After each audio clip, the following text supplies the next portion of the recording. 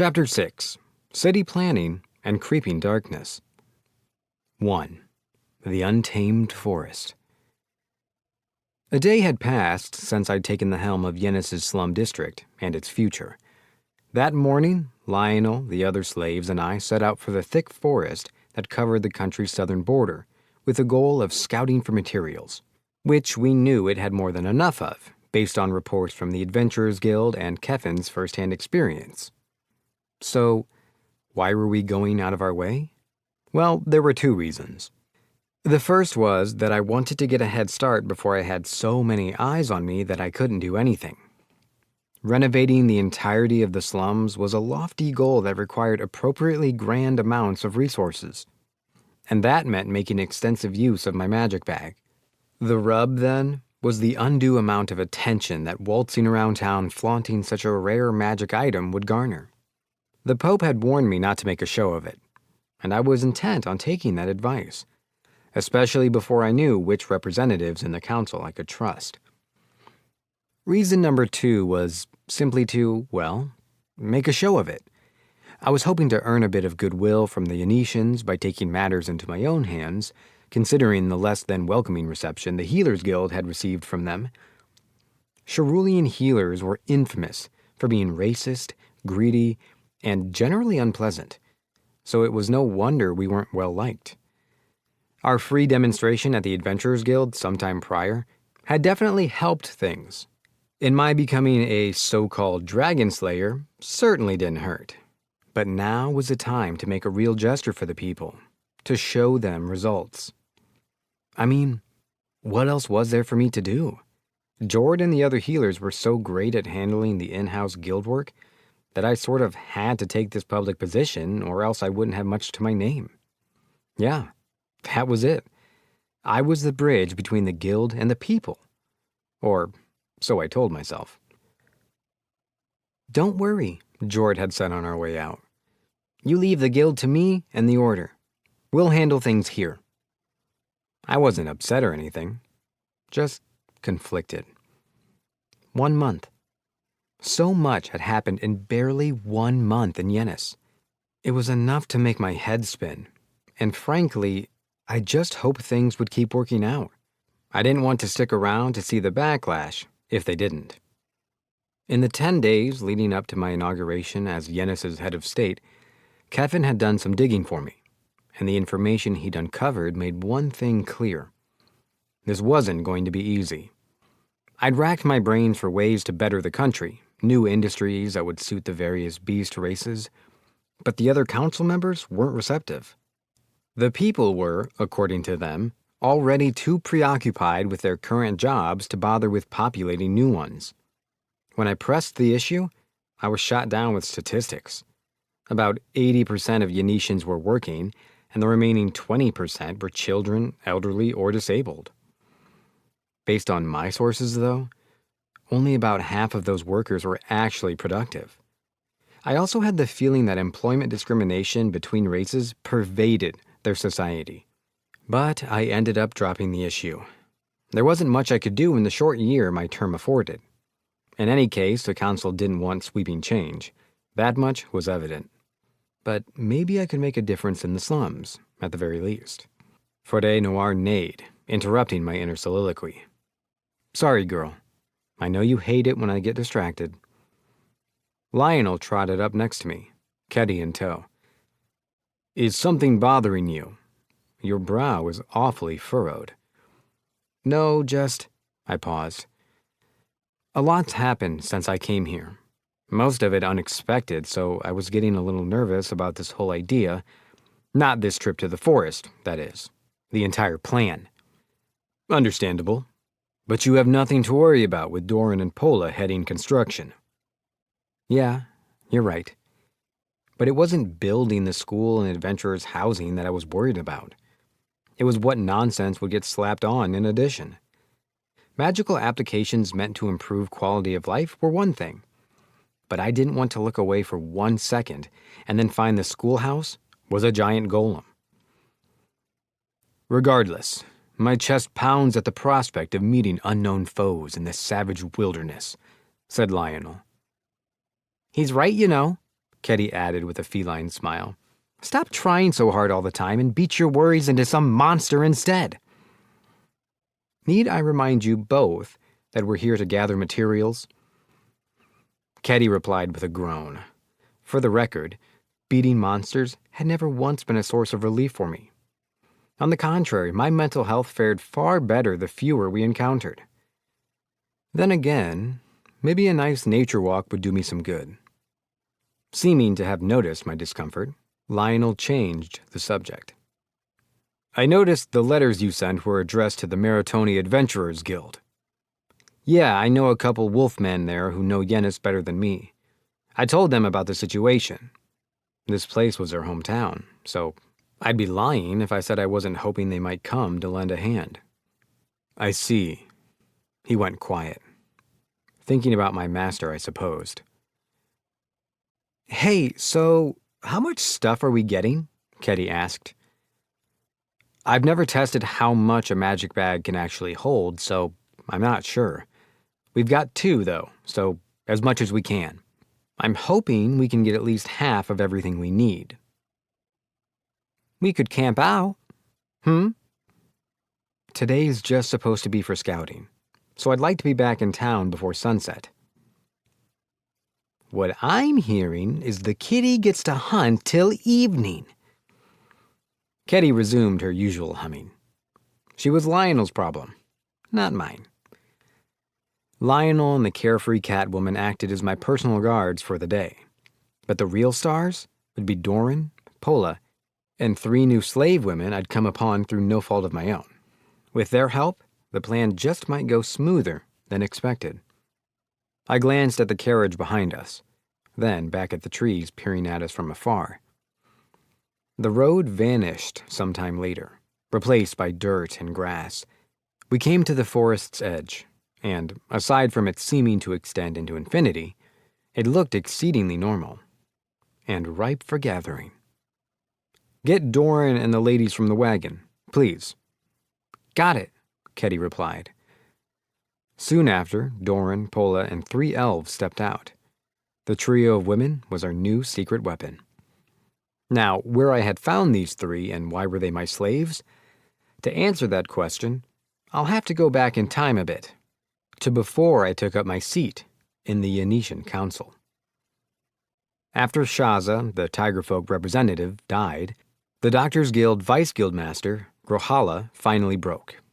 And boy, did he have some juicy info. As it turns out, Grohala wasn't the only Illumacian agent.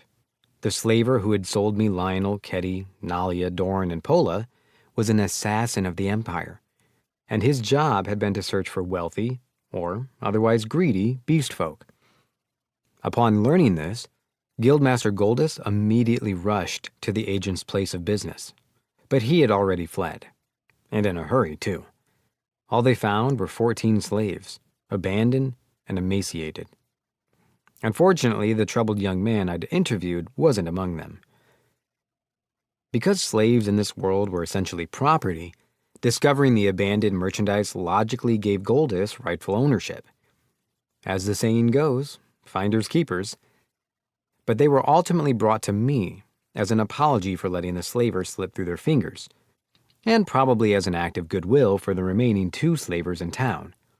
The fact that the slaves were malnourished to the point of near death likely played a factor in Goldus's generosity as well, I felt. Electing to ignore that bit of cruelty, I told them I wasn't interested in owning slaves for the sake of owning slaves, and that I'd more than likely end up freeing them once they were back in good health. But in their defense, there was another reason they'd been sent to me. The chance that their runaway master had left them with dangerous orders, perhaps even suicidal ones. I could cast a spell and free them of it easily. And casting a spell obviously meant ridding them of the mark of a slave, their binding crests, which they were supposedly eager to see. However, I made clear that once they were free, I'd need to bind them again if anyone wanted to work at the Healers Guild. We had too many secrets that we couldn't risk leaking. Once I had hushed everyone up about what was about to happen with magical contracts, I freed the slaves, then restored them with extra heal.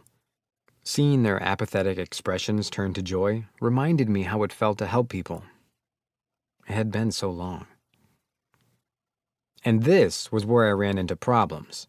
I had just finished removing everyone's crests when, all of a sudden, they begged me to put them back.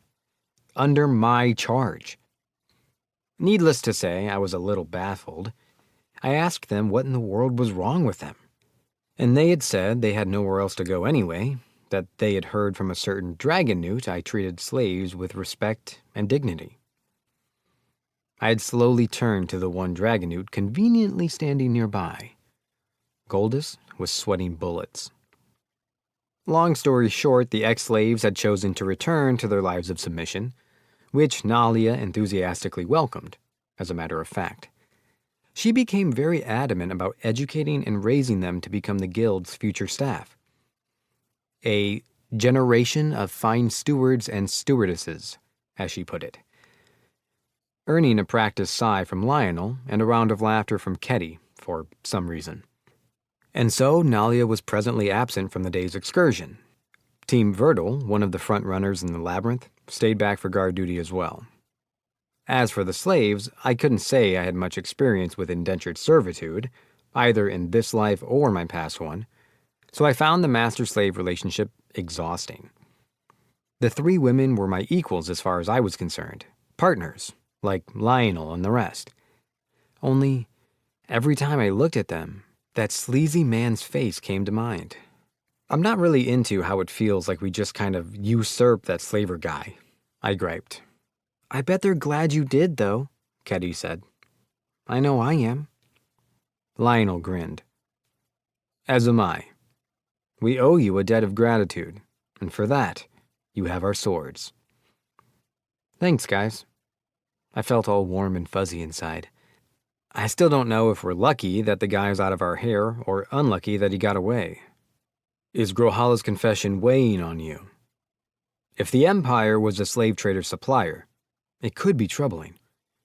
Right, and now that he's gone, we'll never know what his connection with Illumacia was.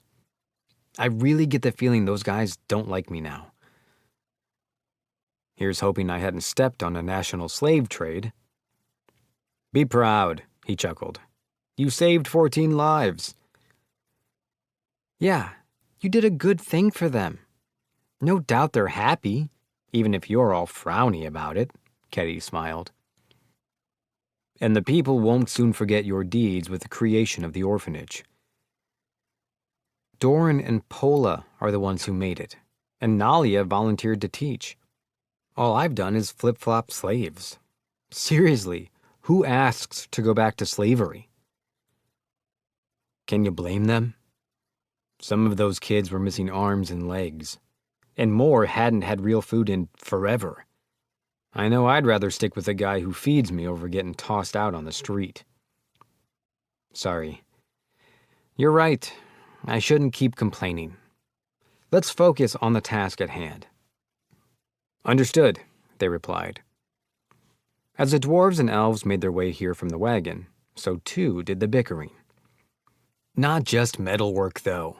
Dwarves are the best at magic artificing, too. You're only considering the physical aspect.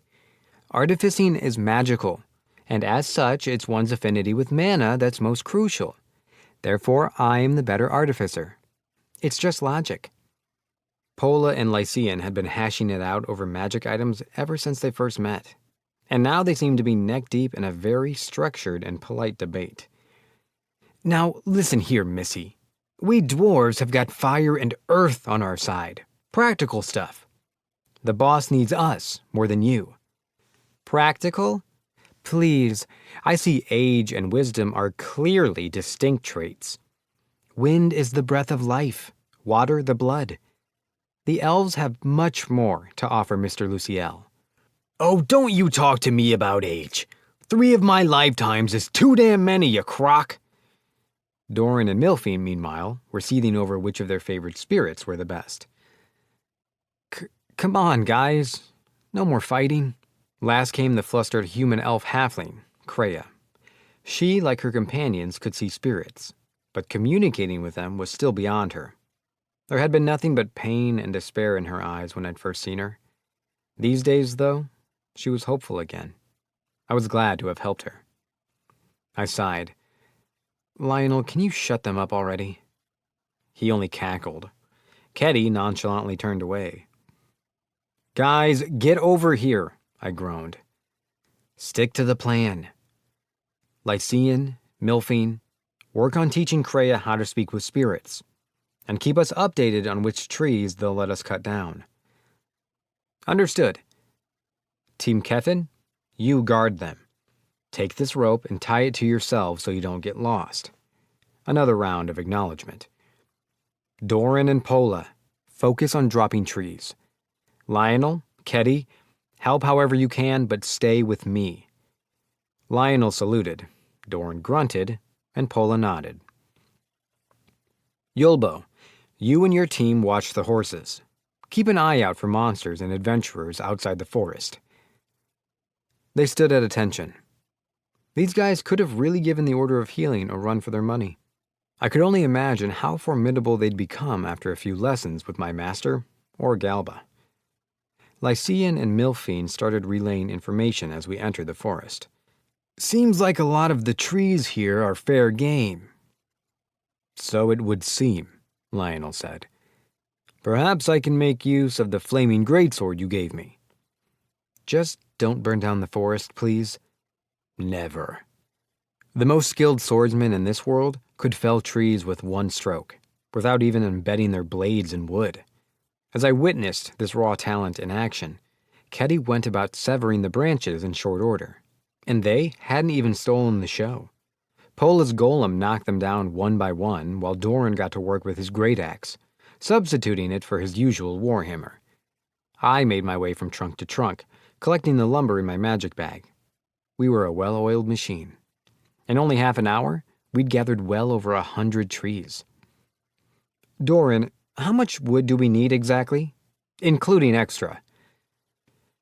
"Well, this is good-sized timber we've got here." The dwarf laid his hand on one of the fallen logs, about 20 meters long and 5 to 7 meters wide, at a glance.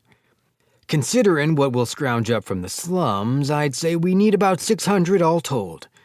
We won't be needing any for that medical what's-it, eh?" "No, we've discussed the new district in the council already." "That's good to hear. This shouldn't take too long in that case." The current objective was to build 50 houses for adventurers and a schoolhouse over 3 times the size of an adventurer's guild. And I intended to do it without relying on the council for funding. Suddenly, a guttural shriek stirred the otherwise tranquil woods. "Everyone," I shouted, "stay alert. Lionel, I'm permitting the use of your sword's flames." "Understood," he replied. "Move out."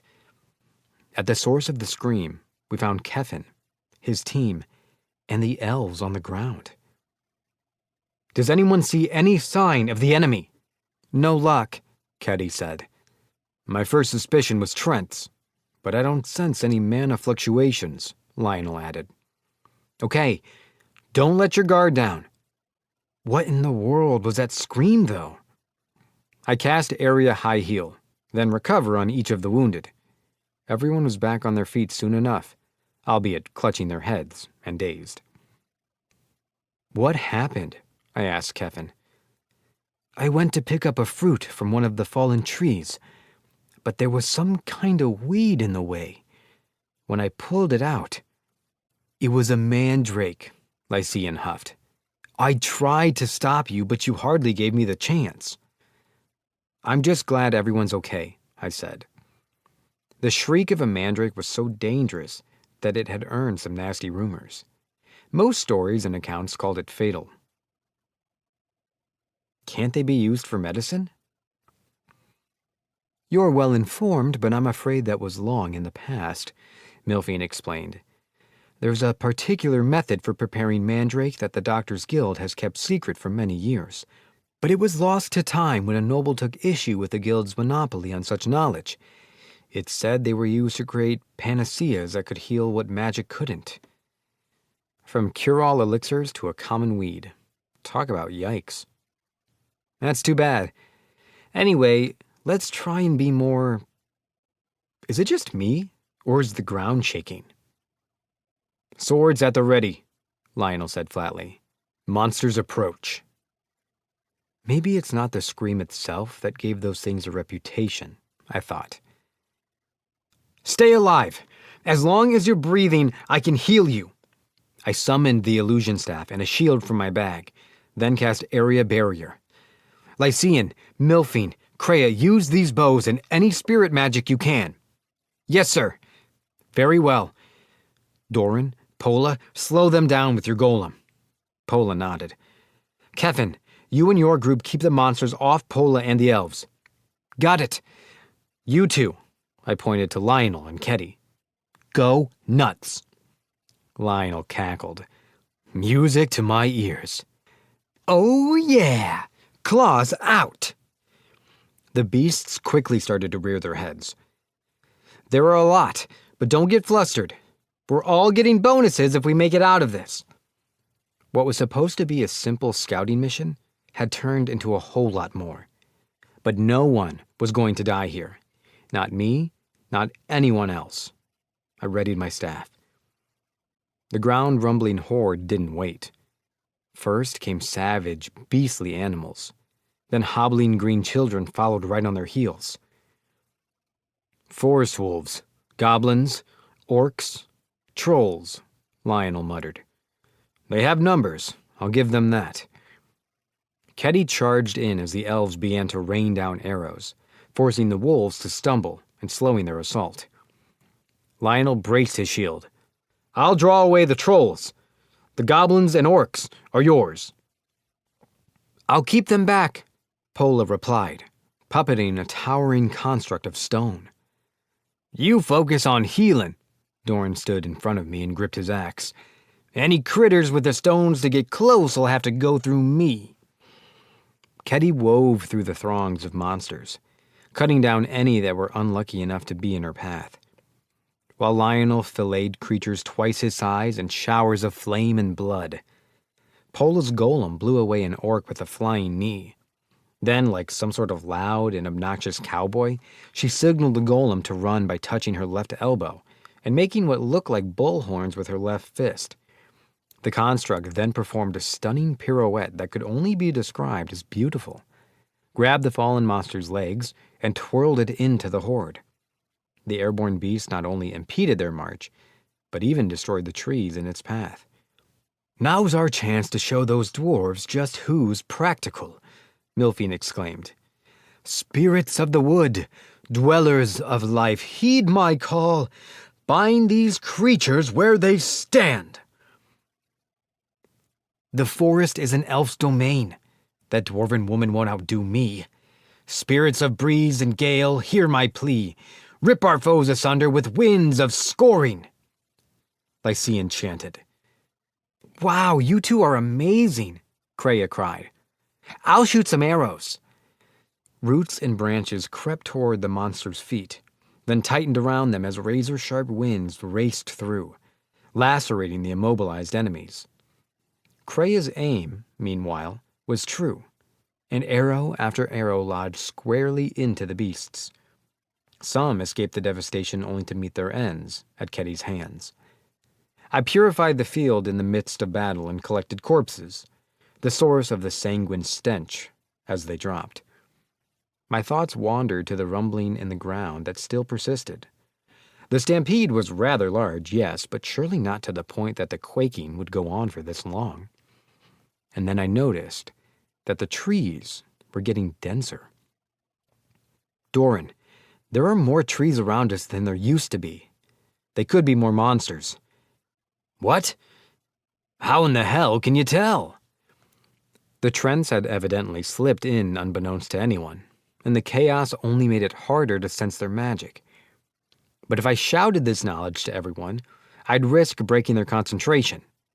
As of now, our hands were already full with the monsters we could see. So if those became too much to deal with, things could get bad, fast. I racked my brain, then had an idea. Put these on. Aw, hell. He hesitated for a moment before finally taking the nose plugs. I immediately took out a barrel of Substance X, and the rumbling stopped at once. I'm going to give one of the Trents a test cut. Keep an eye out in case something happens. I fastened the barrel to myself, switched the staff to sword mode, and prepared to take a swing at the disguised monster. The magic in my blade glowed white. But something was different this time. A strange red hue emanated from it. That's right. The flame dragon did something to it, I muttered. I swung at the tree and it wailed, white flames flitting from the clean gash left in it. The creature toppled over. It seemed I'd found myself with yet another OP weapon in my arsenal. I wasted no time taking out the other Trents, slicing through them like butter and gathering their corpses in the magic bag, until I mistakenly struck a plain tree, but the bark was practically unharmed. Now that's something, Dorn remarked. Trents were nothing, but regular old plants were too much. I cast heal on the scuffed tree. The dwarf closed his eyes and started to murmur. A weapon that only works on monsters is a shoddy weapon, but the power. But then again. I slashed a nearby Trent. Doran, I need you to focus. We're still in the middle of a fight. I glanced around. The elves were already on their knees and gasping, their magic having run dry. Lionel and Ketty danced around the battlefield with their usual fearless grins. We'd thinned a significant amount of the swarm. Let's start regrouping, I said to Doran. It's time to pull back. I purified a path free of monsters and began to clear the corpses. Finish up, you two! We're leaving the forest once the area is secure, I shouted at the warrior and his pouncing counterpart. They grew more savage so as not to allow a single one of their prey to escape. The monsters started to flee in fear. Those guys freak me out. I continued gathering remains and purifying until I felt magical exhaustion knocking for the first time in ages. Afterwards, we headed for the forest's outskirts for a breather. Mr. Luciel, is something the matter? Milphine asked. Just thinking about something, I muttered. Kevin, this forest is untouched, right? Far as I know, he replied. And Lionel, did you notice any rare monsters at all? I had never seen goblins or orcs before, so I had no frame of reference. He rubbed his slightly overgrown beard and thought for a moment. I suppose trolls and mandrakes could be considered uncommon. They only appear in places with particularly dense miasma. Then my hunch was right. I don't know. Maybe it's because we weren't in very deep, but I'm starting to doubt the Council's claims. What if there aren't any rare monsters here? We'd be called frauds if we tried to attract adventurers with something like that. I think it would depend on your phrasing, but yes, I don't see much profit to be made here. Not when the alternative was hunting magic stones and labyrinths. It couldn't compare. We need to do some digging at the Adventurers Guild when we get back. Goldus and Yaius couldn't refuse me. That may be wise. We kept marching. Kevin's men had used these woods to train and level up when they were young. But Dolstar, the head honcho of their organization and the slums, had forbidden them from entering it once their fundamentals were down. The remainder of their training had been conducted in the labyrinth's easier floors. Dolstar maintained that the forest was dangerous because those who'd ventured too far never returned. Not even the best adventurers. Out of the corner of my eye, I noticed the elves fidgeting and looking behind us. What's wrong? Something feels... Lycian hesitated. It feels like something's pulling us back.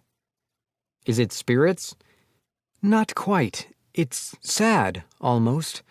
The farther away we get, the tighter my chest gets, Milphine said. I feel it too, Kreia added. This has never happened to me before. All three of them looked back together. I glanced at Lionel and the others, but none of us sensed what they did. Still, elves were people of nature. If the forest was speaking to them, it wouldn't be all that smart to ignore it. There's more to this forest than meets the eye, huh? First things first, though. You're all exhausted, so let's rest for now. The elves nodded, and not long after, we exited the forest. Keffin, you and your team swap with Yulbo once you're rested. Their faces went pale. Relax, you're not in trouble. This is part of the plan. Keffin's team brightened and responded. Understood. Milphine, whatever's in those woods, I need you all to stay on top of it, so recuperate while you can. Yes, sir. Pola and Doran, I know you want more magic stones. Help me butcher the corpses. Aye! Pola silently, yet very enthusiastically, nodded. I felt Lycian's cold stare, but chose to ignore it. Oh, Lionel and Ketty? Let loose on Keffin and his men. That we will. Ketty grinned from ear to ear. I was hoping you'd say that. I've got a few pointers to give. Later, I was taking inventory while Doran and Pola got to taking apart the monster corpses. We'd collected about 120 trees before the attack, and 13 trents during it. Good progress for 2 hours of work, but we could have made even more if not for the ambush. Although, maybe that was asking for too much. At least we'd all gotten out safe. I looked over and saw Doran tossing goblins and trolls, freshly relieved of their magic gems, into a large hole. He noticed me watching. Lots of wind and water-type stones. Plenty of neutrals, too, he reported. Looks like a windfall for you crafters, then. I'm not so sure about just tossing all the rotten corpses into a hole, though. Pola smiled at the pile of gems. Bonus. Nice. Excuse me, those aren't all for you, Lycian fumed. Says who? Last I checked, you didn't slay that entire swarm by yourself. Pola rolled her eyes and reluctantly handed her a single, miserable stone. The elf gaped. You've got to be kidding me. What am I supposed to do with this? She started to march towards the mountain of gems, but Pola stood in her way and spread her arms out, guarding her hoard like a dragon. What is the matter with you? I'm clearly the better artificer. You wish. Sparks flew and I was having none of it. I left the splash zone and returned to handling corpses with Doran.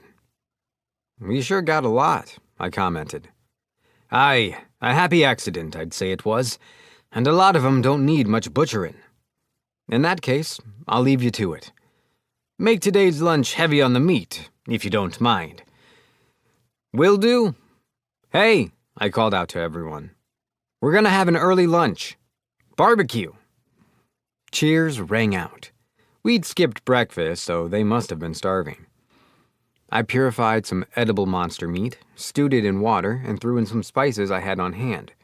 Even an elf wasn't able to resist this recipe. I chopped up some vegetables into chunks, then skewered everything on some spits I'd had Doran make, and roasted them. The rest of the meat sat on a grill. But not for long. The party devoured everything so fast that I had to pull out the extra food before I got to eat. Time flew, and before we knew it, we were all fed, recovered, and ready. I offered to let the elves rest a while longer in the carriage, given they'd been flat out of magic, but my worries were for nothing. They refused and were raring to go. All right, but take it easy. Of course, they assured me. Boss, Pola and I have work we want to do, Doran said. Mind if we stay back? Being 2 heavy hitters down would hurt our efficiency, but then again, Lionel and Ketty could easily pick up the slack. All right, just keep the theatrics to a minimum. Aye. We stepped into the forest once more. 2. A tragedy foretold.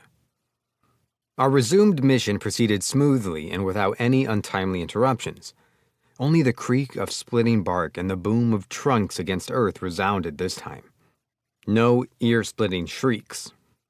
No monsters. It must have been the mandrake's scream that drew them all. It's likely, Lycian replied.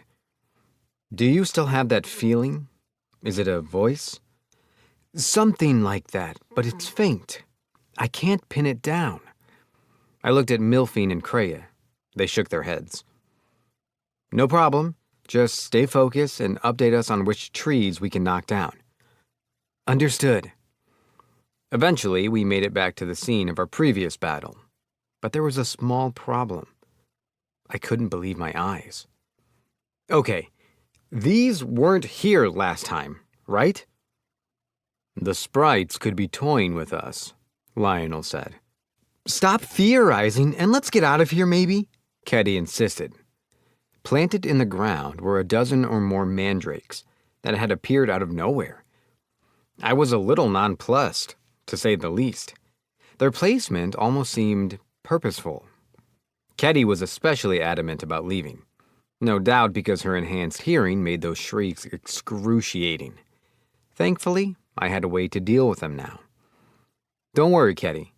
Mandrakes are only plants, so I should be able to stuff them in my magic bag. Huh? She tilted her head. I thought you couldn't put living things in there.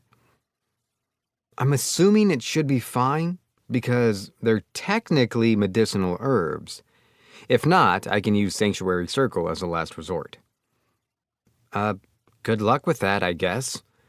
I told everyone to stay back and to grab me and run if things went south, then stepped forward. Here goes nothing. I touched the plant and wheeled it into the bag. And in it went. Well, that was anticlimactic. Things went smoothly from there. Shortly after, the mandrakes were disposed of, and I turned back around. It's safe, everyone! Keddy and the other beast people looked relieved, but the elves were far from it. They silently stared past me into the forest, mouths wide. Is something there? I followed their gaze, but saw nothing. It's... Lycian stammered. It's a sprite, and a noble one at that.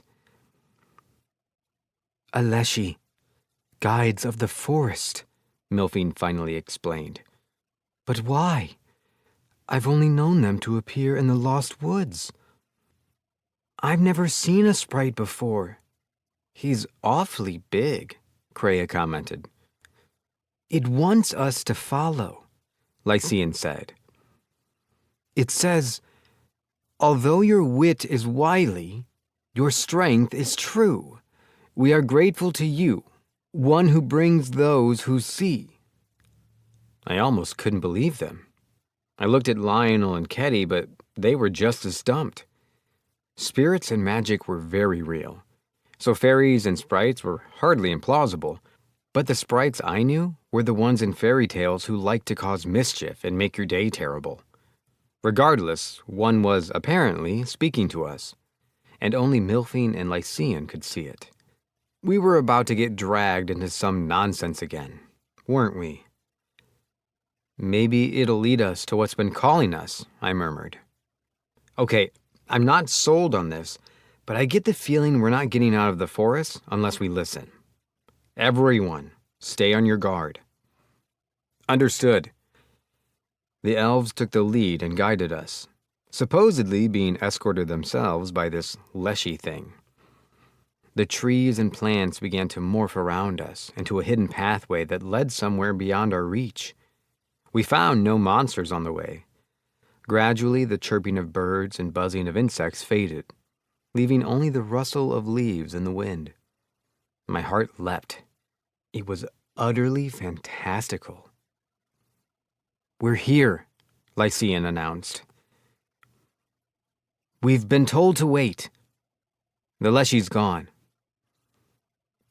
It's beautiful, Kreia breathed. A tranquil spring glistened in the few rays of light that made it past the canopy, its waters calm and clear like glass. The air was crisp, refreshing, almost rejuvenating. No amount of film with any camera would have been enough to capture the beauty of the scene. In fact, assuming this place was free of monsters, it wouldn't have made a bad home. Mental note for the future. Something tells me we should stay put. Keddy said apprehensively. I agree, Lionel replied.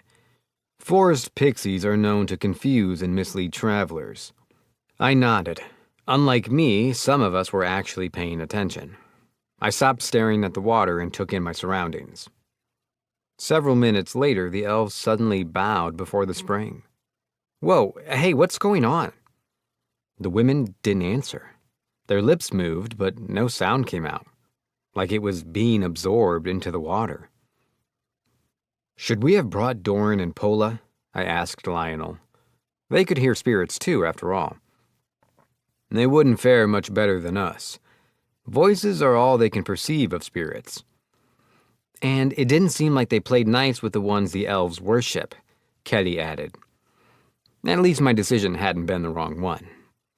I was watching the ladies who remained bowed over the spring when a voice echoed inside my head. Human, blessed one of the dragons, you arrive too soon. The speaker remained invisible, and I seemed to be the only one receiving its message. I guessed, based on the elf's behavior, that I was speaking with a spirit. What do you mean, too soon? I didn't arrive anywhere. We were brought here. And who are you? A spirit? Everyone, aside from the elves that is, looked at me like I was crazy. I must have sounded the part, but I felt compelled. I couldn't be distracted. Not for a moment. You will understand in time. I am known as the Spirit of Tides. Okay, Spirit of Tides. It sounds like you're saying I'll be back here again at some point. So long as you never surrender. What? What might make me give up? What does that mean? I couldn't make heads or tails of any of this. The spirit spoke in riddles like it was dodging my questions. Would answering them change my future? Or make it even worse? Should the time come that you return to this land, we will meet again. What in the world was it prophesying? Was something going to happen to me? Why couldn't it just tell me what it saw? Should the time come? And it shall, if your will to defy fate weathers the storm. Something was going to happen to me. I didn't know what, I didn't know when, but there was no getting away from it, apparently. I don't understand what any of this means. What am I supposed to do? Can't you just answer me? But no answer came. The elves had stood up and were peering at me. Are you okay? Kreia asked. I stayed silent for a time, then finally said, I'm not sure. But one thing is, I'm not going to get to live a peaceful life anytime soon. Keddy grinned. So business as usual. I felt the weight lighten and broke into a smile. She wasn't wrong there. You've got a point. It's why we follow you, Lionel boomed. You guys are going to have your work cut out for you. Ignoring the innate problem with this being the norm, I had to remind myself that worrying about every little thing that could go wrong would only wear me down. Lionel and Keddy had become a strong foundation for me, and their constant presence and reliability were comforting. Mr. Luciel, Milphine interjected. Deep in the forest is the country of elves, we're told. But it's too soon for you to be there, Lycian followed. The country of elves? And there was that foreboding too soon again. Hey, why is Kreia crying? Tears streamed down her cheeks. The spirit told me that my life wasn't a mistake, she sniffed. It said that a human and an elf can only have a child through true love. And then she smiled. Her life as a halfling, much like Kevin's, must have been a hard one, filled with suffering. But the spirit of tides had washed away her pain. I'm happy for you, and rest assured none of us will ever belittle you for your heritage. But if that's not enough, I'll help change things however I can. even if it means showing the world that you're not halflings, but twin bloods. Thank you, sir. With renewed passion in all our hearts, I decided we ought to head back for the day. It had been a mentally draining few hours. So, which way is the way out of here? That path leads where we came, Lycian explained. But this direction leads to the colony of the Vespians, it seems. The Great Spirit asked us to go there first. Vespi what? There are people who subsist on nectar from flowers and trees, Milphine clarified, noticing my confusion. The Great Spirit tells us your relationship could be mutually beneficial. All right, Great Spirit, I'll play your game.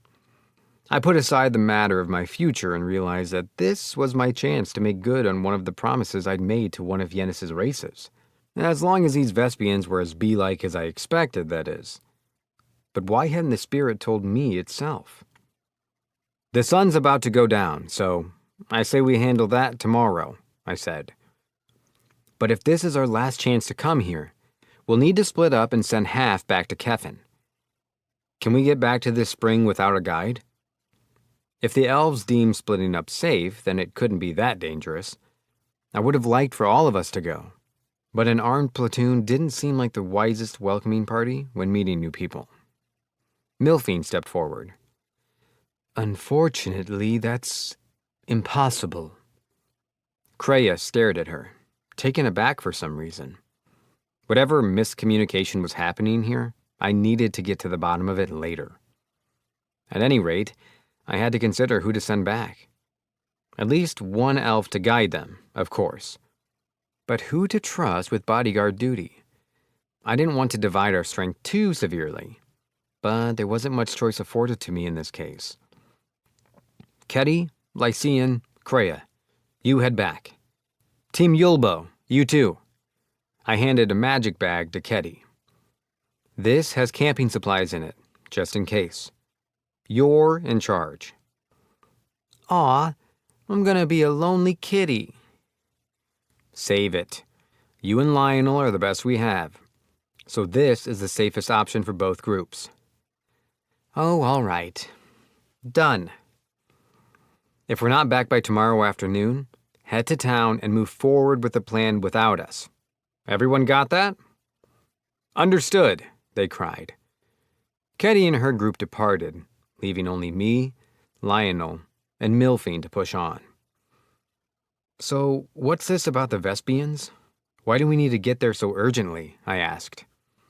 Lionel pointed his sword at Milphine. What did the spirit say to you? She was under a slave binding, but that didn't forbid her from lying.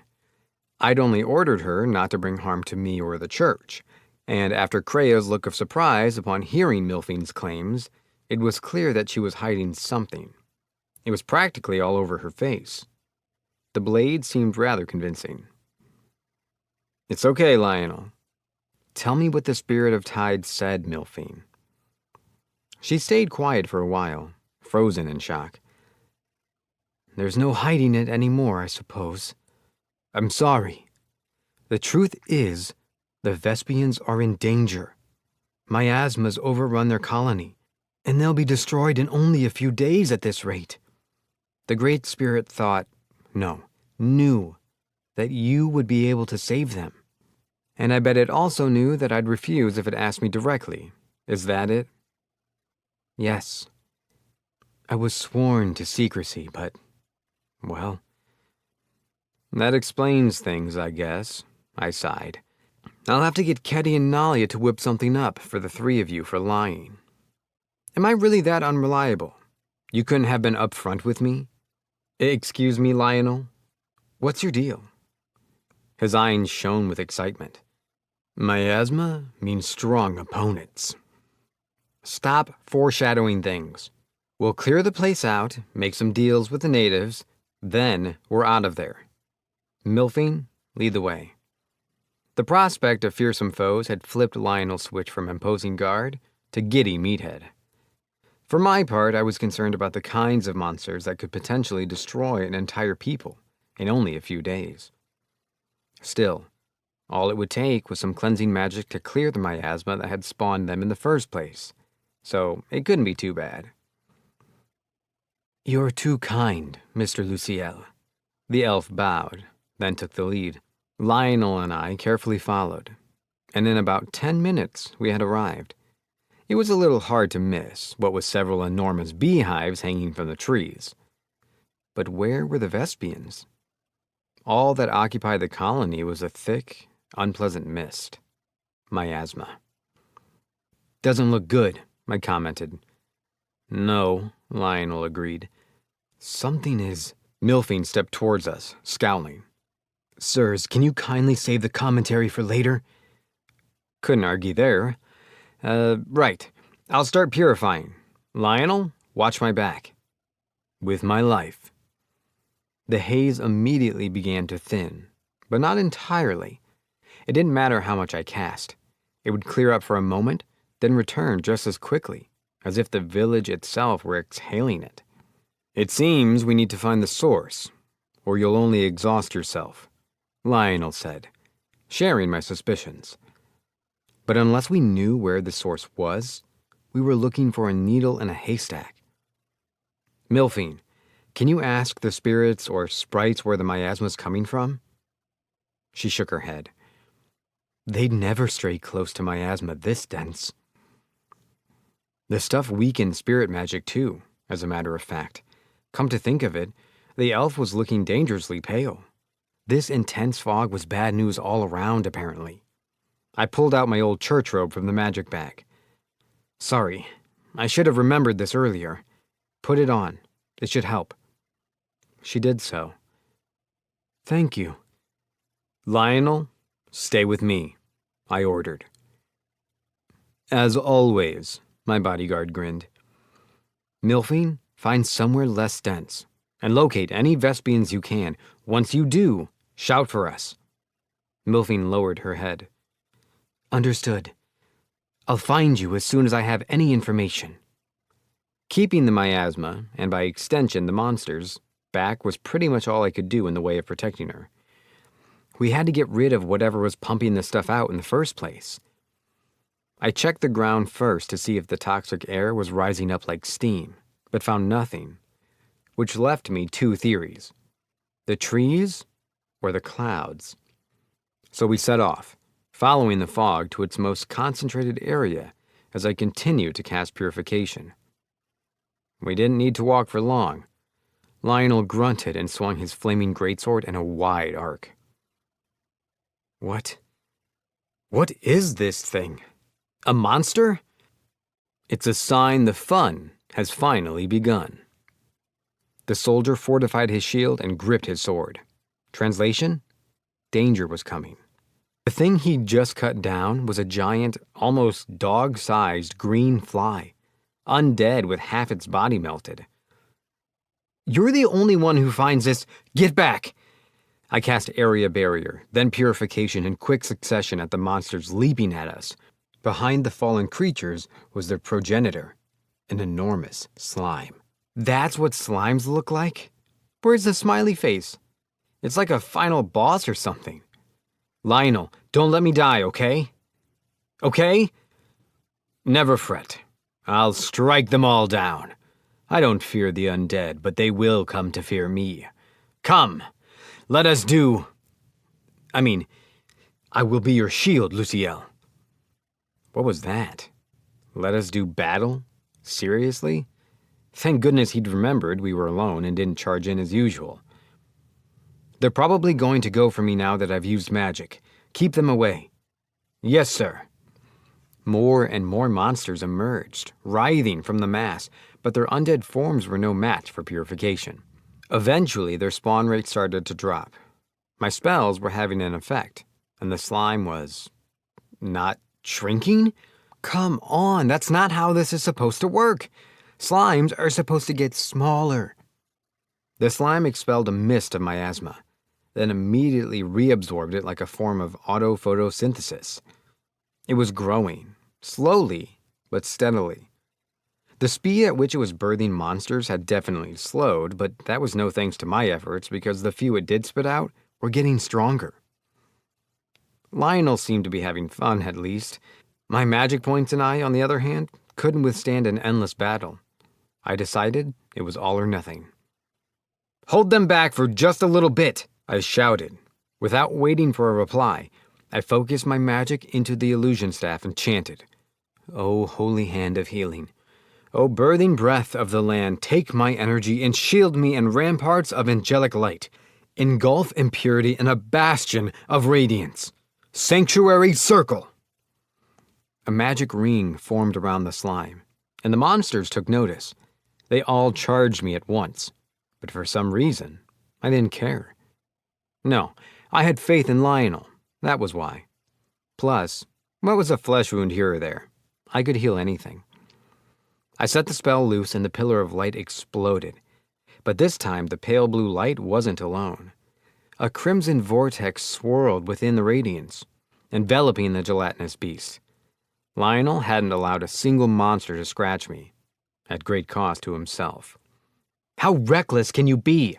Recover, dispel, extra heal." He chuckled. "My thanks. I couldn't contain myself." One of his eyes had been ruptured, and patches of petrification and poison littered his skin in a mosaic of gray and purple. Thank God for my magic. I cast purification on the remaining monsters. "I appreciate you not letting me die like I asked, but that doesn't mean I want you dying instead." Kind words for a thrall like me. You're not helping. Lionel laughed again, glancing at where the slime had been. "That's a lot of monster corpses," I continued. "Hey, look at the mist. The miasma is thinning. It seemed we'd found our source. Also, the slime is looking a little anthropomorphic now." What a coincidence. I was thinking the same thing. Since the mountain of bodies needed tending to first, I stashed them all in my bag, cleansed the remaining miasma, and returned my attention to the new issue. Purification, dispel, recover, high heal. A woman lay where the slime had been moments before. A very bee-like woman of only 1/2 meter in height. "Your Highness!" I turned around to see a crowd of bees flying our way. One of the older ones with a beard, that was a beard, right, approached me. "Sir Sage, oh, is she all right? Is our queen well?" You mean her? She'll be fine. Wait, what did you call me?" "Our queen lives, everyone! Carry her to the hive," he called out. "If you'll excuse us, Sir Sage." Oh, sorry. Go ahead." "You have our gratitude." Several small bees, about 20 centimeters in length, carefully grabbed the so-called queen, then flew her off towards the largest nest. But could we pause for a moment on that Sir Sage thing? "Mr. Luciel, Lionel, you're safe." Milphine found us, then promptly dropped to her knees and lowered her head. "I'm sorry I couldn't be of any help." Elves prostrated themselves too. It wasn't just the Yanetians. "What's this about? Why are you on the ground?" I asked. "Because I've done wrong by you. My slave's crest is gone." "Gone? How could she have done that by herself?" "The Great Spirit removed it and instructed me to save these people," she continued. "But I never imagined something so ferocious could have been waiting for you. I'm truly sorry." Who knew spirits had that power? Well, I had that power, so I suppose it stood to reason that divine beings did too. I didn't particularly mind whether she had the crest or not, as long as she didn't blab the guild's secrets to the world. And the spirit had forced her hand in the name of saving others. But if we didn't make it out of this with something to show for it, I was going to have a few words with that water spirit. What was with the great entities of this world and their tendency to be incredibly inconsiderate? First the dragons, and now this. I'd had it up to here. At least we were all alive. So, what were you hoping to get out of it? Freedom? That couldn't have been right. They'd had that option from the beginning, and never chosen it. But what was it then? She had to have been offered something. Lionel or Ketty would have noticed if she'd had bad intentions. This didn't add up. Milphine pulled out a slip of paper. The spirit of tides asked me to give you this talisman once the Vespians were safe. Let me guess. She got nothing out of this and had been moved purely by her fervent devotion to the great spirits. Once ordered, she simply couldn't refuse. Classic development. She offered me the talisman, her head about as low as could get. I sighed. So, what's it going to be? Do you want to leave or be a slave again? Think carefully, because you'll have to be punished if you choose slavery. You listening? I know you're there, water spirit. Show mercy on the girl. Aha. There it was. My power to unbind extends only to those with extraordinary faith. I looked up at the sky. And I suppose asking me yourself wasn't an option? Had I done so, you would have marched on the colony with all of your companions. You would have become deranged and slaughtered each other. I started to talk back, but bit my tongue. True, if Lionel alone had taken that much of a beating, more people would have meant more casualties. That said, I would have liked, I don't know, a bare minimum of information, like what we'd be up against. Okay, sure, but what's this talisman? Ping. Obtain protection of the spirit of tides. Really? Seriously, they were just handing these things out, huh? And what is this, might I ask? I cannot appoint those without my blessing. You have earned it, though indirectly, by accomplishing this task. Its effects will become clear to you once the water dragon's powers are yours. The spirit almost sounded amused. Unfortunately, I was not. They always ignored me and left out the most important details. Always. There was probably more to this than I was being told. And the talisman? It will make it so you never lose your way in these woods. Do not lose it. You said I was here too soon. Am I coming back? When? I cannot say. But the time will come when you know despair. If your spirit survives and you find the strength to stand once more, you will return. Despair? The strength to stand? Its cryptic warnings echoed in my head without end. What does that mean? What do you mean, despair? Hey, we're not done yet. I continued to shout, but the spirit never replied. It had shown up, spouted ominous warnings, and then just left. I figured I should be prepared for the worst. Sir, we ought to make a decision before the sun sets, Lionel said. Do we enter the Vespian colony, or return to the others? Right. Milphine, have you made up your mind? I want to be your servant again, if you'll allow me, she replied. I figured. You probably have your reasons, just be prepared for the consequences of all this. The matter of trust aside, I still had a mountain of things I wanted her and the other elves help with. Of course. Lionel grinned. Servitude under Luciel doesn't quite feel like servitude, does it? It makes slavehood rather convenient at times. Just please no more hiding any mandates from heaven, okay? I groaned. Beauty did not absolve one from a round of Substance X.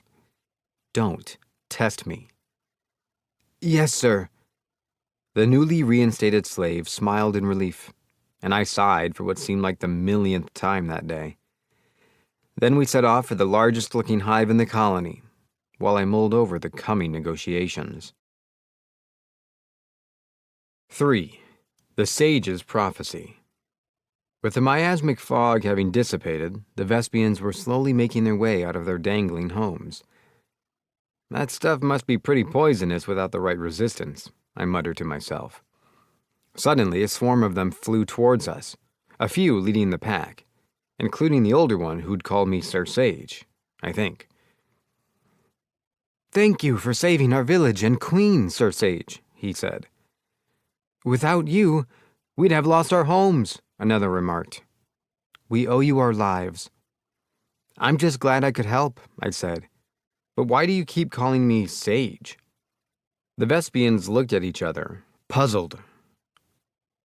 "The story goes that a long time ago, when a fog of miasma had covered the forest, a powerful sage appeared and rescued us with a brilliant flash of light. And then, should the fog ever come back, he said that he or his successor would return at our most dire hour." The Vespian stared at me. "You appeared, there was a brilliant flash of light, and the miasma is gone, just like the prophecy said. Are you not Sir Sage?" "How heroic of you, Sir Sage. You son of a—" So I was second fiddle to a complete stranger, was I? I couldn't believe it. "Unfortunately not. I am just a plain old healer in training. I came to negotiate with your people, but I take it your queen isn't in a state to talk right now, is she?" "Oh, in that case, I'll bring Prince Honor," the elder said, flying off to one of the nests. "So, why was your queen in that thing?" I asked. "And why didn't you all leave the forest if things were that bad?" "We would never abandon Her Highness," a young Vespian cried. "It's unthinkable. We'd never entertain the thought." The others raised their voices in a passionate clamor, singing the praises of their beloved ruler. Just when I thought they'd never stop. "That's enough." A commanding tone cut through the pandemonium.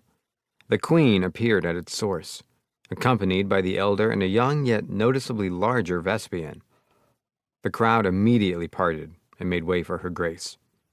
"You have my thanks for rescuing my people, Sir Sage." She lowered her head, her wings shimmering with a distinct kind of magical energy. "I'm glad things worked out." "I hear you want to negotiate. What about, I wonder?" "To my understanding, your people make and produce honey. Is that correct?" "Yes. You have the right of it." Shoot. I'd gotten ahead of myself and forgotten step one to all business dealings. I had to recover from this ASAP. First, explain your purpose. "You see, I have a plan, and it starts beneath the City of Freedom." I went on to explain my entire scheme, concluding with a plea for the Vespians' cooperation. "This is an intriguing idea, to be sure. However, as indebted to you as we are, this isn't something I can offer an answer to immediately." "Yeah, I figured. You had to see it to believe it. Really. An underground world? Even I wasn't naive enough to expect someone to go along with such an absurd concept without a second thought." "Instead, I will have my son, Honor, bring several retainers to judge the situation for themselves. If you'll have them." "Wait, you mean—" "I don't think you're a liar, Sir Sage. If what you say is indeed true, and I hope it is, we will gladly join your venture." I couldn't stop myself from grinning. "Thank you for giving me a chance. I'd never thought she would have that much faith in me, to be honest. I'd already been considering gifts or other ways to earn their favor, but this changed things. Boy, did it change things. With the Vespians in on my underground orchard plan, the Ursins were in the bag too. "You have a unique way of thinking, Sir Sage." "Do I?" "You do. Most humans strike me as brash and prideful. But you surprised me." The Vespians probably didn't have the best history with my kind. That was something I ought to look into. "Apologies for changing the subject, Your Highness, but I'm curious about that slime. Were you incorporated into it or just stuck inside?" "Well, it happened nearly half a month ago, at daybreak. A wyvern was flying overhead when it seemed to hurl something down at us. Then someone had to have been riding it. I suspect as much myself. The wyvern then flew north, and the younglings went to investigate the scene. There they found a mysterious broken jar and the slime, ejecting miasma. Half a month ago. That was right around the time I had left for the labyrinth. Physical attacks had no effect, and its core, its one weakness, blended into the mass. She continued. I'm the only one capable of wielding magic, you see. So I tried using wind spells, but the monster suddenly sprang at me. The rest is a blur. We tried fire next, the elder continued. But the fiend used her highness as a shield to protect itself. It was intelligent. Or could it have been some sort of self-defense instinct? I looked at Lionel, but strangely, he was too focused to notice me. It kept growing and growing, attracting monsters with its miasma, then swallowing them up. Just yesterday, it started spitting out undead creatures. All we could do was pray to the great spirits that the prophecy would come true. Not to the gods, but the spirits. Well, they were probably one and the same to some people in this world. And this sage guy sounded like another one of the reincarnated, so I had to remember to look into him. After this.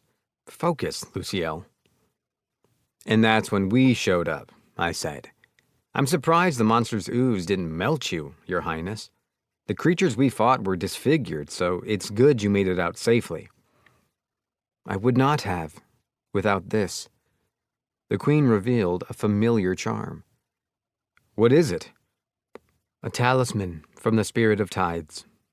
It's been passed down from one queen to another for generations. Her voice was lifeless. She gently traced the charm, holding it to her body, and it slowly began to fade. All the Spirit had wanted was to save its devoted followers, to answer their prayers. Maybe the spirits were more human than I gave them credit for. Oh. And then the treasured heirloom was gone. A deity had only wanted to protect its believers. Plus, had the slime been left alone, it could have gotten big enough to be a danger to all of Yennis. When I thought about the situation in a positive light, we had not only averted that crisis, but saved the Vespians and even made a deal with them. All's well that ends well, as always, thanks to Monsieur Luck. I didn't even want to think about how bad it would have been if the slime had gotten large enough to cover the entire forest in miasma. Our hopes of attracting adventurers would have gone up in flames. The Adventurers Guild would want to hear about this incident, minus the spirit business. Not that I'd forgotten about it. Oh no. The Spirit of Tides wasn't out of the woods yet. I felt a little calmer. Will you be staying with us? The Queen asked. I looked up at the precariously dangling hives.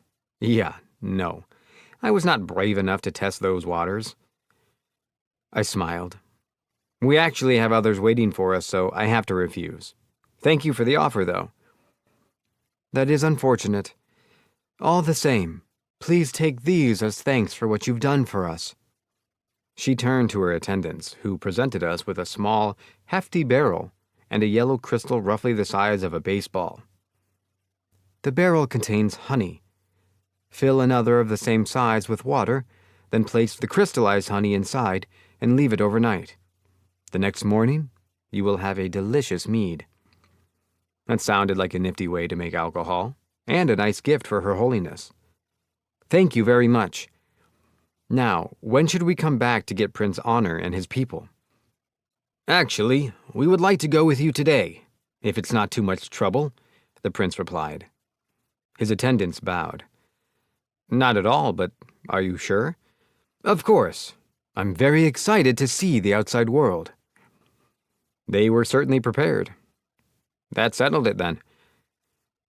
All right, we'll treat your son and his attendants well, Your Highness. You have my word that they'll join us on our periodic visits. I wish you the best. And with that, we left the Vespian colony.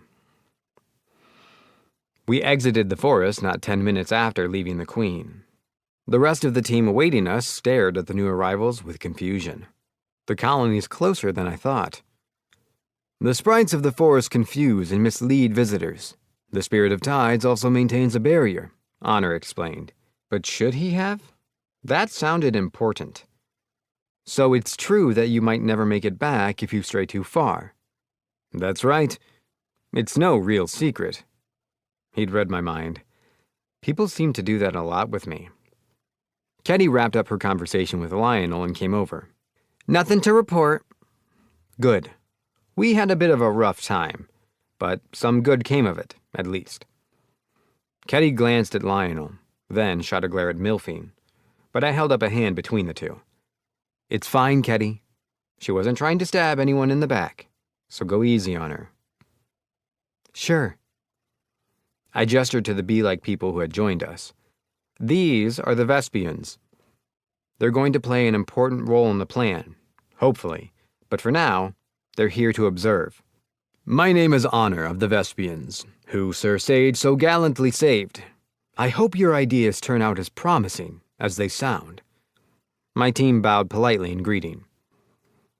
Let me introduce you to everyone, I said. This is my team. Well, technically, they're my slaves, but I consider them a retinue, if you will. My companions. Slaves? Honor tilted his head. Ah, my apologies. I was just surprised. I never would have guessed. I know. I'm not particularly fond of it personally, and I wish they'd let me free them already. He treats us well, so we protect him with our lives. He has our loyalty, Lionel said proudly. How gallant. Just like Sir Sage. Right, I trailed off. Anyway, I want you all to keep the Vespians safe from now on. Understood, they cried. It was still quite a distance back to Yennis, so we decided to have a small dinner before setting out. By the time we finished, the sunset had tinged the sky a beautiful orange. If only we'd been able to camp out for the night. But I didn't feel comfortable leaving Yennis unattended.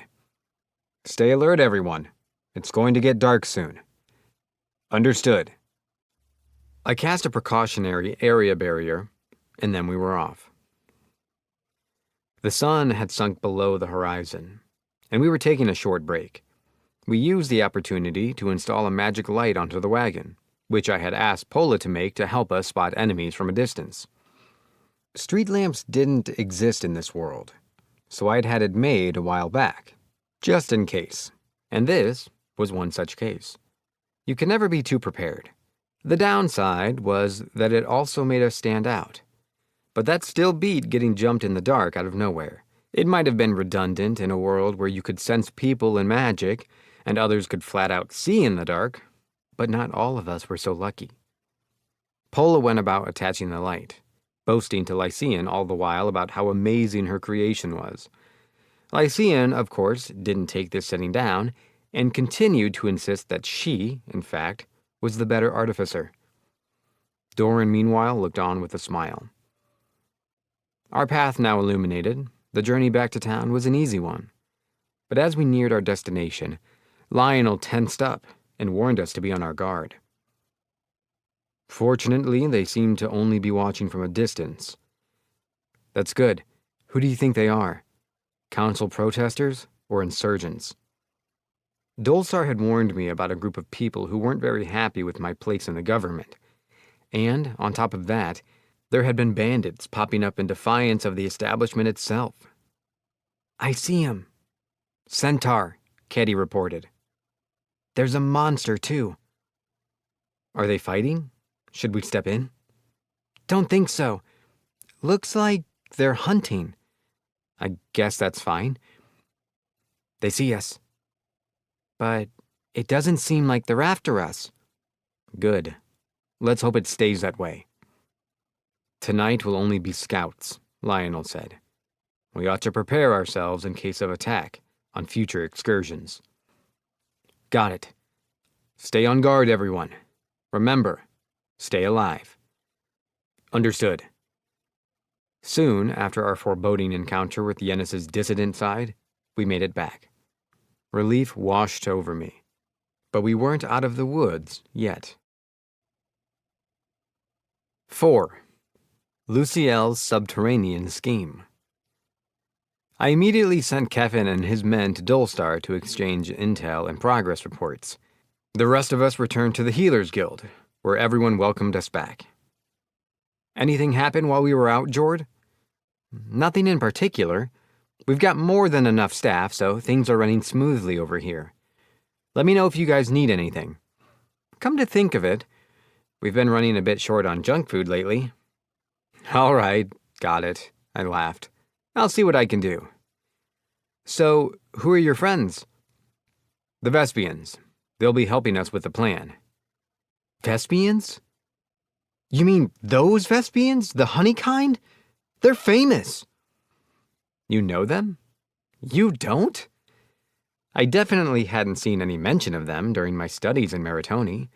After introducing everyone and going over a few things, I dismissed them all except for Lionel.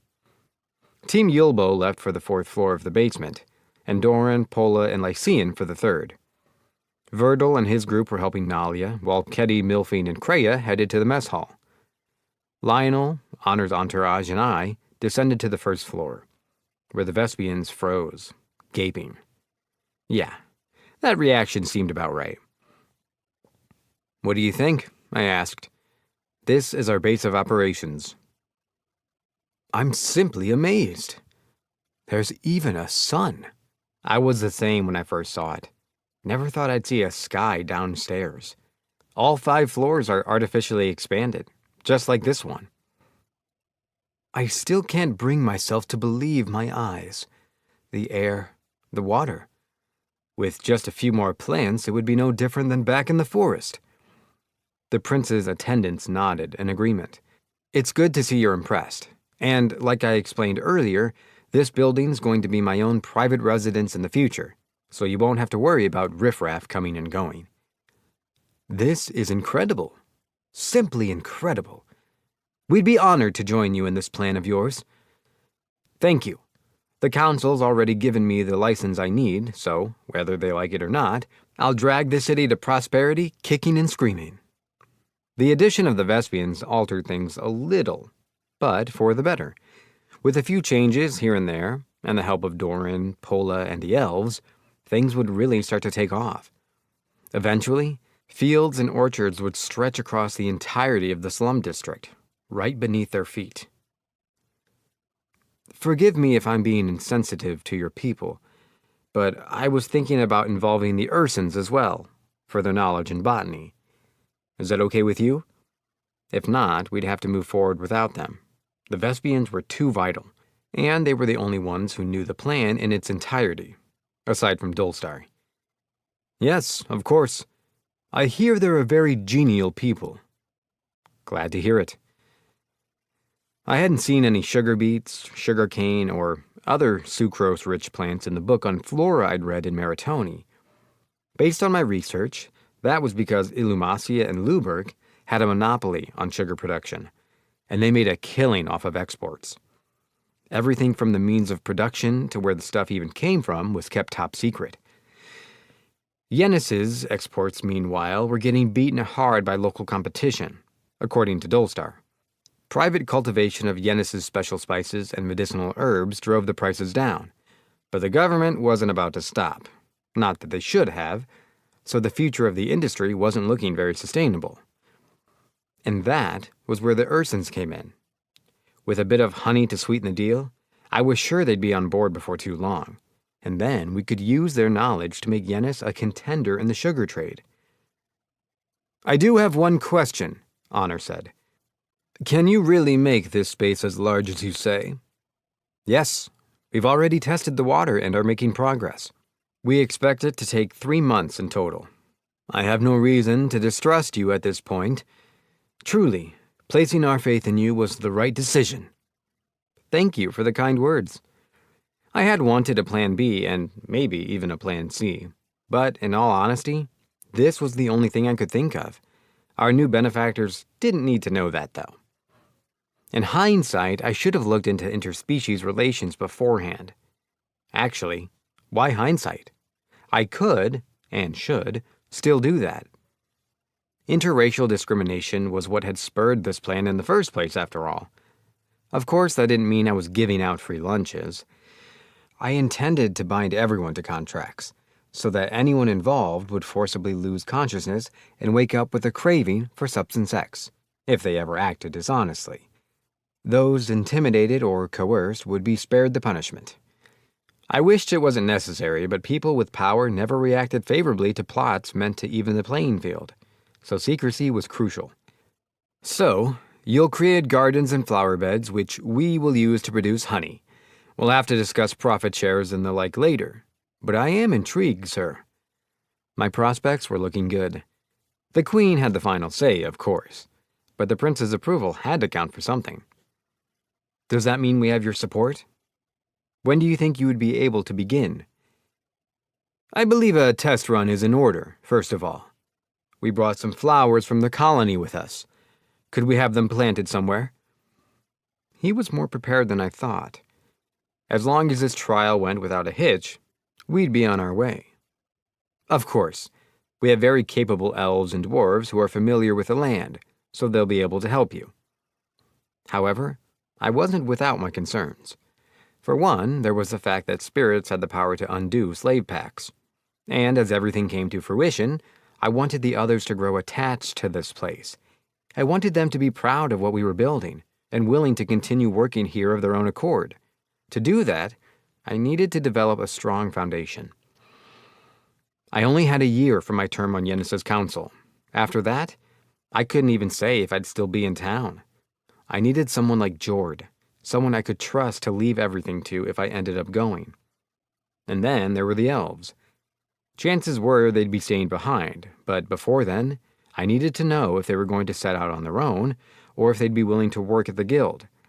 I'd already gotten the okay from the Pope in case they tried to follow me when it came time to depart.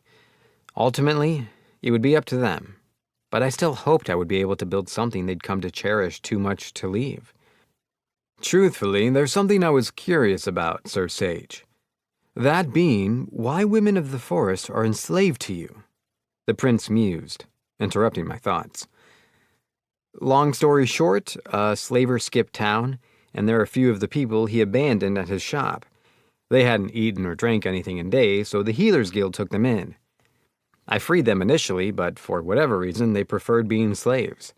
So they're staying with us for the time being. Then they're simply in your care. I imagine they wanted to go back to being slaves because they thought they owed me something and because I treat mine well. I'm hoping they'll get over it and be independent at some point. I glanced at Lionel. He smirked back. I see. I have only one more question. Go ahead. Why didn't you have the elf help you fight the slime? The prince seemed sincere, but I didn't have much of an answer for him. That's hard to say. I guess I wasn't familiar with her fighting capabilities, and I'd also asked her to investigate before we found it. She would likely have been in the way in the battle. But elves can use spirit magic. Couldn't she have provided long-range support? I suppose so, but like I said, I didn't have a grasp on what she could do. At the time, Lionel's first priority was protecting me, and if Milphine had been there, his attention would have been divided. In a fight, the slightest hesitation or lapse in judgment can mean death. Personally, I prefer to avoid fighting altogether, though. It was trust that motivated you. Exactly. Lionel may be a slave, but he's always watching out for me. I trust him completely. I'd even unbind him, if he ever lets me. I've not finished repaying my debt, the man in question remarked, although he'd more than repaid it as far as I was concerned. It seems I shouldn't judge you the same as the humans I've heard about in stories, Honor said. Your people are harsh masters, I'm told. Ones who take joy in stripping the rights of others. We sure had a nasty reputation. Still, negative rumors tended to spread easier than good ones, and they always left a stronger impression. I didn't intend to follow in the footsteps of past tradition. I can't speak to how slaves are generally treated. It's not like there's a handbook or anything, but I, at least, will never understand how someone can find pleasure in making others eat scraps off the floor. Oh? Felons and criminals don't get much sympathy from me, but I don't think anyone becomes a slave because they want to. Most of the time, it's due to no fault of their own. So why would I want those who choose to help me, despite all that, to hate life? I'd rather they be happy and motivated. Lionel says I spoil them. If I ultimately did leave Yennis at the end of my term, Lionel and Ketty would most likely be the only two I brought with me. Until then, I needed to create something that would last, and I could rest easy with George in charge of it all. I'd cut ties with the other slaves by freeing them, and then their fates would be in their own hands. But the most I could do was give them a nudge towards where I wanted them to go. Honor smiled. You really are a sage, Sir Sage. Just like in the stories. I finished giving them the rundown on everything, and then we moved to the guildmaster's office, where we hammered out the details of scheduling, plants and flowers to cultivate, and the different kinds of fruit trees we could haul in from the forest. Meanwhile, in the mess hall, Ketty had put Milphine and Kreia on the spot. Are you aware of the danger you both put Sir Lionel and Luciel in, Elf? I am aware of the events that unfolded, yes, Milphine replied coolly. And I'm very sorry about that. However, I only acted as the Great Spirit bid me to. I trusted it would be in Mr. Luciel's best interest. Ketty glared at her, then turned her cold stare to Kreia. Eep! Have I done something wrong too? Why didn't you say anything? Or Lycian, for that matter? Because it was supposed to be in Mr. Luciel's best interest, she blurted fearfully. Who made that claim? The spirit? Yes. We were told that Mr. Luciel would be able to resolve things quickly and easily. Nothing got past Ketty's gaze. But this time, at least, Kreia didn't seem to be lying. However, the truth couldn't solve this problem. Quickly? Easily? Did you not hear how wounded Sir Lionel was? Milphine, you'd better start talking. I want to hear everything. Yes, ma'am. Milphine proceeded to recount everything that had happened in the Vespian colony. Ketty listened quietly, slowly regretting her prior outburst. It doesn't sound like I could have been much help had I gone, she thought. Still, all this boils down to is that the spirit of tides put Sir Lionel's life at risk, and I'm not about to let that slide. Very few beast folk cared enough to venerate the spirits, and Ketty was no exception. But she'd always known the role that faith played in people's lives. It grounded them, kept them sane, gave them something to believe in, and she had never begrudged others for their beliefs. Until now. What do you plan on doing if this ever happens again? Blindly do as you're told? Milphine said nothing, so Kreia spoke up in her stead. We can't answer that question. I wish we could promise we would speak with the rest of you before acting, but all I can say is, we'll try. As elves, we've grown up being taught that our memories are tied to our faith in the spirits. If it fades, so do our minds. Truthfully, Ketty didn't really want an answer. She only wanted to plant the seeds so that they might think twice before obeying without question. She continued to stare down the two, eyeing them carefully. Her gut told her that Milphine was still hiding something. Fine. Milphine, you're not technically a slave right now. What makes you want to work under Luciel so badly? With your talents, you'd make it just fine as an adventurer. The elf looked her in the eye. Because I still have a debt to repay. Ketty returned the gaze sharply. And your spirits are fine with that, are they? It's a personal matter. They have nothing to do with it. Ketty thought she saw a hint of resolve in Milphine's eyes. Pray that it stays that way, she warned. Your gods mean nothing to me, and I won't ask you to abandon them. But know one thing. If it's between my masters or the spirits, I will not hesitate. This will not happen again, and I will cut down anyone I must in order to keep it that way. If you don't like that, take it up with the spirits. Then the Catwoman left, without another word. No one said a thing until she was completely out of sight. "I never knew Ketty could be so scary," Kreia said. "Neither did I. I don't think she was lying, though." You mean she'd really hurt us?" Kreia trembled, a side effect of the usually friendly and capricious Ketty's frigid glare. But Milphine had it worse. Sending Luciel to the Vespian's aid wasn't the only request made of her by the Spirit of Tides. She had been given a mission: to bring Luciel to the woman chosen by the elemental, the spirit above all spirits, before the Drake sworn. Sworn to secrecy and without help, Milphine felt tears well up in her eyes. All she could do was guide him to the spirit sworn as best she could. The next morning, I gave Doran and Pola all of the magic stones we'd procured, and instructed them to expand the third-floor basement to extend beneath the slums. I'd gotten permission from Dulsar last night when I sent Kefin and his team over to report.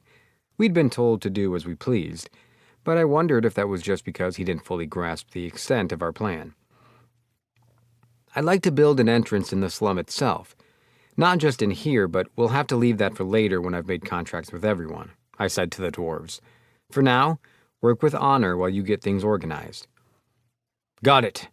I'll get to digging," Doran replied. "I'll harden the foundation," Pola added. "Honor, Doran's your man if you have any questions or concerns." "Thank you very much. I'm very excited to be working with you all," the prince said. Doran grunted, Pola nodded. They were dwarves of few words. I directed my attention to the 3 elves. "I want you all to communicate with Honor and write up the kinds of plants we can realistically cultivate and where to grow them. Show it to me when you're done." They voiced their assent. Before breakfast, I'd called them all to my office and had them swear to me under contract that they were to report any commands they received from the spirits moving forward. I'd had Ketty deliver a similar message the night before, but I felt that I needed to bring it up in person as well. Lycian had been butting heads with Pola in the workshop at the time, though, so my sudden reprimand had come out of nowhere for her, and she'd nearly started crying. Kreia had flinched at the mention of Ketty's name, while Milphine apologized profusely. What in the world did Ketty do to them? I wondered. Regardless, my demands were non-negotiable as long as they were slaves under me. I offered again to free them, but as always, they declined.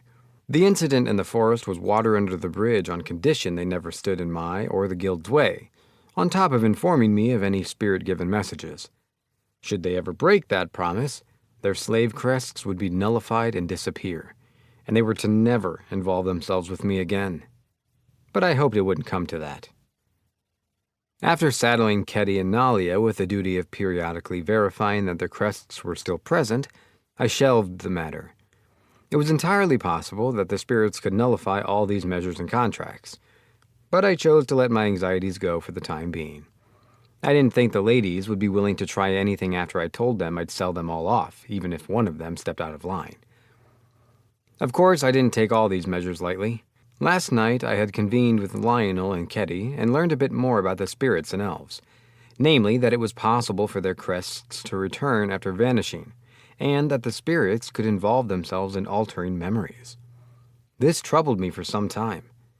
Ultimately, I had decided that I needed to handle such an important matter myself, but Ketty had said it would be more effective for the elves to think I was more upset than I really was. So she had taken up the cross and played the villain. After her discussion with them, she had learned that the spirit's power over others was proportional to the strength of the individual's belief. The spirits couldn't modify slave packs of those with little faith. Personally, I didn't find this all that helpful, since our current issue involved elves who were decidedly ardent in their devotion. Still, I sincerely needed them for my plan. They were vital to the orchard and our newly born honey production operation, so I really hoped they weren't planning on betraying us anytime soon. If they did, I suppose we could always move forward without them, somehow. I remembered Ketty's face this morning, how fake her smile had looked, how unnerving it was. "Oh, they were an open book," she'd said with a catty smile. "Just took some convincing." It sent a shiver down my spine. Whatever had spawned this side of her, I was certain it had something to do with how hurt Lionel had been yesterday. In any case, the spirits were a tricky business. As elves aged, their faith grew, as lifetime after lifetime of memories compounded. Milfing herself was well over 200, so her love for the spirits wasn't to be underestimated. After all, just as humans derive their magic from Krya the divine, the elves borrowed theirs from spirits. And, well, I'd only been their master for about 10 days. Between me and their deity, it was no contest, really. It didn't take a genius to know who someone like Keddy would prioritize over me or Lionel. Then again, accepting something didn't mean I had to like it. I found myself longing for those quiet days in Maritoni, when I didn't have to ponder the complications of loyalty and religion. Anyway, back to giving out orders. Nalia, keep up your reading and writing lessons for the younger slaves. As you wish. Lately, she'd been asking me if I wanted to join them for some reason, which I didn't understand. I'd overcome my ignorance long ago. Right? Keffin, you and your men are on watch around the guild. Yulbo and Verdal, weed out any renegades out there. But stay safe. Understood. Good reply. They'd really turned over a new leaf. Lionel, Keddy, we're paying the Ursins a visit. The two promptly flanked me as we ascended to the ground floor, where we met Jord. We're heading out, I told him. I trust you with things here, but let me know if you need anything. Any magic items? Take it up with Doran. And don't forget to take at least 2 bodyguards with you if you ever go out. Same as always, I know, he replied. Can't wait till we can go out to eat without a whole escort. I'm doing what I can to get things stable ASAP. Then we can have a bite together. Now I'm excited. All right, we'll be back later. Sure thing. Leave the guild to us. I greeted folks as we passed them on the street, and they replied in kind. Nothing like a bit of friendliness to make a good impression. Apparently, there were only a handful of robberies and assaults that occurred every year, and the Healers Guild alone had probably already met that quota. Keffin had looked a bit guilty when I made the tasteless joke, but still warned that we should be cautious of ex-adventurers. I wasn't so worried with Lionel around, though. If only we could extend that security throughout all of Yennis. But then the wolf folk and dragon newts would be out of one of their jobs, so maybe not. Sometime later, we made it to the Ursins' territory. Several residents scurried into their homes upon seeing us. I looked at Lionel and Keddy, but neither of them seemed to understand their behavior either. With nothing for it, we made for the speaker of their people, Brian.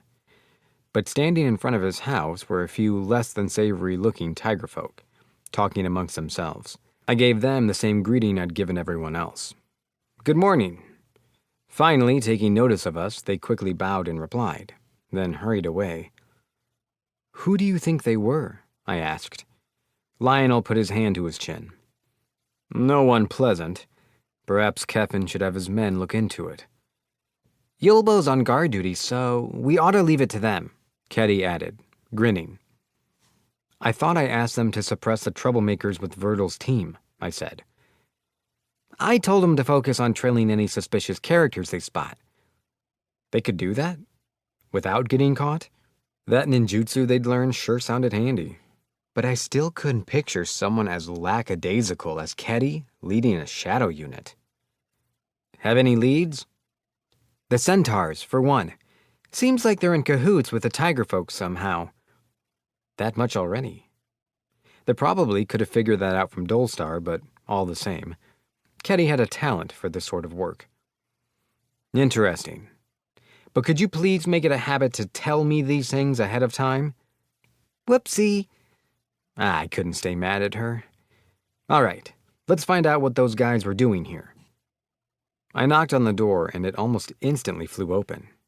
Lionel stopped at inches from my face, but based on the strange squawk that came from the other side, I couldn't say there had been no casualties. Lionel slowly opened the door, revealing an Urson holding his head and stumbling back and forth. Is this the Brian you referred to? Setting aside my surprise that he could actually tell Ursons apart, I cast Heal and Recover on Brian, then watched him slowly come to his senses. With an awkward apology, he finally invited us in. "You seem to have your hands full." Brian laughed languidly. "That tends to be the case when your people are a minority." I hadn't noticed at first, but he looked tired, at the end of his rope. "Would you be willing to trust me with some of your problems?" He intensely furrowed his brow for a moment. Then a shadow fell over his face. "I'm aware of your position on the council, Luciel, but this is a racial issue. Please understand." Did he think it wasn't blatantly obvious that the Ursans and Tigerfolk had some sort of a power hierarchy in place?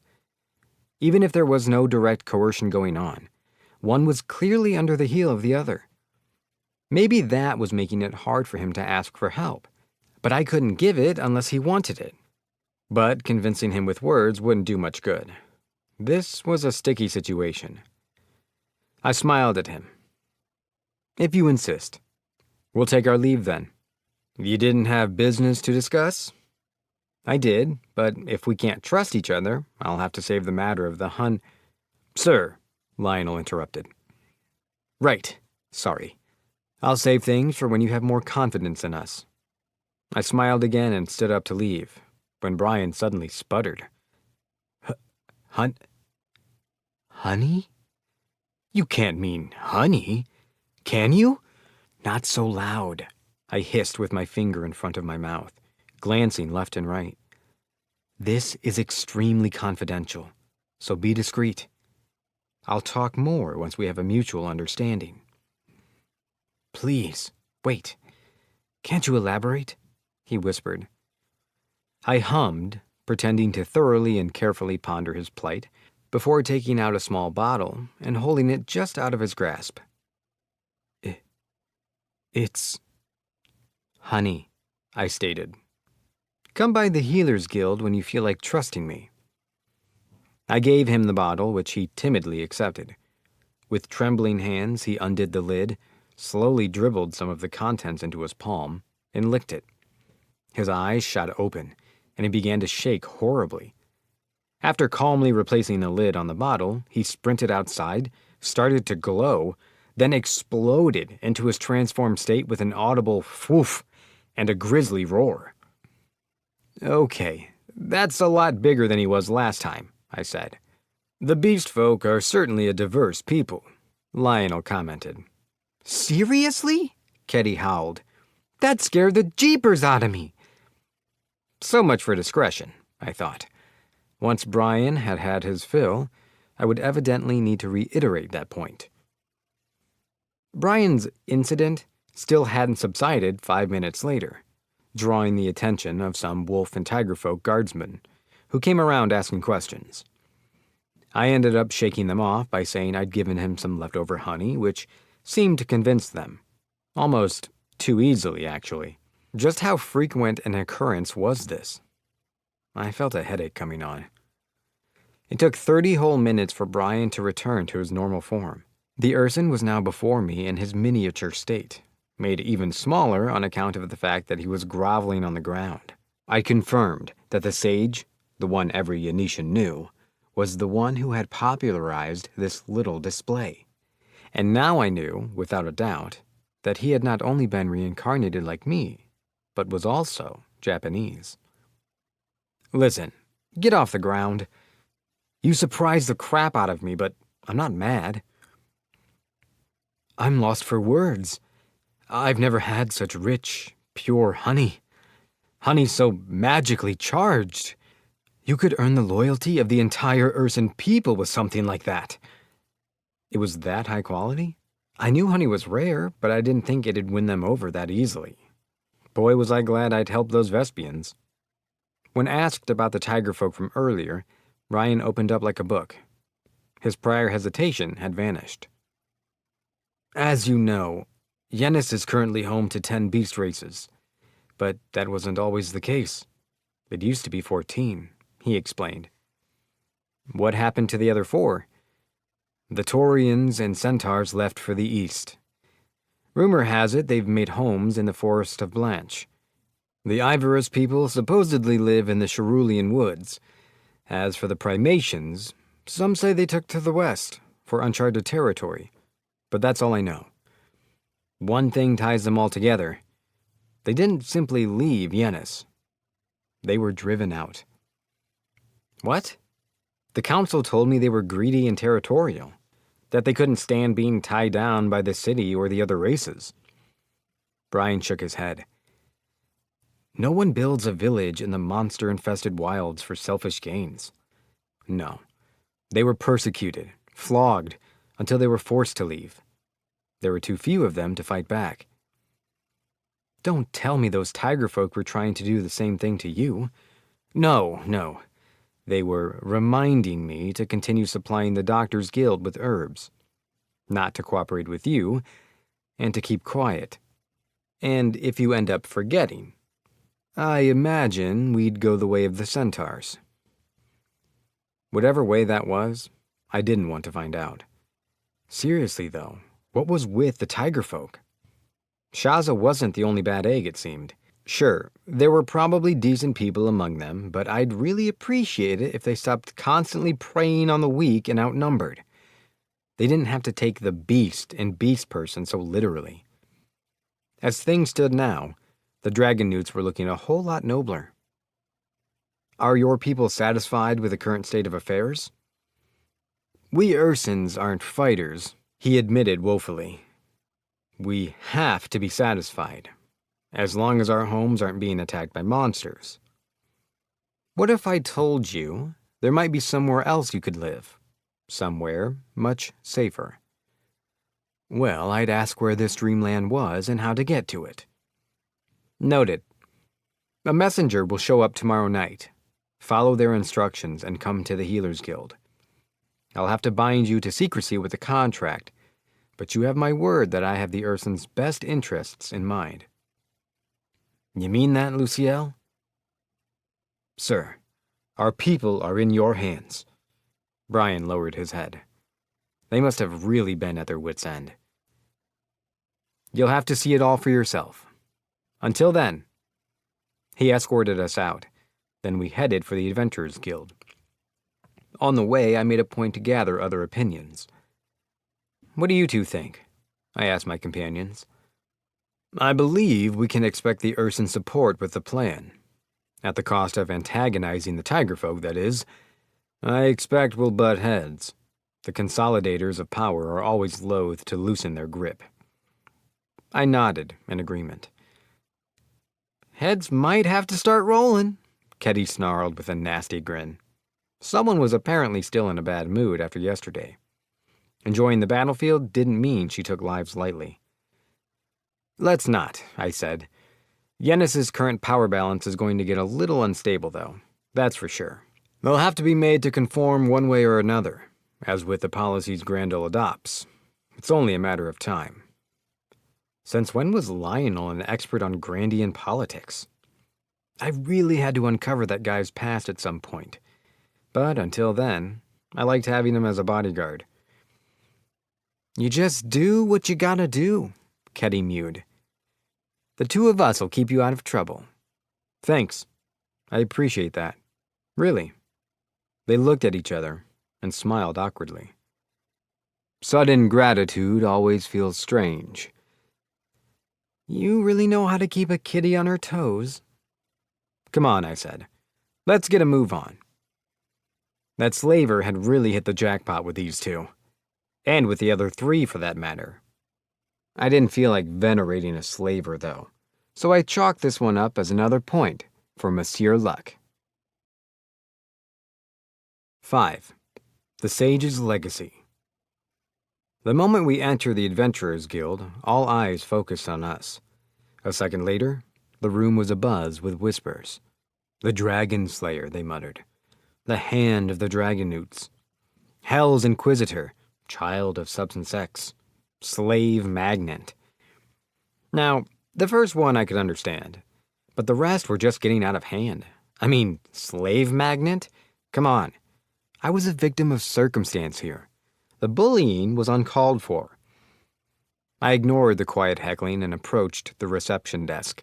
I'd earned quite the reputation for myself just 2 weeks after my bout with the dragon.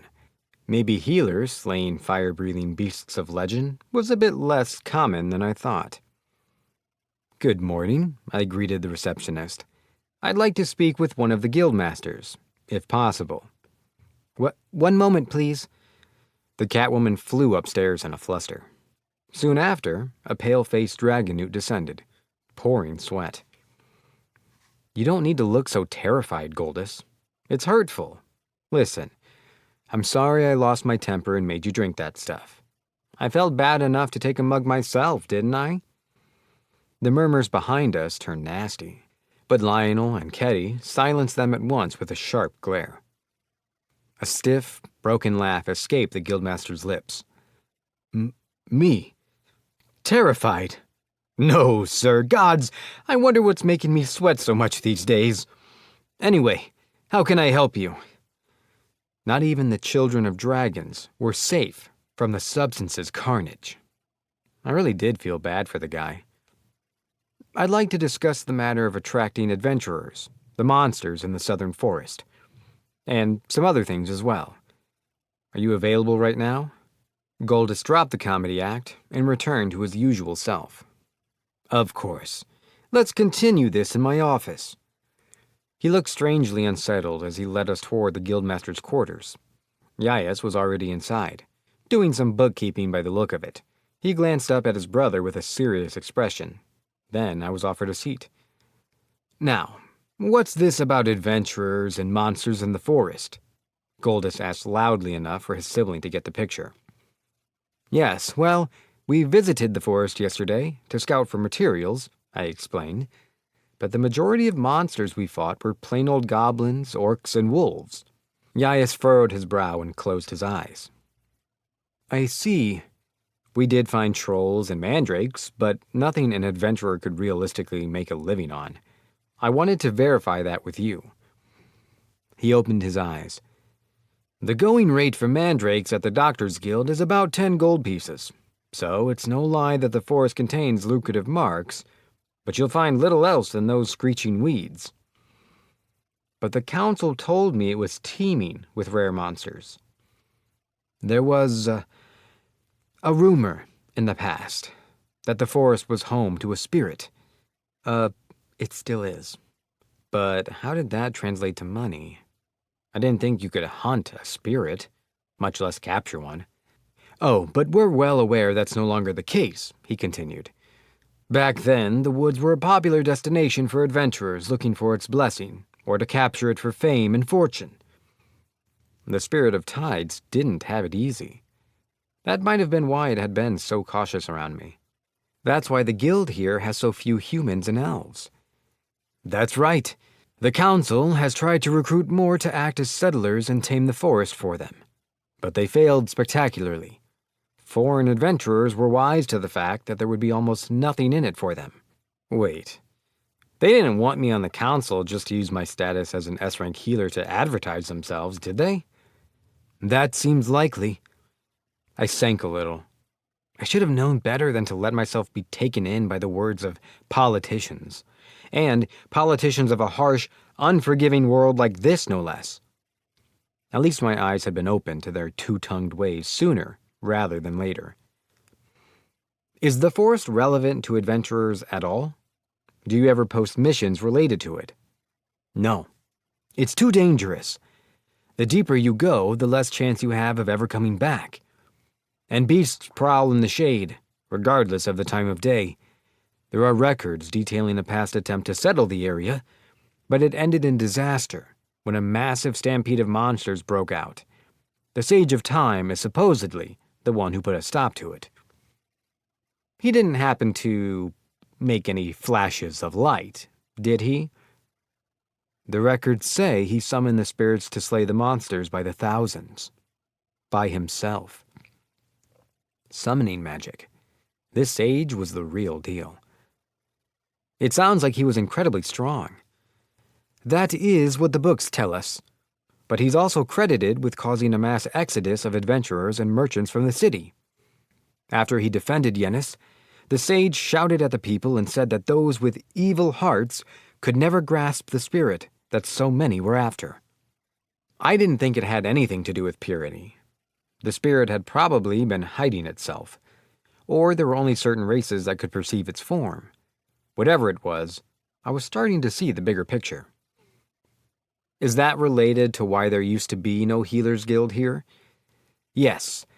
He was aware of the damage he had caused and did what he could to make things right, giving us water by way of the wells, bringing us our unique spices.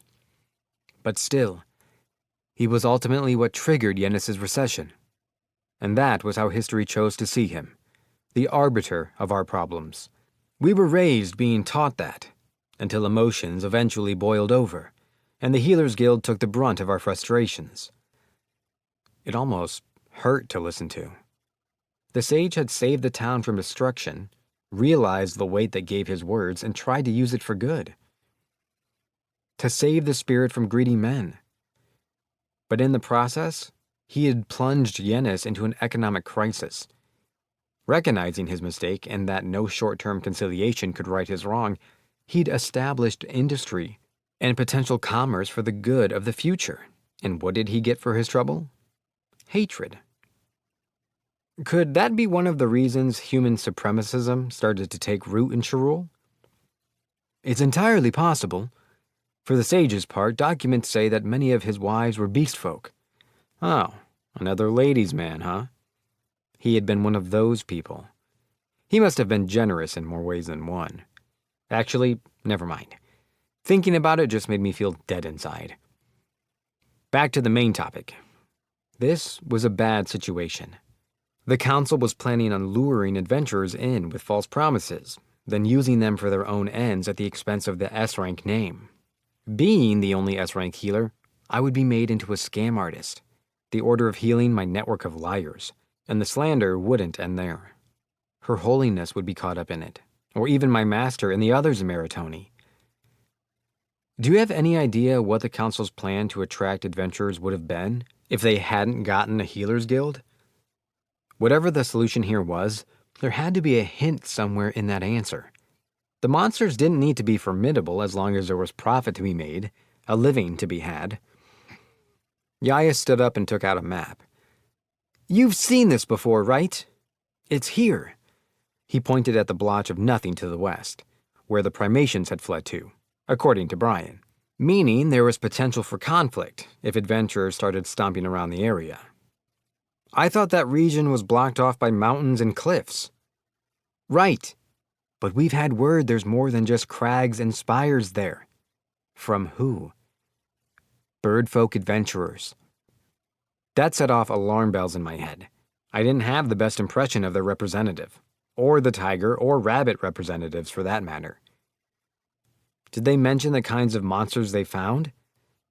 Harpies, lamias, rock lizards, fey creatures like nymphs and dryads, as well as many species no one's seen before.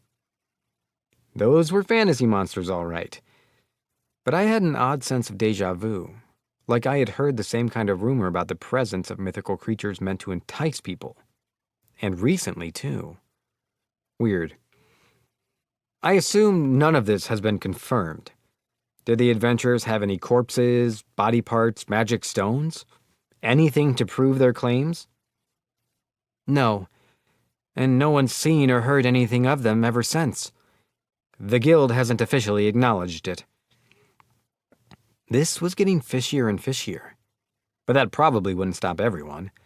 There was always at least one sucker who couldn't help but wonder, what if, and get pulled in.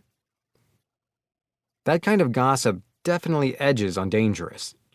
We've already had casualties from people trying to climb over the cliffs. That is, until the labyrinth reactivated, which distracted everyone long enough to let them forget everything. But we're seeing signs that people are talking again. Yaius frowned, while Goldus looked like this was the first he'd heard of such a thing. Thank goodness one of them had their act together. That can't be good, I said. Oh, but for what it's worth, I'm preparing special adventure housing for the future. That is reassuring, but how in the world did the council find the budget? One thing was sure among all this uncertainty. The council loved its money. At least, that was how their treasury logs had looked. I understood not wanting to gamble on risky ventures with your country's hard-earned finances, but what else were they going to do with it? Save it? For what? The tight fists they held their purses with didn't bode well for the future build quality of the medical district. I had to be prepared for the worst, but for now, all I could do was wait and see. Easy. I'm paying for it myself. That's why I have full control of the entire project. The planned site right now is in the slums. I was going to ask the guild to take care of screening for residents. You're self-funding it? In the slums? Knowing you, you must have some scheme in mind. You want us to find respectable and adequate individuals, I take it? That's right. I trust you and Goldust to sift through the unsavory types or people with racial biases. Also, if and when more adventurers start showing up, I'd like you to let me meet any high rankers who are considering retiring. Retired adventurers? What for? I was thinking about having them take up teaching roles at the school when it opens. Well, it's clear you have big plans for Yennis, but be careful. Even positive change that comes too quickly can cause whiplash and, by extension, conflict. Yaius wasn't wrong. I had to wonder why he was the vice guildmaster and the less responsible of the siblings was the head honcho. But then again, I was a bumbling S-rank healer while Jord was the one who did actual work. An organization really was only as good as its number 2. I gladly accepted his warning and stood up to leave. Thank you for the advice. I'll do what I can to avoid that. Yaius stood with me. You always have my personal support, of course. Goldust followed. And mine as well. I knew I could trust these two. I just had one more favor to ask of them. I want to meet the Doctors Guild guildmaster, if you wouldn't mind mediating. Of course. With the groundwork laid, we exited the guild hall. So, I said as we left, what do you guys make of that? You think they played me by asking me to join the council? Almost certainly, Lionel replied. Doubtless we're going to meet even more obstacles as your plan progresses. We'll need to nip problems in the bud as they arise. Good thing we came to the Adventurers Guild, huh? Ketty remarked. I sighed. Will you guys let me free you yet? Can't you just be normal followers? Heck, I'll even pay you if you want to be equals. But history repeats itself. I will stay as I am. I am at peace with being a mere retainer. Use me as you will. This kitty's with Sir Lionel. Plus, it's pretty easy to gather intel as a slave. You've got ambition, Chief, so I'm here for it. I slumped my shoulders. Thanks, I guess. We walked on while my mind churned with thoughts of things to come. 6. The plan. We returned to the Healers Guild, then went straight downstairs. The first floor of the basement had been turned into a full-on sprawling pasture. I guess the fields and plants have already been moved to the 3rd floor. I'll never get used to seeing this, though. Neither will I, it seems. Pola and the elf have been at it for a while, Ketty said. Bet Doran's found a productive outlet for their little rivalry. I agreed with her conjecture. Forêt Noir and the other horses seemed happy enough with the extra room, but it only made me more scared to see what the 3rd floor had become. One way or another, I had to go down there. So I resolved to at least try and have fun with it. But all my mental preparation still wasn't enough for what awaited us at our destination. This is just insane, I said without thinking. Upon reaching the 3rd floor, the wall at the back of the dwarves' workshops was leagues farther than it had been this morning. In its place were large crop fields easily 10 times bigger than anything I'd seen before, with plots to plant trees deliberately sectioned off and that same artificial sun overhead. I had expected fast progress with Doran in charge of the expansion, but not like half the entire project all at once levels of progress. And the whole area looked, felt, and smelled just like the outdoors. No doubt thanks to Pola and Lycian's intense competition. You could make an entire country down here with the right materials. Lionel and Ketty could only nod in stunned silence. We approached Honor by the fields before he noticed us himself and flew over. Sir Sage, they're incredible! Simply incredible! My people could live great lives here." "I'm as surprised as you," I chuckled. "But it turns out Yennis is more dangerous than I thought.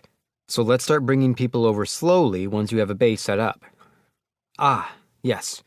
Then please bring me and my attendants along the next time you visit the forest for materials.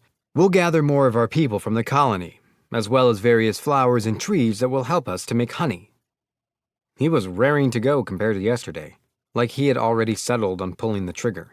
Does that mean what I think it does? "You have our full support." "Yes," I shouted in my head.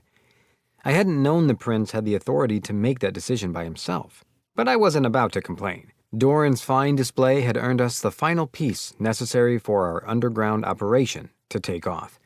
Not to detract from the fantastic work of Pola and Lycian. I'd say they had earned themselves some extra magic stones. Milphine, however, looked pale.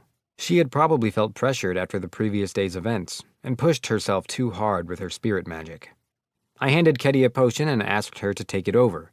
She passed it along to Milphine with a smile. Hopefully, it would help their relationship to recover a little. I conveyed to Honor that we'd be having a meeting the following night with Brian, the Urson, and Dolstar, head of the slums. "You've been on the move, have you? I see you're busying yourself above ground as well." More like simply watching things fall into place. I never expected it to move so quickly. When I thought the plan up, I was hoping to reach this point in maybe half a year. The pace has been almost dizzying. "We'll help however we can.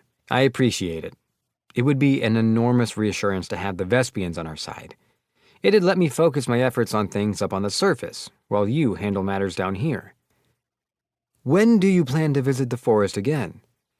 "We'll need some more materials fairly soon, and probably more magic stones than anticipated, so in a few days, I think. The Adventurers Guild sold the gems when needed, but that came with too many questions. I wanted to play it safe and have us procure them ourselves." "May we join you?" "Of course.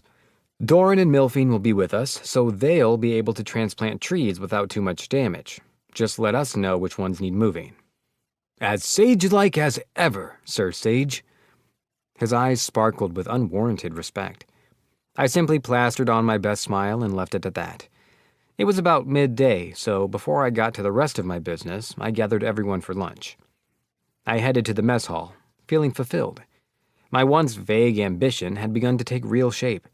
With the Vespians' help, honey and mead would become viable new exports for Yennis, while the Ursins and other races had several possibilities open to them, like cotton and clothing production. We could make Yennis a bustling city of merchants, which would bring in more adventurers like the council wanted, by virtue of the business folk needing hired bodies. More adventurers, more potential residents. A better future. My head was swimming with visions of days to come, but I knew that without the help of the Yanetians who already lived there, they would never be more than daydreams. Even so, I couldn't help but be amazed by our progress in less than half a month. It didn't seem so far-fetched anymore. That I might not only be able to save every Yanetian from poverty in the near future, but bridge the divides between races, or at least begin to. I just needed someone passionate and respected enough to take my place when the time came for me to leave. Of course, if things did go as far as I was thinking, the vultures who wanted to pick Yennis clean of money and power would almost assuredly stand in our way. I had to consider more diplomatic solutions to the inevitable conflict. That being the case, I was still banking on Golger or Galba eventually replying to my letters, which they still hadn't done, with their own remedies. On that note, Yennis was so insanely huge that I wondered if a second city would be off the table. But then I realized I'd been spoiled by Doran's abilities and laughed it off, which no one around me blinked twice at, as if chuckling to myself wasn't even worth the effort acknowledging. But I didn't always wear my emotions on my sleeve so blatantly. Did I? When I arrived at the mess hall, Nalia's students, the young boys and girls we'd taken in along with the elves, were preparing our meal in sharp suits and refined maid uniforms. They were still minors, right on the verge of adulthood, who had decided to remain slaves just as Milphine and the others had. Ever since, Nalia had, at her own request, taken full charge of them in the new orphanage we had added to the guild hall.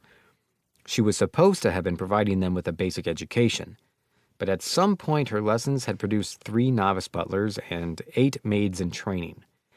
And it was then I had recognized the gap in our understandings of the word education.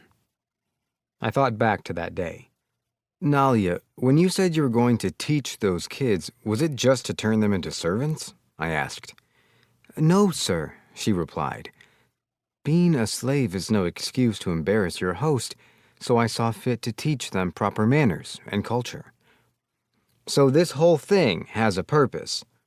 "If they're to carry themselves in such a way as to bring no shame on you, they need to cultivate knowledge, tactfulness, sociability, etiquette, and skills in self-defense." "Really?" "Yes, really. They have been very willing pupils and understand the importance of what it is I teach, although I do worry about their capacity to fully grasp it, given their upbringing, or lack thereof." "And that's why they're acting like attendants." "Yes, that is why they're acting like attendants. They're proactive learners." It hit me that Nalia was more of a professional at this sort of thing than I'd given her credit for. I had better things to do than nitpick someone more than qualified for the job. "Right. Sorry for probing." "You have every right to, sir. Let me know if you ever need anything for your lessons." "I do actually have need of uniforms for the children, if it isn't too much trouble." "You got it." Since then, I had given her free rein. Back to the present. I sat down at the table and asked her how things were going. "Rather smoothly. They're as hard-working as they are open-minded, so I expect they'll be at an acceptable level within the next 3 months or so." The boys and girls beamed like they had never heard a single ounce of positive reinforcement before now. Whatever her standards for acceptable were, I was sure they were anything but ambiguous. From what I'd heard, Ketty had been one of Nalia's students herself, but the only way you'd get her to take another lesson would be, and I quote, "over my dead body." That's good to hear. The healers and knights had been doing some teaching every now and then in Nalia's place, too. Who knows? Maybe one of the kids would want to join them. Then I could free them, and they could work at the guild or manage things underground. The situation here made for a unique prototype for the school we would eventually build, and it reaffirmed my confidence that our work would make a difference. Seeing the young men and women enjoy learning and getting ahead in life reassured me. There was an element of truth to the idea that you technically didn't need a dedicated place of learning to expand your mind. But that was only true for those with affluence or privilege. People would be more inclined to give school a try now that there was evidence of how effective it was. After lunch, Dorn and Honor returned downstairs to continue their work, and I made for my office, where I pored over the papers of requests from the dwarves. 2,000 orc-level magic gems? That's a lot. We might try having mandrakes in the forest cause a few stampedes so we can nab them all at once. "I find that lacking in practicality," Lionel advised. "The labyrinth would be best, I know. But we've got so many eyes on us. We need alibis." "Hey, what's the matter with you two?" Lionel and Ketty were smiling widely, eyes bright with excitement. "Stampedes in the forest, revelry in the labyrinth. This is a joyous occasion," Lionel exclaimed. "You've finally opened your eyes to the thrill of battle. For my part, I find both equally agreeable." "Don't forget to bring us along," Ketty added. "Not likely. And sorry, but I have never once been thrilled by the prospect of combat. No one get cocky either. Nothing's ever certain in a fight. So don't go treating your lives lightly. No harm will come to you." "You won't lose a hair on that head." "I trust you two, even if their fiery motivation was getting a little too hot for me to handle. So, what do you think about the beast races who left Yennis, like the centaurs?" "It's hard to make any firm judgments, seeing as all we know is that they were driven out," Lionel mused. "Except that they probably don't like Yennis too much, so not much different from my own interpretation. I'm afraid that ignoring the matter will eventually lead to war I admitted. That is certainly a possibility, but jumping at shadows will only create more darkness. I would advise making contact with the outcast races before it becomes an inevitability, if that is possible. Right, I agreed. I'd like to solve this with diplomacy. If confrontation does break out, I don't see it ending without a little bloodshed, Ketty said. It's always harder to incapacitate an opponent than straight out kill them. Depends on how strong they are. Monsters are one thing, but I don't want to seriously fight with another person. I don't think I can kill someone. So I'll need you two to back me up. I had cut down more monsters than I could count since arriving in this world, butchered and eaten animals, but not once had I taken the life of a person. I knew the difference between killing monsters and people was only semantics, that my wherewithal to do one and not the other was hypocritical, but it just wasn't the same thing to me. I knew that if the time ever came when I had to snuff someone's light out, I would lose something inside myself, something I'd never be able to get back. The thought terrified me to the point of trembling. But then, Lionel said in a soothing voice, "That is as it should be. When the time comes to dirty your hands, we will do it in your stead." You help people, Chief, Ketty said. You save your hands for life-saving. We'll use ours for taking out bad guys. Why were they so damn cool? There had to be a reason they were so adamant about remaining slaves. And I wasn't confident I could solve that issue by myself. But I had to repay them someday. Somehow. If the time to do the unthinkable did come one day, I had to resolve myself to face it. To be ready for it. Thank you. The two laughed at my lowered head, dispelling the tension in the air. We went on hammering out our plan. And once we reached a satisfactory stopping point, I decided to loosen up a bit. Lionel joined me in the training grounds on the 4th floor basement for a few good old-fashioned bouts. The Order of Healing. Raising the Bar. Deep beneath the Healers Guild, on a morning like any other, Luciel faced his opponent, Lionel. The gap in their abilities, however, was less a gap and more a bottomless pit, so Lionel wielded his sword and shield in opposite hands as a handicap, while the healer bolstered himself with defensive magic, for all the good it did, which was, in fact, very little. Metal crashed against metal for some time. Luciel wheezed, shoulders heaving with every gasp for air, but the man opposite him had composure to spare, enough to taunt with a smug grin, even. Neither of the combatants were shocked by this turn of events, though. Luciel's swings primarily struck only air, but when they did make contact, it was with metal, swiftly parried, then countered with a quick shield bash, while his defenses were thoroughly shaken. Meanwhile, Lionel subtly sapped the young man of both his focus and strength, with an intense, ferocious aura. Cuts and bruises could be easily mended, but not the mind, not the ever-growing frustration of powerlessness. Even the stalwart Luciel was nearing his limit. His movements slowed, his blade dulled. He simply couldn't find an opening. And it was in that moment, right at the brink of hopelessness, that Lionel deigned to ask, "Shall we call it here?" The provocation was thinly veiled, but it was no mere provocation. It was a challenge meant to stir Luciel's spirit, and the healer knew it. "I'm just getting warmed up. Time to get serious." "Yes, please do." "You're about to regret underestimating me." Luciel cried out and mustered his strength, more than he had faced the red dragon with, and brought down the magically charged illusion sword with all his might and then some.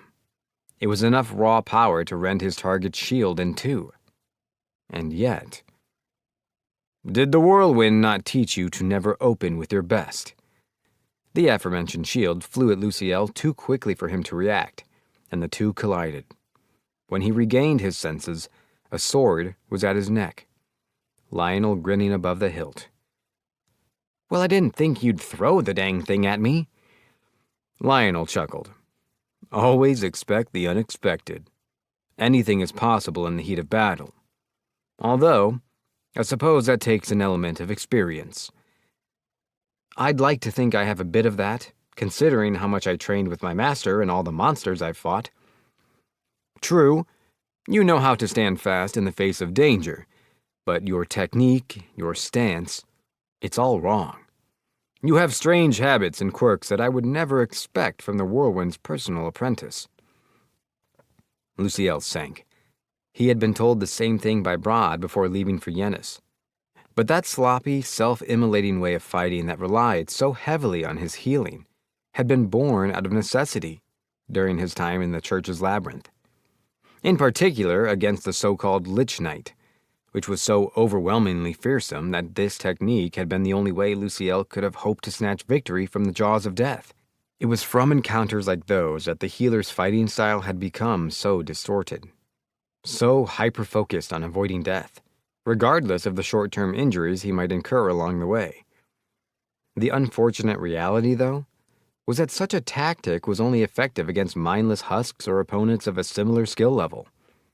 To people like Brod, or Lionel, he was just a fool throwing himself into danger without a care for self-preservation. But Lionel was unaware of all of this, confused as to why the whirlwind would teach him to fight in such a way. There are some opponents, such as the dragon you confronted, who your current strategy may be your only option against.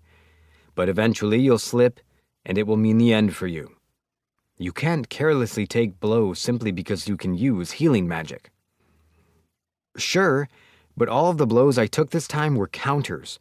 You kept deflecting and hitting me when my guard was down, so I don't see how I was supposed to do anything about it. Well, you know the number of opponents, for one thing. You had that vital knowledge, and, considering you're a healer, you should have retreated the moment you saw danger. Retreat? From training?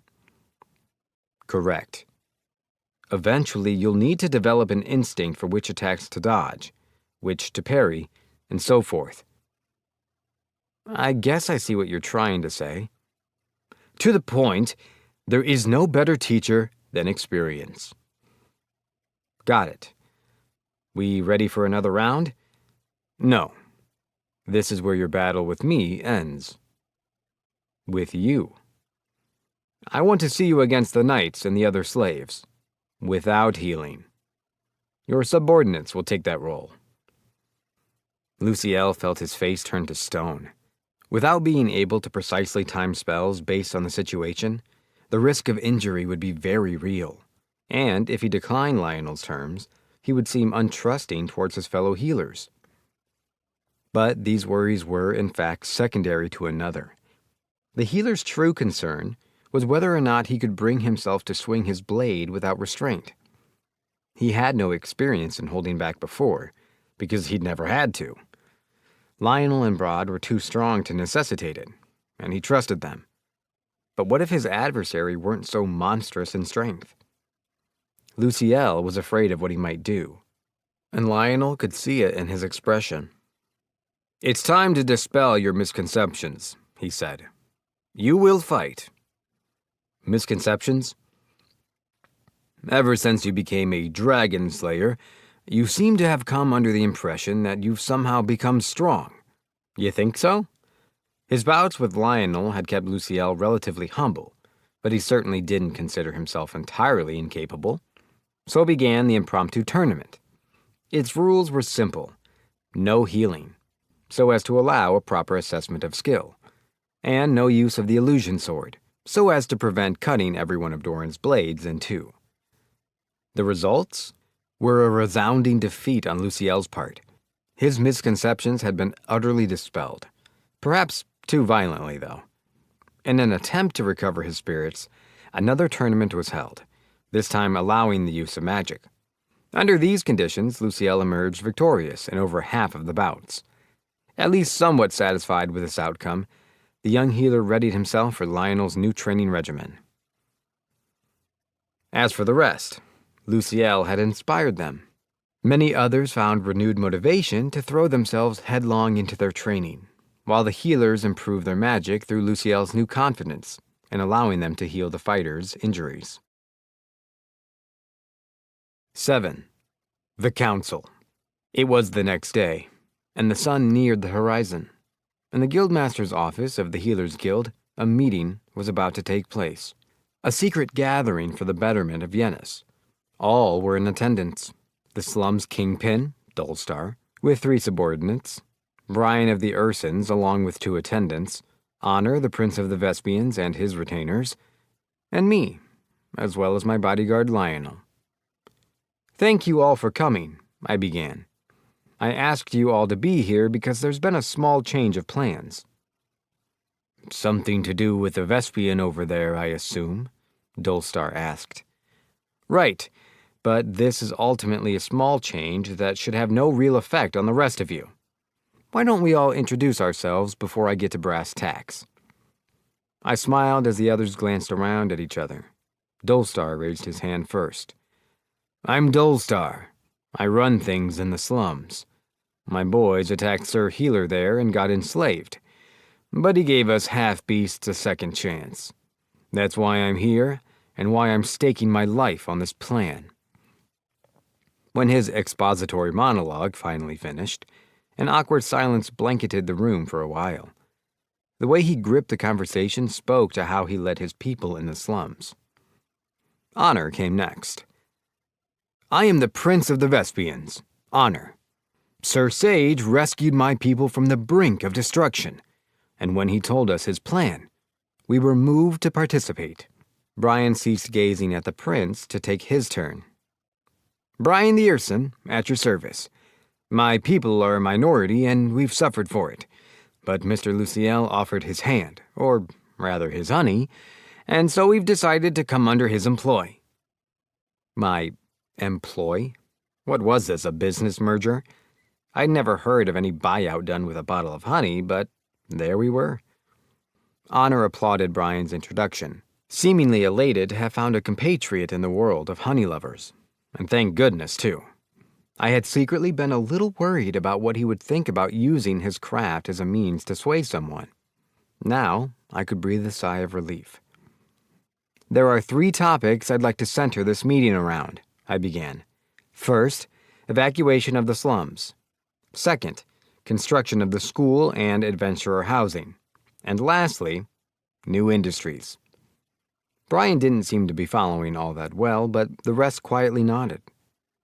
Let's start with the evacuation schedule, I continued. Dullstar, have any of the representatives contacted you concerning the medical district's construction? Not a word, he replied. Bet they're planning on letting it sit, then blaming us for being behind schedule. Fine. If that was how they were going to be, I just lay on the pressure by actually doing my own job. I also needed to make sure to have Doran inspect the work when it began, to make sure they weren't skimping on build quality. I'll see what the deal is at our next meeting. Back to the slums. I expect clearing everything out to take about half a day at most, but it's apparently going to need quite a few magic stones, so that likely won't happen for another month. The residents already know the deal. I've told them we'll all be moving. How do we play it if this medical district thing starts happening? Prioritize that? Doran had already told me we'd have no shortage of workers, and I had already sent letters outlining all this to Maritoni, so I was feeling confident. Not to worry.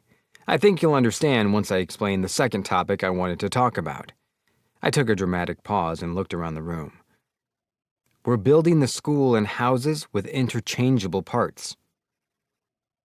Inter-whatable parts? Brian questioned, puzzled.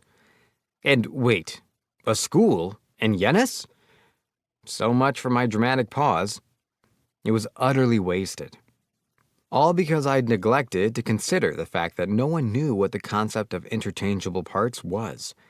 I took some time to explain the basic concepts, how it allowed mass production by making use of the same fundamental pieces, put together in the same ways. Translated to houses, this meant that the exact same cookie-cutter style could be replicated at minimal cost, with minimal labor, at a minimal skill level. None of this was actually necessary with Doran around, But he wouldn't always be. I was trying to consider the future once we were gone. I understand this interchangeable parts idea now, but the school, Brian sure was out of the loop for the head of an entire race of people. Or was that supposed to be another one of my jobs? It better not be. The proposal passed at the last council meeting, I clarified. Am I right in assuming you're in charge of the project? If so, where are the funds coming from? Me.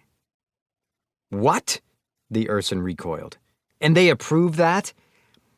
The rest of the attendees shared his expression of shock. Had I really forgotten to fill Dolstar in? A few of my wires must have gotten crossed after explaining everything to the Dragonute brothers. Truth be told, though, it was going to cost almost nothing.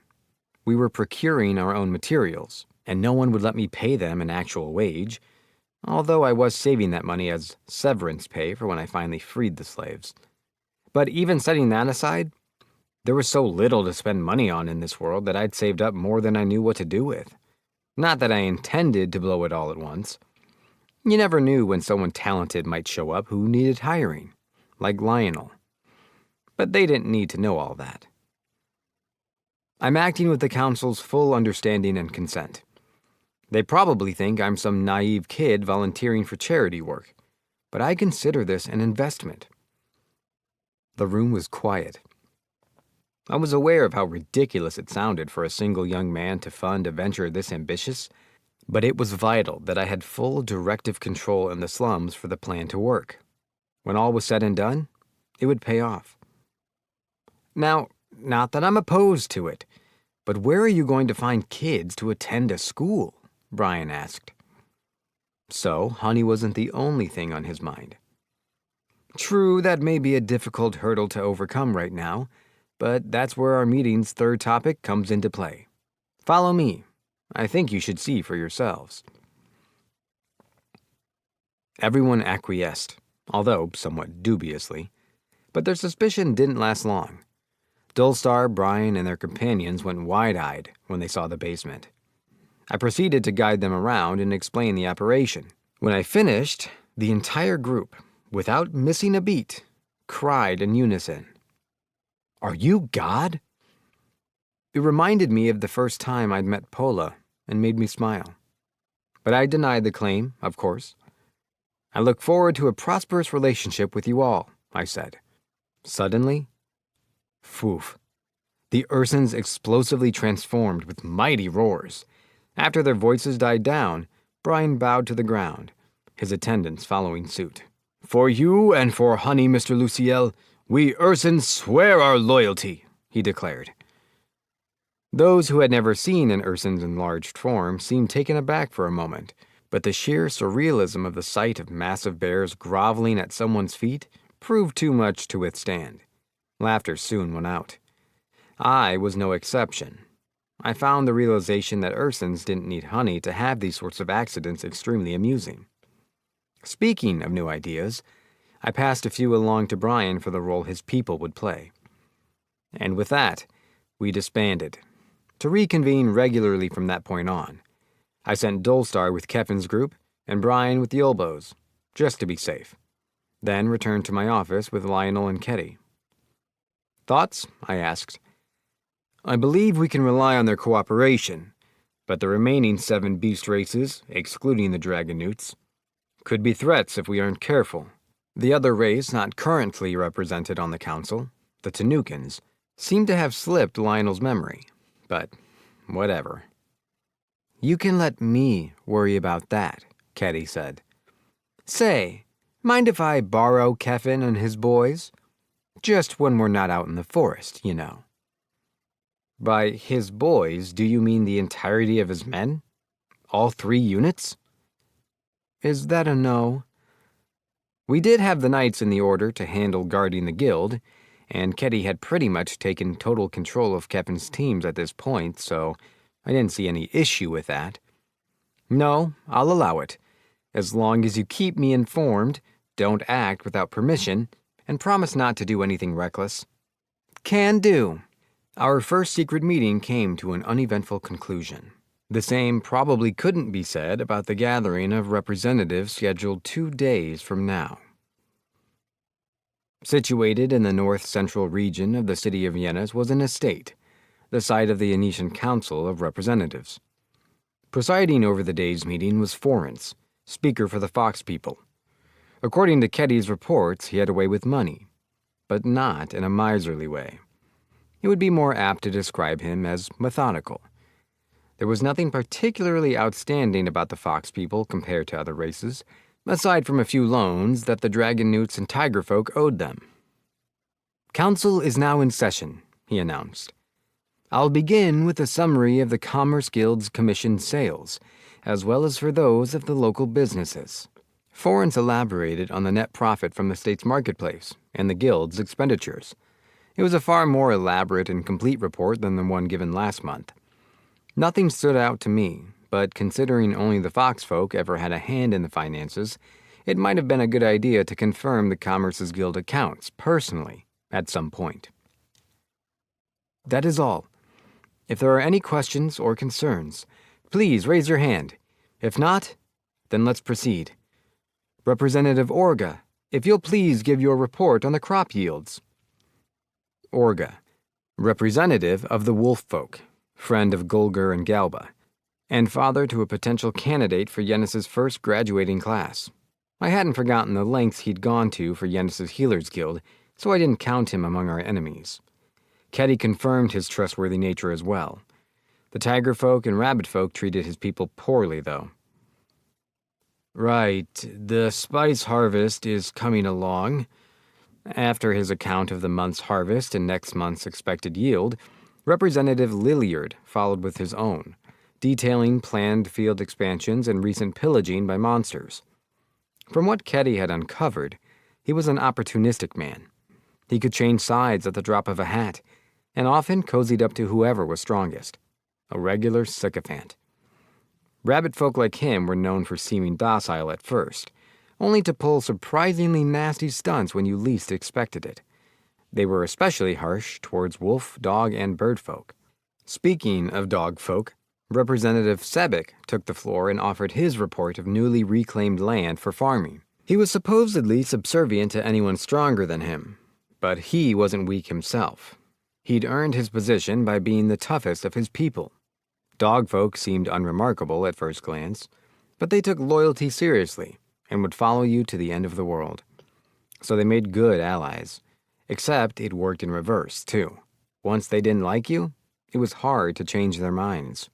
Representative Catherall continued the meeting with a review of the wheat fields and the latest on the hunting of monsters. The cat man loved his downtime, and people often saw him slinking around other races' territories. Capriciousness was apparently a common trait among their kind, to the point that most others didn't trust their word. I had never gotten that impression from Ketty, but from what I'd heard, that was because she felt indebted to me and Lionel. Normally, we would expect the defense report from Representative Jack, but from today on, it will be given by his fellow Dragonute, Sood. I like to think I had a firm grasp of the Dragonutes, thanks to the Adventurers Guild brothers. Of course, an Urson suddenly transformed 4 days ago, but there's nothing else worth noting. Nothing worth noting, eh? Ketty's report had made it clear to me that there were cases of guards causing trouble with other races. Noticing the look on my face, Representative Catherall started to sweat. "That incident was my fault," I said. "I gave an Urson acquaintance of mine some honey I happened to have on me." Forens sharpened his gaze. "Honey, you say?" "That's right. I received some during my time in Shirul, and sometimes I use it for cooking.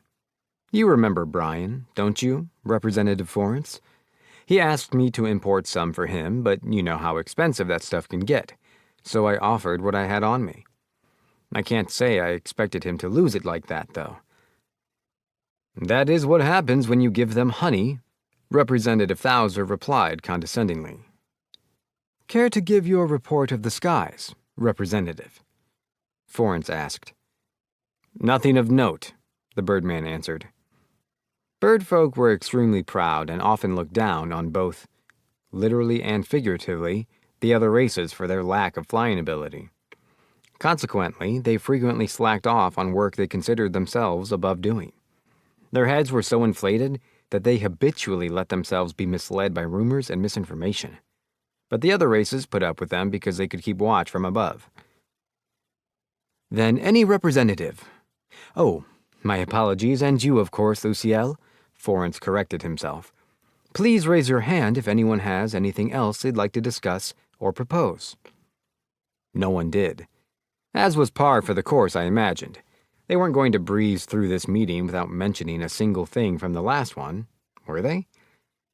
There were projects and plans I needed to hear about. What had even been the point of this, to hear the latest news? It looked like I was going to have to make use of my intel. I raised my hand. There was a subtle but nonetheless meaningful pause that didn't escape my notice. Yes, Luciel. My objective was simple.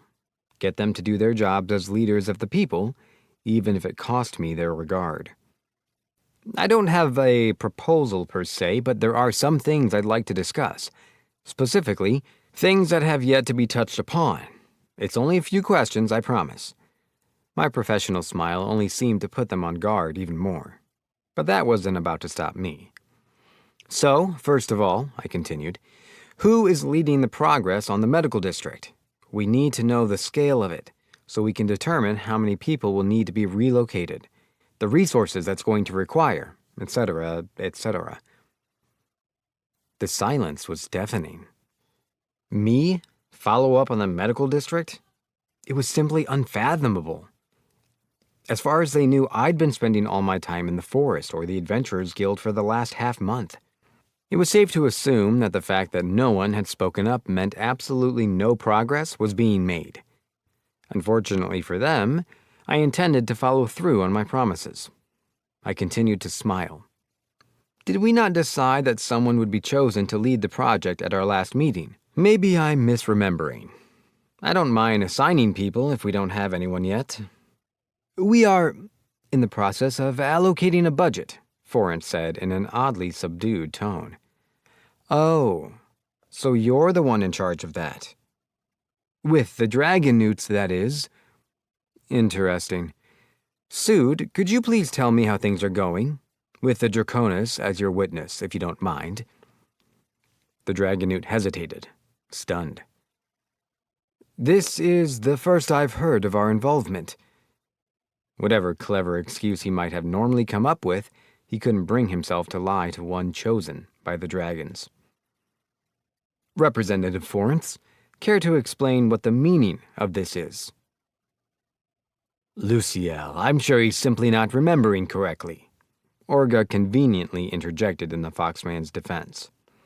I could make him look good while having someone in place to hold Forrence accountable. Fair enough. These things happen. But could you have a rough idea ready by next meeting? An estimated build time for a hall big enough for both the healers and doctors' guilds. And a budget for labor and resources would be nice. Now, he had to do something. No more sitting on his backside. I'll get it done. Orga, can you help him if he's short on people? I can certainly try, the Wolfman replied. Thanks. Now, the next thing I wanted to talk about. I looked into Yennis' citizens a little and counted a little under 8,000, excluding adventurers. About 2,000 of those are children. Is something strange about that? I would have thought that would be enough to set off any red flags for anyone who is familiar with the treasury. Someone was taking a piece of the pie for themselves. Maybe even a representative. Pardon me if I'm mistaken in any of these, but based on those numbers, the funds being used for state laborers in the fields should be less than what I saw in the ledger. At least over 20% less, to be exact. I just wanted to verify that it was correct. When I'd heard the numbers from Ketty and her team, something didn't quite seem to fit with what I had read in the ledger. She and Keffin's men had looked into the matter with the help of Dolstar and his lot.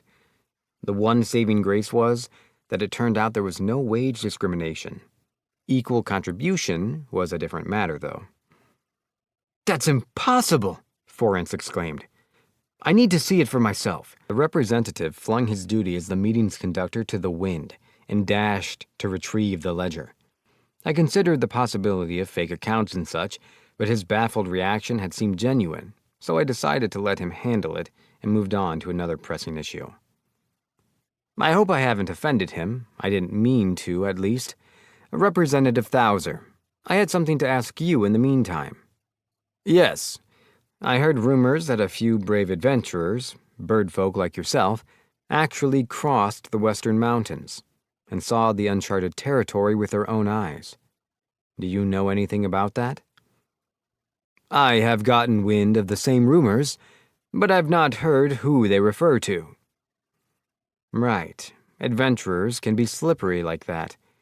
If it's not too much trouble, would you mind looking into it before our next meeting? For what purpose? Well, I think they're deserving of a hero's welcome. I want them to travel west again and bring back traces or even remains of rare monsters. It would make Yennis that much more attractive to other adventurers. All right then, but as you say, they're not a bunch who are easily pinned down. My search may come up empty. We should consider giving up on this adventurer business if that's the case. The Adventurers Guild told me that the forest really isn't home to anything worth hunting. If we try to advertise it as such, we'll be painted as frauds. On the off chance we did find those intrepid adventurers, I could safely leave attracting more to the birdfolk while I handled the housing project. Then again, the representatives looked awfully uncomfortable, so maybe they really had been trying to pull one over on me. Well, sorry. But I was a well-adjusted member of society who confirmed facts for myself. My smile didn't wane as I turned to the Tigerfolk representative, Shaza's replacement. He sort of rubbed me wrong, but I couldn't tell if that was because of my history with his predecessor, or because of the nasty look in his eyes that he wasn't hiding as well as he likely thought. Representative Sood reported that an Urson, Brian, suddenly transformed a few days ago. Well, just before that, I saw several tigerfolk in front of his home intimidating him. Representative, I ask that you keep your people in line. Thouser exploded before anyone else. What? Is this what you call good behavior? You're already on thin ice after what Shaza pulled, and now you're threatening Brian? I had forgotten that those two were good friends. The Tiger Man flinched at Thouser's shouting. This is the first I've heard of any of this, he stuttered. Please, give me some time to look into it. I couldn't tell if his panic came from genuine ignorance or concern about how much Brian had said. One thing was clear, though. The animosity that had been solely focused on me moments before now permeated the entire room.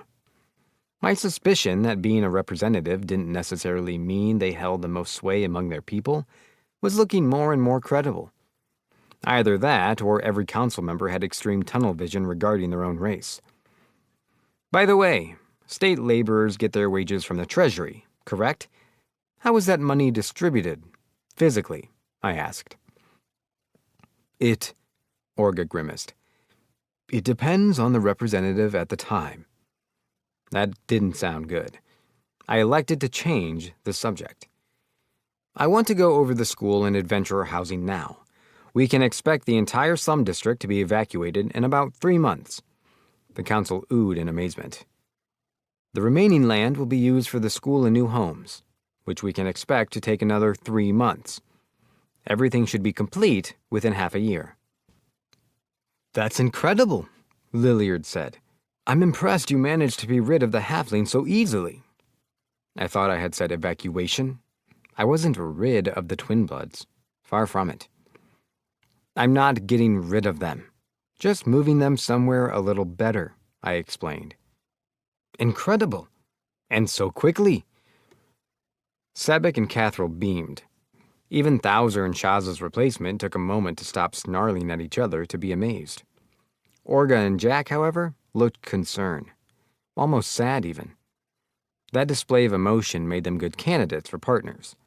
My blessing made me confident the Dragonute would be able to keep a secret, but Orga was a principled and by-the-books kind of man. There was no telling how he'd react if he heard my entire plan. It couldn't hurt to close the distance between us a little, though. I had arrived at the climax. It was all or nothing from here. I had been given leave to handle the slums as I saw fit for the time being, but I needed to ensure complete autonomy going forward. Now, all told, vacating the slums, finishing the schoolhouse, and setting up the 50 adventurer houses, including resource and labor costs, calculated at market value, comes to a total of approximately 30 platinum pieces. You can't be asking us to withdraw those kinds of funds from the National Vault, can you? It would send us into a financial crisis. That's impossible, and you know it, Luciel. You said there would be no material costs at the last meeting. No, I only said I would visit the forest to scout for materials, I corrected.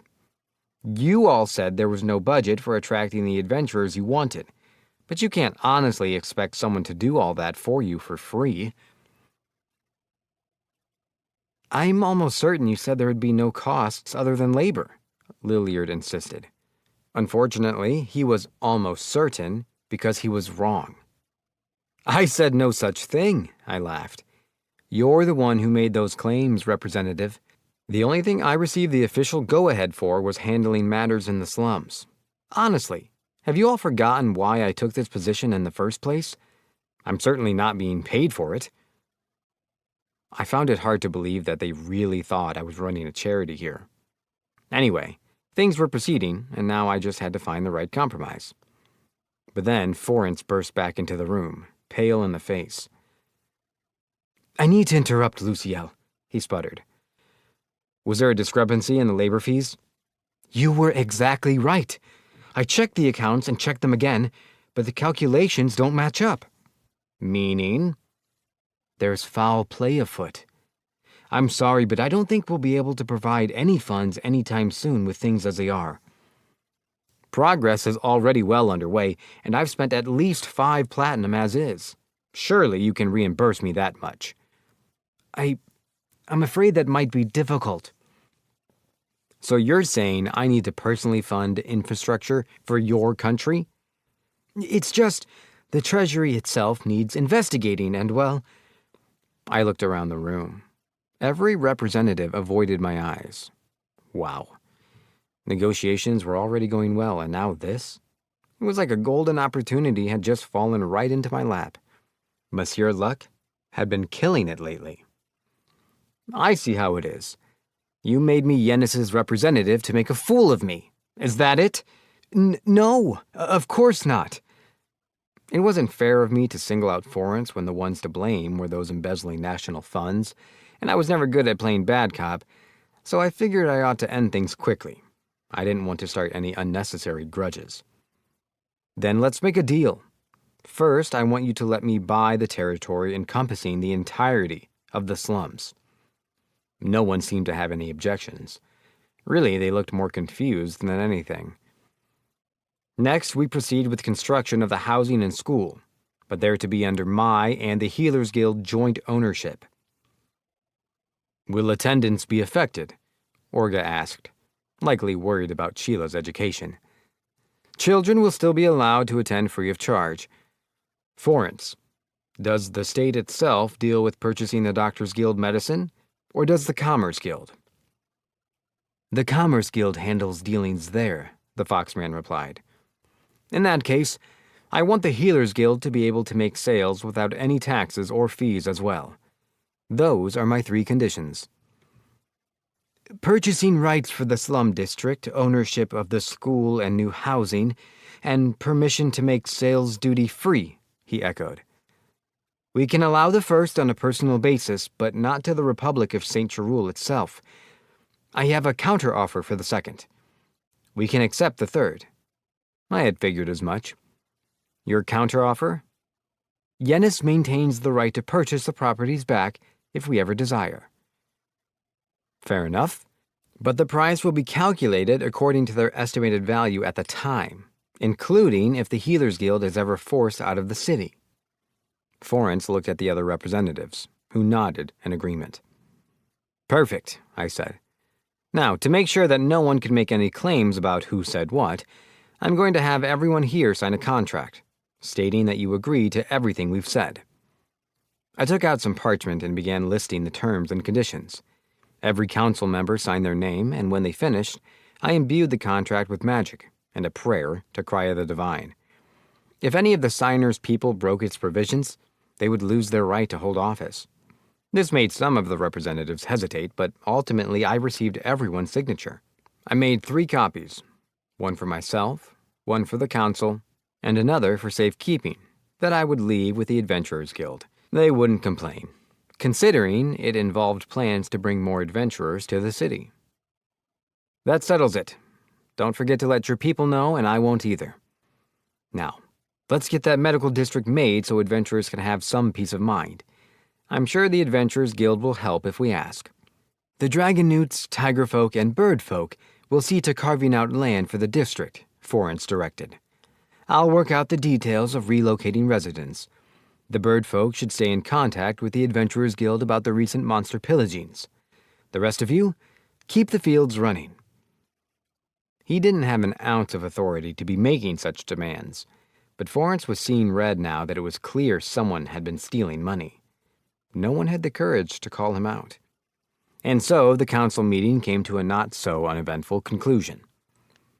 On the way back to the Healers Guild with Lionel and Ketty, I thought back on the events of the meeting. I'd actually just bought up the entire slums. I mean, I had been the one to propose it, but it was still hard to believe. All I had really needed was free rein, the leeway to act on our own, in order to hide the construction going on underground. Maybe I had overdone it a little. Ever since the water spirit incident, I was being more cautious than ever. And now I'd gone and bound entire races of people to a legal contract, a physical one this time. I'd been relying far too much on the verbal, magical variety. Florence and the ledger discrepancy had taught me the importance of having things in proper writing. Lionel noticed me lost in thought and smiled. I'd say you've assured us some peace of mind for the time being. I hope so, I replied. Still, we should put up the barrier around the guild when we go back to the forest. That may be wise. People and their actions are unpredictable. You never know when violence might break out. You know, Chief, you really laid on the pressure back there, Ketty said. I was a little afraid of how things were going to turn out. Sorry about that. I'd been away from the business table for a few years now, and my negotiating skills could use some work. You ought to learn how to barter a bit more subtly, or you won't get so lucky in the future. Now, Ketty, he's only 20. You can't blame the boy for his lack of experience. Lionel's comfort was in vain. I might have been 5 years out of practice, but I'd spent the better part of my life making business deals, so it hurt to be treated like an amateur. In my defense, the political sphere was hardly my specialty, but I still felt frustrated by how ineffective I was. I'll work on it, I promised. It's a good thing you got that info on Florence, though, Ketty. Things might not have worked out as well if he hadn't stayed impartial at the meeting. Aw, all I did was give the scoop. You're the one who put it to use, she insisted. Yesterday, word had reached me that Florence's wife was blind, or had been, to be exact. I had immediately gone over and healed her, securing the representative's neutrality in the council. It was no exaggeration to say that everything had turned out okay in the end, thanks to Ketty and Kevin's investigative efforts. I had to learn to utilize information more elegantly, though. I wondered if anyone would be up for a few role-play sessions to help me get back in shape. 8. Master of the Doctors Guild. When we returned to the Healers Guild, a message from Goldus was waiting for us, with one of Nalia's maids in training. Your presence at the Doctors Guild is humbly requested by noon tomorrow, sir. I didn't know how much of her etiquette was attributed to Nalia's teaching, and how much to the girl's natural comeliness, but she got a passing grade from me. You couldn't ask for anything more from a guild receptionist. Thanks. Keep up the good work with Nalia, I said back. She bowed and replied with a warm smile. I proceeded to the basement where I found Doran on the 3rd floor, arms crossed, gazing proudly out at his work. All finished expanding? I asked. Still a ways to go, but it's going. You've been doing good work. Sorry there's so much of it. Honestly, it was impressive that he and Pola had done so much on their own. Downright awe-inspiring. Don't make me gag, lad. You had an idea? I made it reality. Nothing to it. Nothing shook that dwarf. If you say so. How's progress on the school and houses? Houses are simple enough, since they're from the same parts and all. Just gotta make one to copy. Still need lumber and stones like I asked in the report. Guess we'll have to delay that project a bit. Doran shook his head and sighed. Damn shame. Been looking forward to that one the most. Mr. Luciel. Pola came up. I'm done analyzing. You're done? I will thank you not to make it sound like you did everything. Lycian fumed. Mr. Luciel, the items you procured in the labyrinth have been thoroughly appraised. Largely by yours truly, of course. Pola didn't miss a beat. Here's the bangle first. She handed me the bracelet we had found on the 47th floor of the labyrinth. Imbuing it with magic and speaking the magic words will create a barrier of wind around the wearer, Lycian expounded proudly. It renders one invulnerable to fire and ice magic as well as breath attacks. A barrier. Not the same as area barrier, I assumed. Then, if I'd worn this against the red dragon, it probably would have nullified its fire breath, Pola answered, averting her eyes. Well, it was neat that wind was enough to do that, but I doubted it could have done much about the tail. So, whatever. Red dragon? Mr. Luciel, what? This is a hermit key, Pola interrupted. From the 50th floor. It's a good find. She handed it to me. How do I use it? I asked. Better question. What does it do? It creates an extra-dimensional space, she explained. You go in by focusing magic into it, envisioning a door, then turning the key. You can build things inside, too. I had been expecting something more along the lines of being able to open any lock, but that was just as OP in its own right. You're saying we've got a safe haven wherever we go? Pola went quiet. That particular hermit key is one of the lower varieties, Lycian answered instead. It's meant for familiars. Humans can't enter. These two made a strangely good team. But that aside, man, it was a bummer that people couldn't make use of something so convenient. Unless Forêt Noire and the other horses could. What about horses? Would they be all right? Yes, but keep in mind it could also be sold for a high price. Many auctions have such items on the market for a small fortune. The elf tried to persuade me. She probably wanted the funds for more magic stones. I'd actually learned a bit about what had landed Lycian in slavery, and it was easy to say it was out of pure single-mindedness, an irresponsible lack of regard for funds, which she primarily used to satisfy her curiosity until they ran dry. And make no mistake, that was part of it. But the real problem was that she was stubborn. An acquaintance who sympathized with her had commissioned an item, even providing the materials, but she wound up indulging her imagination once again. And when she couldn't compensate her client for the loss, that was it. I was sure she could have made plenty of sellable tools if she had wanted to, but she simply had no interest in profit. She was in it for the process, the creation. Her concern for money now proved that she had learned her lesson, though. At least that was how I chose to interpret it. I don't think I'll be selling this. It could be useful, I said. Don't expect to sell anything you guys make for the time being. Lycian didn't reply. I couldn't decipher the book, though, Pola said, handing me the old volume. Apparently, we'd need a decoder or some such device to read the ancient script. Pola had been particularly interested in taking on the task, but after meeting Lycian, her attention had been more on artificing than anything else. So into the magic bag it went, its mysteries unsolved for the moment.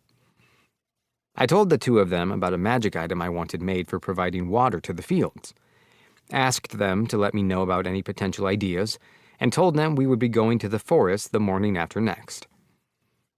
So no all-nighters, got it? I need you guys awake, After relaying the same information to Honor, I spent the rest of my day doing my usual training. The next day, Lionel and Ketty accompanied Goldus and me to the Doctors Guild. I probably should have asked this earlier, but how did they react? I asked. The guild agreed to meet you as soon as I told them who you were, sir, Goldus replied. Not without a bit of uncertainty, given what happened with Grohala, of course, but the guildmaster has been wanting to see you. How long are you going to call me sir? You can relax. I'm not going to make you drink any more Substance X. Oh, no, it's your aura that makes me show respect. You understand. My blessing, right. But I would like you to dial it back in public, if possible. I'll see what I can do. Goldus guided me into the guild hall, but not to any office. Instead, he led me down to an underground workshop. For a moment, I braced myself for a sight similar to the Healer's Guild, but the pungent fragrance stinging my nostrils assuaged my concerns. I passed a few nose plugs to Lionel and Ketty, then proceeded. Goldus wasn't immune to the smell either, but he laughed it off when I asked about it. It seemed to be nothing compared to Substance X. Ah, you're here. The man in the workshop noticed our arrival and looked up from his work to greet us. There was no mistaking it. He was a Tanukin. Smick, would it have killed you to do something about the smell? Goldus frowned. Sorry about that. Was in the middle of some compounding. I told you we were coming today. Miss Luciel, this is Guildmaster Smick. Smick, this is Guildmaster Luciel. I totally noticed him about to call me Mister there. Oh well. Nice to meet you, Guildmaster. I'm Luciel, S-rank healer. I greeted him. I really appreciate you taking the time to meet me. I've heard a lot about you. Call me Smick. I run things here. I'm hoping for good things to come from our relationship. We can heal all sorts of things, but not disease, so I'm looking forward to your involvement in the medical district. Likewise, but what's that about a medical district? The Tanukin tilted his head, looking like a tacky ornament. It almost fazed me, but I maintained my composure. It was decided at last month's council meeting. We're creating a facility to house both the Healers and Doctors Guilds at the same time. Did you not hear? Can't say I have. I spend most of my time down here, formulating. The Vice Guildmaster handled most of that, but I'm sure whoever's in charge of it now has heard all about it, so don't worry. Was this guy for real? He was definitely one of those types to never communicate during a group project. Then, all of a sudden, the entire thing was done. And that would have been just fine if he were a simple doctor, but he was supposed to be the Guildmaster. How did this place get by? Not that I was one to talk, I guess. Well, to summarize, the goal is to create somewhere that everyone suffering from colds to cuts, and everything in between, can receive care in the same place. Sounds like a good plan. Say, I heard from my nephew Wallabies that you're friends with Galba and Gulger. He was that guy's uncle? Strange that he didn't have that same drawling way of speaking, so I guess it was safe to say that wasn't something all Tanukins did. Yeah, back when I stayed in Maritoni, up in Shirul, I owe those two a lot. So you're familiar with Substance X then, huh? Intimately. It was made by a sage in the form of a pill, who first called it God's Lament, but it was liquefied when put through a magic device meant to make it infinite. That's Substance X, right? You know your stuff. Correct. That's what I'm currently trying to replicate. You had to be some kind of mad scientist to want to make that crap. Or, in this case, I guess that made him a mad doctor. I decided to be polite. I hope it works out. When I've got my own lament, I'll finally be able to get those Wolf brothers back for the pain they put me through in my youth. Smick turned to the dragon newt. I need a mandrake, Goldus. Fresh. Within 5 hours of screaming, not a minute more. I'll pay a platinum for any adventurer who wants the job. I told you the guild won't allow requests like that. You know how dangerous it is. What if it causes another stampede? Goldis rebuked. Wait, why do you have a grudge against Gulgur and Galba? I asked. You see, Smick explained, Krya the Divine made me a doctor at my coming-of-age ceremony. But I wasn't always the recluse I am today. One day, my nephew made the Wolf brothers angry, and just as Gulgur was about to force-feed Wallabies a special recipe made out of Substance X, I stepped in. He had guts to try and stand in the way of those two, especially when they were angry. I pretty much knew where this was going. Smick went on. When I asked why they were bullying the poor guy, they told me Wallabies had been selling things to children who looked up to the pair, things my nephew had been claiming belonged to them. And some of them actually were their personal belongings. Yeah, I think I'd be mad too, I said. I agree. We Tanukins are a little mischievous sometimes, but he definitely crossed a line. Ultimately, Wallabies ate the food and passed out. An eye for an eye, eh? It sounded like Gulgur and Galba were a little mischievous themselves, pulling out Substance X over a prank.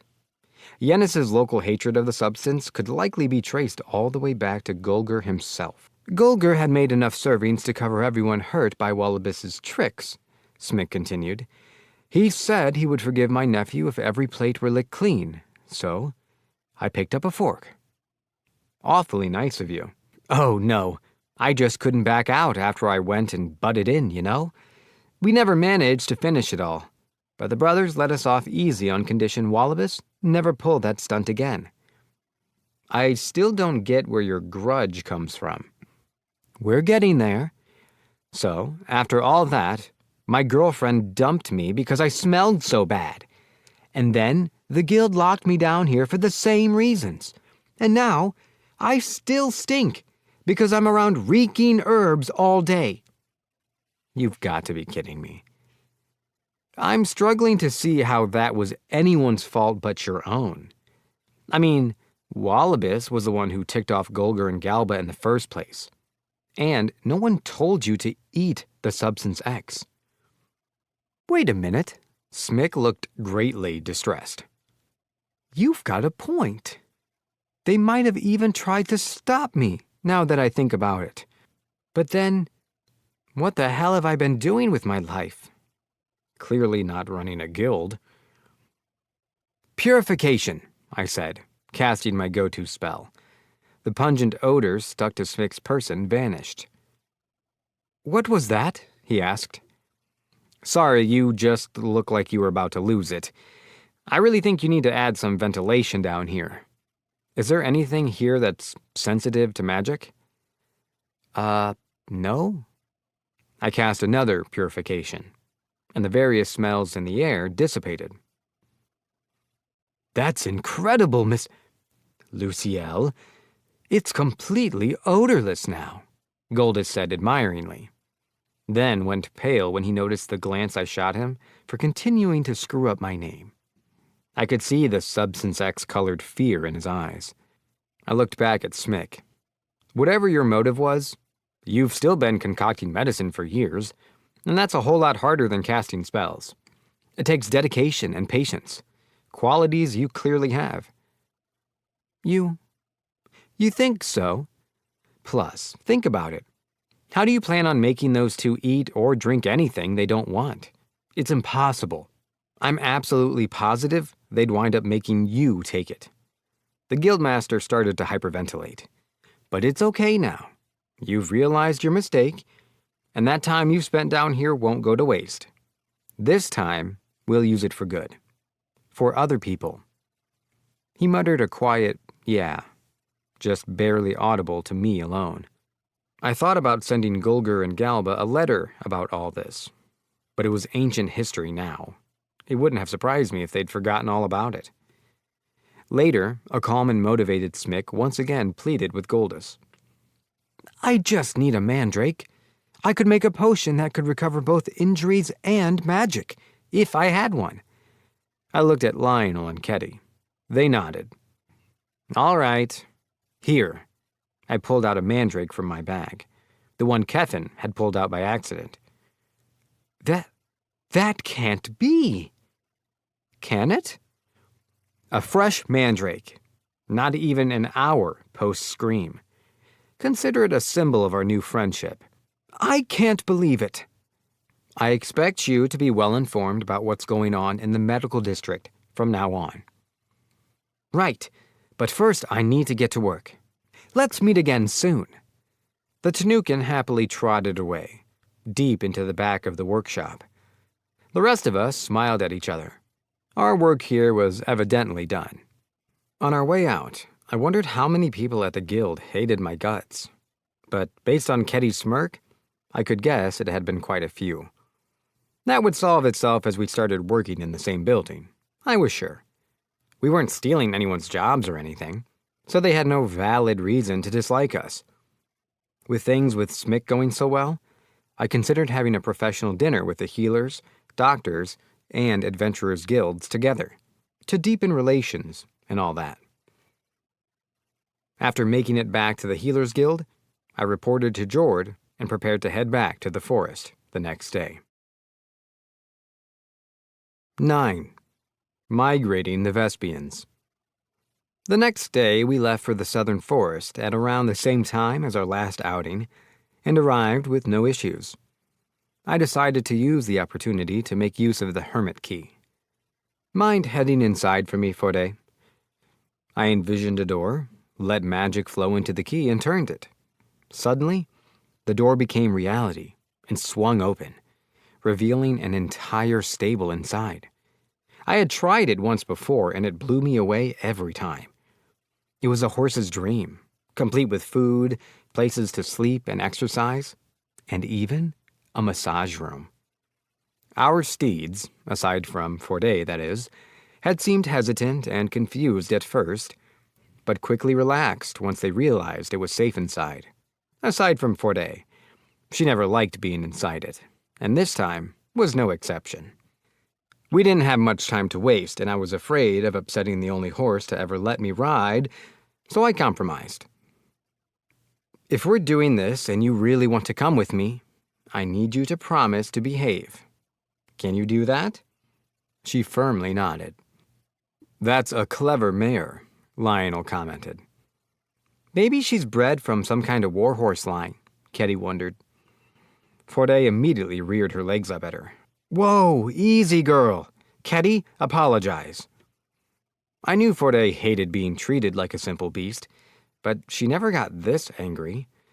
Maybe she was especially stressed out because of not getting to exercise for so long. She was a strange horse, that was for sure. No one but her would put on that much of a show. Hey, I didn't mean nothing by it, Ketty bowed. Forgive me? Oh, if I must, Forde brayed. Or that was what it sounded like, at least. I realized I should probably let everyone know the situation to prevent similar issues in the near future. I know some of you probably have second thoughts about taking her with us, I announced. But she's smarter than she looks. She's made that plenty clear in the time I've known her, so I trust she won't get in anyone's way. Everyone got that? Understood, they replied. I got the feeling that they were mostly keeping their opinions to themselves, though. I whispered to Forde to prove them wrong, and we entered the forest. Our group consisted of the same people as last time, plus Honor and his attendants. I hesitated slightly when it came to bringing the elves, but figured it wouldn't hurt to give them a second chance. Ketty had, strangely enough, been all for it as well, so we ended up taking the girls along, under Lionel's watchful eye. Prince Honor led us directly to the colony, and we arrived in no time. I'll go report. We'll be back shortly, he announced, flying up to a nest hanging overhead, with the other Vespians. I turned to the elves. That thing that guided us last time, Leshy, was it? Are we not going to see it this time? And is the spirit of tides speaking to any of you right now? "We've seen and heard nothing so far," Lycian said. None of them wanted to lose their slave crests anymore, so the three had asked if they could be on spirit and sprite surveillance duty, which I had no problem with, considering I was the one who had told them I would hold them all liable if one slipped up. "Got it. Let me know if anything happens." The plan was to split into 3 groups. Lionel, Keddy, Honor, Doran, Milphine, and I were on tree transplanting duty. Pola, Lycian, and Team Yulbo would gather lumber and magic stones from any monsters we encountered. Kreia and Keffin's men were going to watch our backs, and the air just to be safe, for any enemies who might have been tailing us. I knew we needed more magic stones than this would afford us, but ultimately decided to do what I did best. Prioritize safety. As they say, slow and steady wins the race. And they had to say that for a reason, right? "Sir Sage," the prince called out happily. "We have approval. Once we've chosen our trees to transplant, 30% of the colony, about 40 Vespians, will join us. Does that sound agreeable to you?" He was like some excited new homeowner, itching to show off the new place to his friends. It was kind of entertaining, but I had to make sure they knew what they were getting into. "That's fine by me, but they know this won't be safe, right?" "Of course. We're well aware. I did want to ask if we might be able to construct hives beneath your guild." Where else were they planning on building those things? Not that I had any intention of declining. I had meant to give them permission before. "Do whatever you need to make yourselves comfortable. I expected more people to get involved, so there's room to expand. Just be aware you won't be making any trips back home for a while once everything's there." Obviously, I needed to provide a safe environment for these people, but exactly how to do that wasn't so clear. As much as I would have liked the entire colony to move, I knew that would be asking too much. Most of the Vespians joining us were relatively young. Many others had spent their entire lives in these woods. Given I was taking away an entire generation of their people, I had a responsibility now to make sure this project was a success. We got to work. The Vespians selected trees in need of moving. Milphine spoke to them and shifted their roots while Doran lifted the earth, and I stashed them in the magic bag.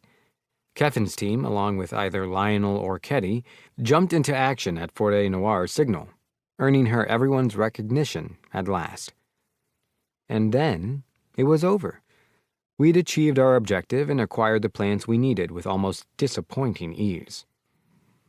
"All right, Vespians, it might be a little cramped, but hop into the carriage," I called out. We were off to Yennis. I was well within my rights to bring the Vespians into the city, since yesterday's contract had given the guild freedom over producing and selling wares, but you could never be too careful. After all, sweet, sugary honey was liable to draw all manner of hungry insects. Meanwhile, oblivious to my oh-so-brilliant metaphor, Keddy was on the alert. "Don't sense anyone watching this time. Must be 'cause the sun hasn't set." "I hope it stays that way," I said. "What's tomorrow's plan?" Lionel asked. "We're going to the labyrinth to get some magic stones. I expect to be there for only half a day, but it could be a bit sparse now that it's been conquered. It's possible we'll spend the night there." "A fine idea," he agreed. "Let's not forget to have Nalia prepare our meals." "We've got a full map this time, so you might even get to show your claws a bit, Chief," Keddy suggested. "We'll see." We returned to Yennis soon after. I found myself remembering something about the spirit of tides, and how it had told me I'd come to the forest too soon. This visit, however, was less eventful. Perhaps contact with the spirits wasn't such an easy thing to make. It seemed we'd be left with more questions than answers for some time still. We entered the Healers Guild directly through the first-floor basement, carriage and all, to hide the Vespians' presence. "We're here," I said to them. "This is only the first floor, so if you'll follow me, I'll show you to the third." The bee-folk glanced around, marveling at their surroundings. Some looked utterly flabbergasted and muttered about doubts. "Wait until you see the 3rd floor," Honor boasted. "This is nothing." His people hesitantly followed us down, but by the 2nd floor they were practically bundles of flying curiosity. Then we made it to the 3rd floor. "This will be your new home and workplace," I announced. Pure, stunned silence followed. I certainly couldn't blame them. How often did you go downstairs only to find a second sun and pastures filled with fields? "We'll get the trees and seeds planted accordingly. Make yourselves comfortable. I'll do what I can to help." The Vespians seemed to all come together, brimming with sudden enthusiasm for their new haven, then all at once cried, "Thank you, Sir Sage. Let's make this happen." With the mood properly set, replanting began. Doran did the heavy lifting, while Milphine used her own spirit magic to ensure the process left the fruit trees with minimal stress. It went without a hitch, thanks to all the forest soil we had brought along. Doran quietly returned to his workshop when everything was finished. Guess it takes more than that to motivate him, I wondered aloud. He did good work, though. I had given him 70% of the magic stones we'd obtained in the forest, but it didn't even break the triple digits, so I imagine he wasn't exactly satisfied. "Grandpa only gets quiet when he's in a good mood," Pola replied, looking unmistakably disgruntled. "You and Lycian have too many crazy ideas. Narrow it down to what you think might be useful to the most people." "Very well," Lycian said, popping up behind us out of nowhere. She and Pola disappeared into the latter's workshop. "Those two sure make good friends," I muttered. I looked over the smiling Vespians, pleased and ready to get our hands on those magic stones tomorrow. Little did I know of the traces left in the Flame Dragon's labyrinth of will that we were about to stumble upon. Traces left by the Wicked One. After dinner the previous day, I put together an employment contract for the new Vespians. A real one this time. No more verbal promises. The first point covered wages. They would be provided with 3 meals and shelter, but they had to abide by the prescribed rate of payment. Second, any outings into the city above would only be done with permission, even in emergencies. For the time being, though, all outings were forbidden until the state was more stable. Third, they would have 1 day off per week. And fourth, they were to get along peacefully with other races if others came to work in their space as well. After a half-year trial period, if a viable production of honey had been established, they could be employed on a more permanent basis. There had been no objections, and they were probably hard at work by now. I, on the other hand, was on my way to the labyrinth to acquire magic stones, accompanied by Lionel, Ketty, Team Keffin, and Team Yulbo. Lionel and Ketty were a given, of course, but any time I went outside the city, I tended to take 2 of the 3 regiments that made up Keffin's slave team. I'd thought Ketty had ordered Keffin's regiment to monitor the rabbit folk today, though. "Weren't Vertil's men supposed to be joining us today?" I asked Keffin. The teams often switched places and shuffled around. I had been asked if they were allowed to do so today and had told them yes, but the ride to the labyrinth was boring. So I figured I'd ask what the deal was. "Quite a few of Vertil's boys have taken a shine to the slaves Nalia's been teaching. They asked to stay behind to watch the guild," he replied. "What about the rabbit folk?" "Bet they split up," Ketty cut in. "But they better not have, if they know what's good for 'em." Oh, to be young. Gotta savor those feelings while you can, I sighed longingly. "You're only 20 yourself, Chief."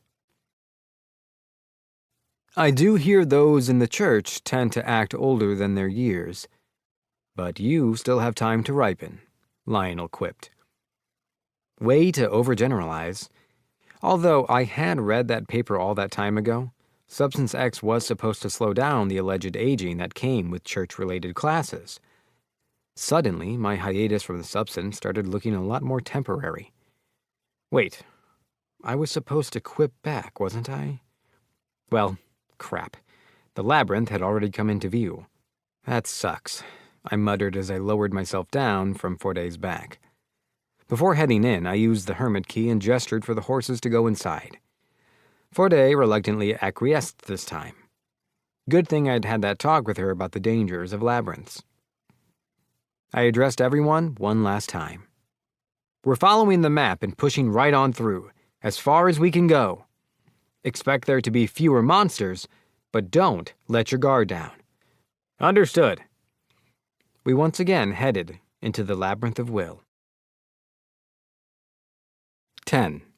Anomalies in the labyrinth of will. Is it just me, or are there just as many monsters as last time? No. There are even more, Lionel answered me. There's definitely a lot of them, but they're not all that different from before, Ketty added. But what is different worries me, I said. We'd been up against far more opposition than our first time here from the moment we entered, albeit without any scouts clearing the path for us. Labyrinths are supposed to weaken once someone's traversed them in their entirety, right? No one answered. The slight taint of undead corruption visible on the monsters in our path was another cause for concern, but it was anyone's guess as to what in the world was happening. I simply purified our foes and hoped the increase in hostility would make our magic stone quota that much easier to reach. We ascended quickly, checking the map as we proceeded at about 5 minutes per floor. It felt like. The monsters proved ineffective against us. Despite the obvious change in our enemies, however, the labyrinth's layout remained the same. We reached the 10th floor in a little over an hour, gathering gems along the way. Everything seems fine, but don't forget, safety first, everyone. The team grinned at my usual spiel and nodded. The boss room produced 3 red lizard men, one of which was undead. I swiftly took care of our undead foe with purification, while Kevin and Yulbo's team did away with the other 2 just as quickly. Lionel's trainings worked wonders on you guys, huh? I remarked. Lionel and Ketty looked a tad disappointed. No doubt because they had wanted to take part in the fighting, but unfortunately I sympathized very little. And up we went. It's starting to seem like the higher we go, the more undead we find, I said. So it would seem, Lionel agreed. But it does make easy practice for you. Their speed drops considerably. Sure, but I haven't leveled up once since we got here. Hey, you beat a dragon, Ketty said. No wonder the small fry don't do it for you anymore. Leveling was going to get a lot harder from now on if that was the case. Then was it back to Substance X? Of course. A journey of 1,000 miles begins with a single step, right? I was conflicted. The 20th floor boss room held 2 red orcs and a large fire wolf, but I didn't get a chance to shine there. Lionel slew a red orc, Ketty decapitated the wolf, and Kevin's group took care of the other orc with careful, coordinated strikes. It couldn't have been that tough, could it? I asked. Kevin and his men could have surely taken out an orc easier than that. On their own, even. Or at least I sure hoped so, because those guys were way stronger than me. We were working some things out. Making sure we're in sync, Kevin said. It's gonna get tougher from here on out. And hell if I'm gonna let us hold you guys back like last time. The others nodded in agreement. All right, then that's fine. Safety first. I smiled and headed straight for the next staircase. Fast forward to the 25th floor. You've become rather assertive in ascending the floors, Lionel commented. I have no desire to ever go into these things on my own again, but you all seem to be enjoying yourselves, and I trust you after all. Plus, I hear stronger monsters give more potent magic stones that are better for artificing and stuff, and you can never have too many. I marched up the stairs with a smirk and an exaggerated gait. Our opponents in the 30th floor boss room were a firebear and a wraith. Upon spotting the latter, I reflexively shot off purification without thinking. The wraith instantly dissolved into a single gem. Fortunately, no one seemed to have fallen under its effects. The fire bear left a few nicks here and there on Keffin's men, but still didn't stand a chance. When the room was clear, we took a break. No doubt about it, that was a wraith. What was up on the 40th floor again? Goldus said it was originally a chimera, right? Right. But really, you took out that wraith like it was nothing, Ketty praised. You're something else. Yes, I agree, Lionel said. It's no wonder you've become S-rank at such a young age. Well, we go back. They're nothing to me anymore, and their magic doesn't do a thing to me. But they did almost get me one time. How so? Ketty asked. I can handle them well enough alone, but not when they make the people around me go into a frenzy and they start attacking me. And that condition continues even after you take out the monster. So my team was in chaos until I managed to cast Recover. Once, before coming to Yennis, I'd brought the order to the Labyrinth of Trials for a bit of hands-on training. The mind magic of a wraith was not to be underestimated. I had thought it was all over when the night started going crazy. I see. That explains your reflexes, Lionel mused, rubbing his beard. Anyway, let's enjoy that lunch Nalia went through the trouble of making, I said, pulling out said meal from the magic bag. I'd forgotten to purify the room, so I told the others to dig in while I went around and did that. No one had died back in the Labyrinth of Trials, and no one had quit the order, but I still couldn't help but worry about things. Still, I brushed my unease to the side long enough to savor lunch. From floor 31, not a single undead monster appeared. Something about this place wasn't right, but we marched on, continuing without difficulty straight to the 40th floor. What's going on here? Keffin suddenly spoke up. Where is everyone?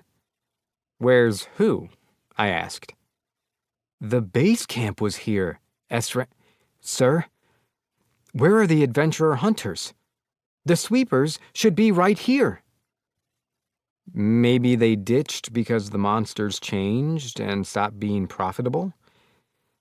I'm not so sure. Keffin started to lose his cool, but finally calmed down after Lionel admonished his lack of composure. My bad feeling only got worse.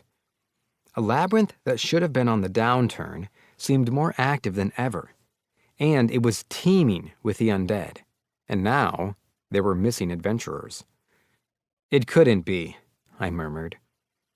You all remember the large magic stone on the 51st floor that I left, right? Everyone nodded.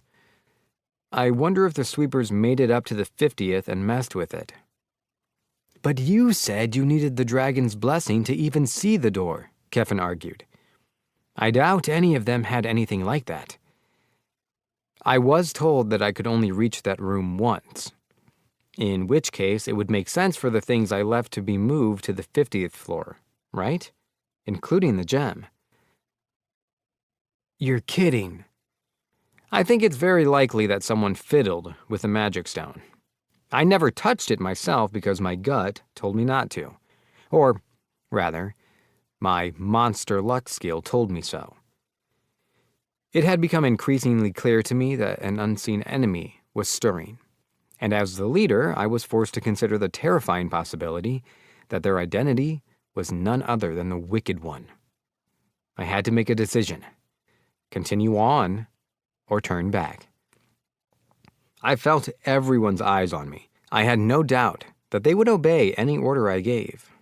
Beyond those doors could have been a chimera and other undead atrocities beside. But I didn't have the strength to lead people towards what might be their graves. I dithered. We're looking at the possibility of a chimera, as well as wraiths inside that room. I couldn't make this decision alone, so I sought other opinions. The final responsibility lay with me, and I didn't intend to push that onto others, but I simply couldn't decide their fate alone. Lionel regarded me, studying me as if he could see through my thoughts. You would normally order our retreat without question. What makes you hesitate? Normally, yeah, I'd go home without a second thought, but I wavered. But if we leave things like this, I have this feeling the labyrinth's only going to grow, and get worse until the monsters are so strong that no one can get near the place. I don't have any proof of that, or that we can do anything about it, but something tells me we can. Then let's get going, Ketty decided. We'll go with what you think is right, Kevin agreed. Trust in your judgment. If you decide it wise to retreat, then retreat we will. I never thought I'd hear Lionel say he would willingly back out of a fight. I paused, then ultimately concluded. We're leaving as soon as it gets too dangerous. We'll prop open the door with some lumber. If this chimera causes any strange effects or anyone notices anything odd, tell me immediately. Understood, everyone answered. Having steeled our resolve, we forged ahead. We opened the door to the 40th floor boss room and stepped inside, propping it open behind us with a couple of hunks of lumber. Let's do this, I said. When we reached the center of the dim room, light suddenly illuminated the area, and I prepared to launch a purification spell at any undead foes. But only 5 flaming saber-toothed tigers stood in our way. Slightly startled, I sized them up. One was about all I could realistically take, and by take, I meant hold back until Lionel or somebody else came to the rescue. Doran, Pola, and Vertil's team weren't here this time, though. One of the tigers suddenly bared its teeth and leaped at me in my stupefied state. Somehow, likely on pure instinct, I found myself with a holy dragon spear in my hand, and a moment later, its tip had squarely impaled the tiger's open maw, just centimeters from me. Had I reacted a second later, those few centimeters wouldn't have been much help. All I could do was offer thanks to Monsieur Luck for making the monster such an easy target. The beast fell to the ground as a magic stone, and I glanced at the other battles raging around me, or rather had been raging. Lionel and Ketty were already done, while Kevin's team had just about wrapped up. You do that all by yourself? Ketty teased. Nice going, Dragon Slayer. A simple healer no longer, Lionel sneered. Please, you two beat me up in training every day, I shot back. You know I'm not that strong. Hey, when the going gets tough, I'd say you are, Ketty replied. And that's the only time it matters, Lionel added. Given another 10 years, I shudder in excitement to imagine what you'll be capable of. Poor guy must have been cold, because I sure didn't know what the heck made him so excited, and I didn't care to find out. That's called foreshadowing, and I didn't mess around with it. Sure. Anyway, it's strange that we haven't found a single undead monster since floor 31. It's almost like the labyrinth is rebuilding itself or something. The smirks left my companions' faces. I wasn't alone in thinking that. What are your orders? Lionel asked. We'll keep gathering magic stones as planned. I paused. Then we'll check out the 50th floor and leave through the magic circle. Maybe we'll walk back. We'll have to see. Got it, Ketty said. Oh, look who's just about done. Kevin's men had finished taking down their enemy. Numbers and careful coordination were the keys to their strategy. They seemed more certain than in the last battle, Lionel commented. I make 'em do what they can by themselves. Looks like it works wonders, his comrade replied. Make them do what they can, I parroted to myself. After tending to injuries, we made our way up the stairs. The undead were still nowhere to be seen. There were a few more monsters than last time, but with our completed map, we made short work of each floor, reaching the 50th floor boss room safely and easily in about 5 hours. Well, that doesn't look pleasant, Ketty remarked. It's thicker than our last visit, Lionel added. I can see the miasma seeping out. I think I should be able to purify it from here, I said. Agreed. I took out the ingredients for dinner, handing them off to Kevin's group, then visualized the inner chamber, and got to purifying while they prepared the meal. After numerous casts towards the door, I envisioned a magic circle within the chamber itself, and began casting within it. Several purifications and sanctuary circles later, the miasma stopped creeping through. "I'm going to keep purifying today. Tomorrow, we'll take a look inside," I announced. "I'm not confident we'll get lucky twice if there's another red dragon in there." "After you've had dinner," Lionel corrected. "If you leave some Substance X in the vicinity, Keddy and I can continue gathering gems with Kevin and his men in the meantime." "Right, okay. I'll get some sleep once my magic gets low. You guys don't push yourselves too hard. And rest in shifts. Tomorrow's not going to be any easier." "Understood," everyone cried. Once the Substance X was placed in the hallway to keep the baddies out, I pictured the boss room sparkly clean and started casting again. Kevin and Keddy took the first sleep shift, while Lionel and Yulbo's team set out to fight monsters. I continued to cast, my hand on the door, clearing my mind and praying that my spells would penetrate the fog. And then I realized something. In the past, I had always cast magic with a clear image of the result in mind, but lately, I had fallen out of the habit. Was it proof of how used to the motions I'd become? Or was it complacency? I knew at once that it could only be the latter. The only reason I had gotten my holy magic skill to such a high level was because I could see the number rise, not because of natural talent. Sure, I had put in effort, but I was self-aware enough to know that I wasn't the most skilled guy around. I promised myself that once my business in Yennis was complete, I would take a week off in Maritoni to have Broad retrain me. "I really don't have the right to be leading people the way I am," I muttered. "I've got to try harder." Just then, I felt my magic start to run low, so I pulled out my angel's pillow and went to sleep. Lionel and the others were gone when I woke up, but Keddy was there, along with Kevin's team. His men had a few cuts and bruises.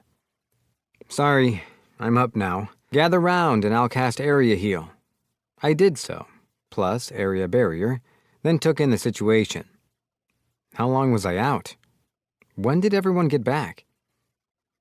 "We're swapping every 3 hours," Keddy explained. "Sir Lionel just left on his second trip." Some nap that was. No wonder I felt so rested. So I was asleep for about 5 hours, huh? Anything new with the labyrinth? Nope. Quite a few monsters, though. There could be no question at this point that the dungeon was reactivating. And considering how it had progressed to floor 30, things were only going to get worse. "Got it. You guys get some sleep. Or is anyone hungry?" They were not. "All right, I'll wake you up when Lionel's party gets back." My magic had completely recovered by then, so I decided to do a bit more purifying, leaving 80% or so of my power for later. As I did, I thought I heard the sounds of battle. Was Lionel nearby? But by the sound of all the metal on metal, they could have been attacking each other. As I opened my eyes, concern welling up inside me, I caught sight of the man himself, returning with Yulbo. His team was a little scratched up, so I quickly healed them all. "I heard the fighting. What happened?" I asked. "Fighting?" Lionel looked puzzled. "We heard no such thing." It couldn't have come from the boss room, could it? If so, that could only mean someone was locked in combat with something formidable, like I had been against the Lich Knight. "How many stones did you guys get?" "Counting Keddy's, 200 or so.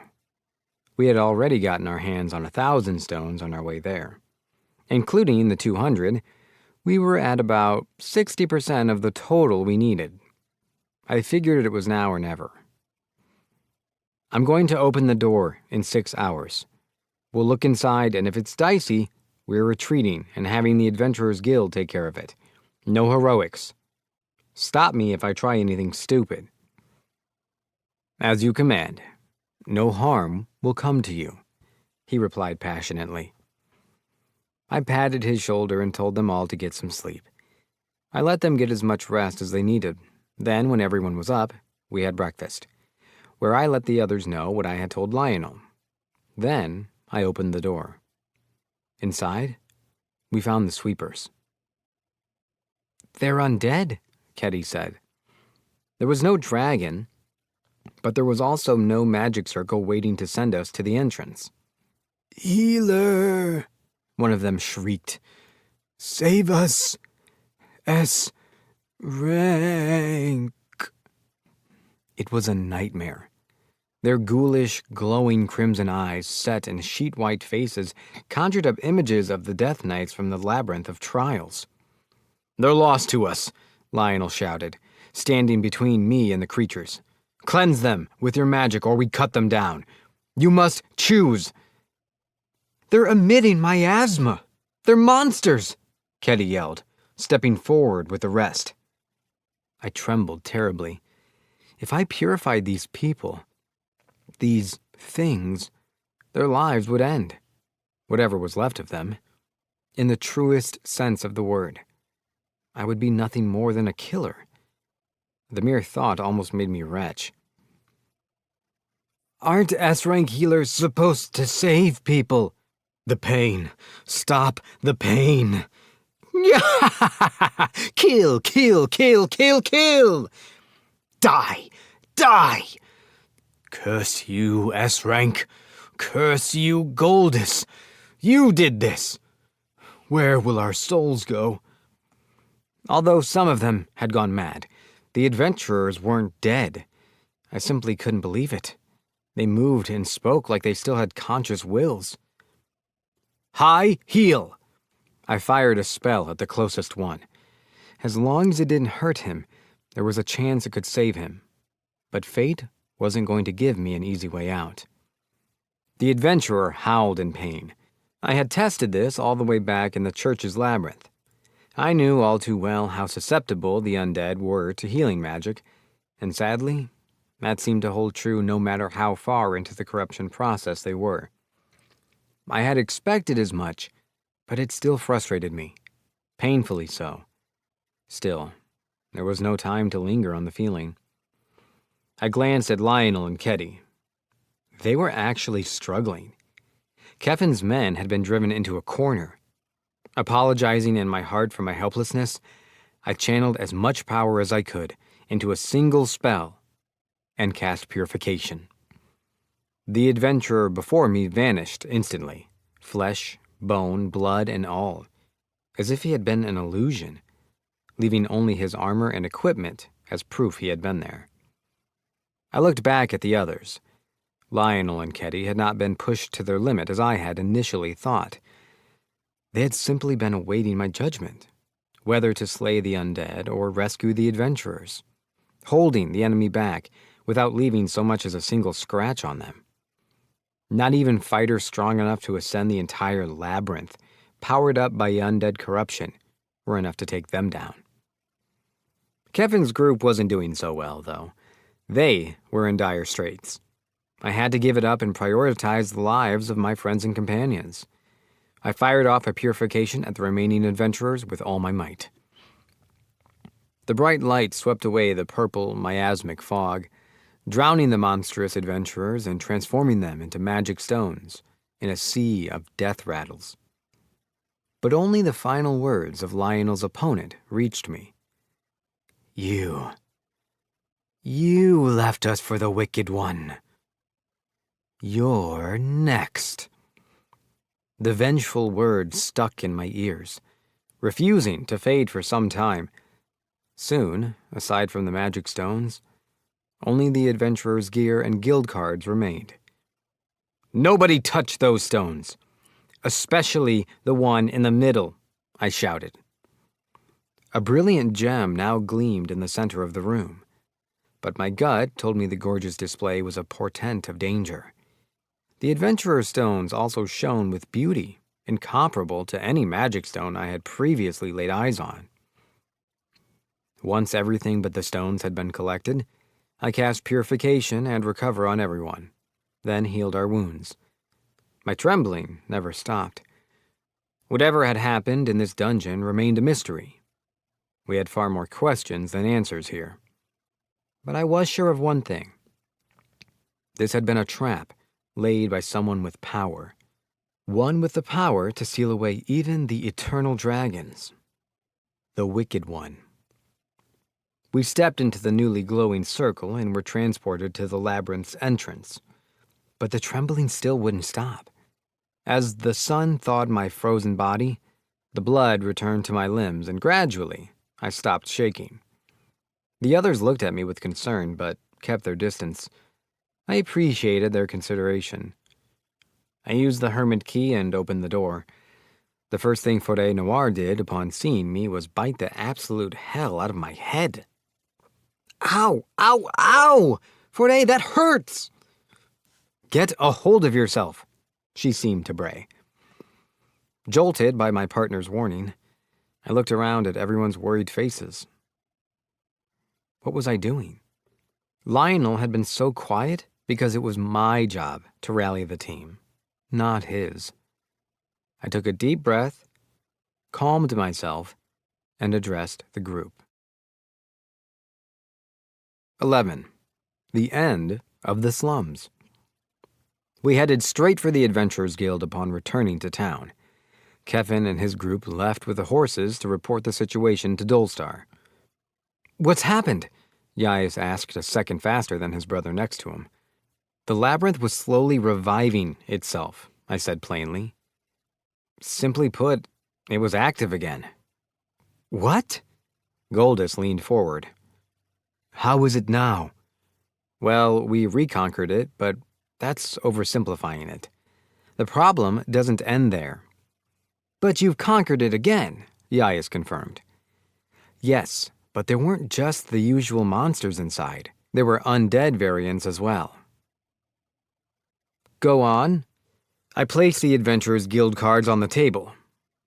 They were on the 50th floor, where the dragon used to be. They were undead. This wouldn't happen to be some kind of practical joke, would it? I wouldn't be here otherwise. We found immense amounts of miasma leaking from the floor's main chamber. My guess is they fell victim to it. A trap? But that's impossible. I've never even heard of a trap like that, Goldus exclaimed.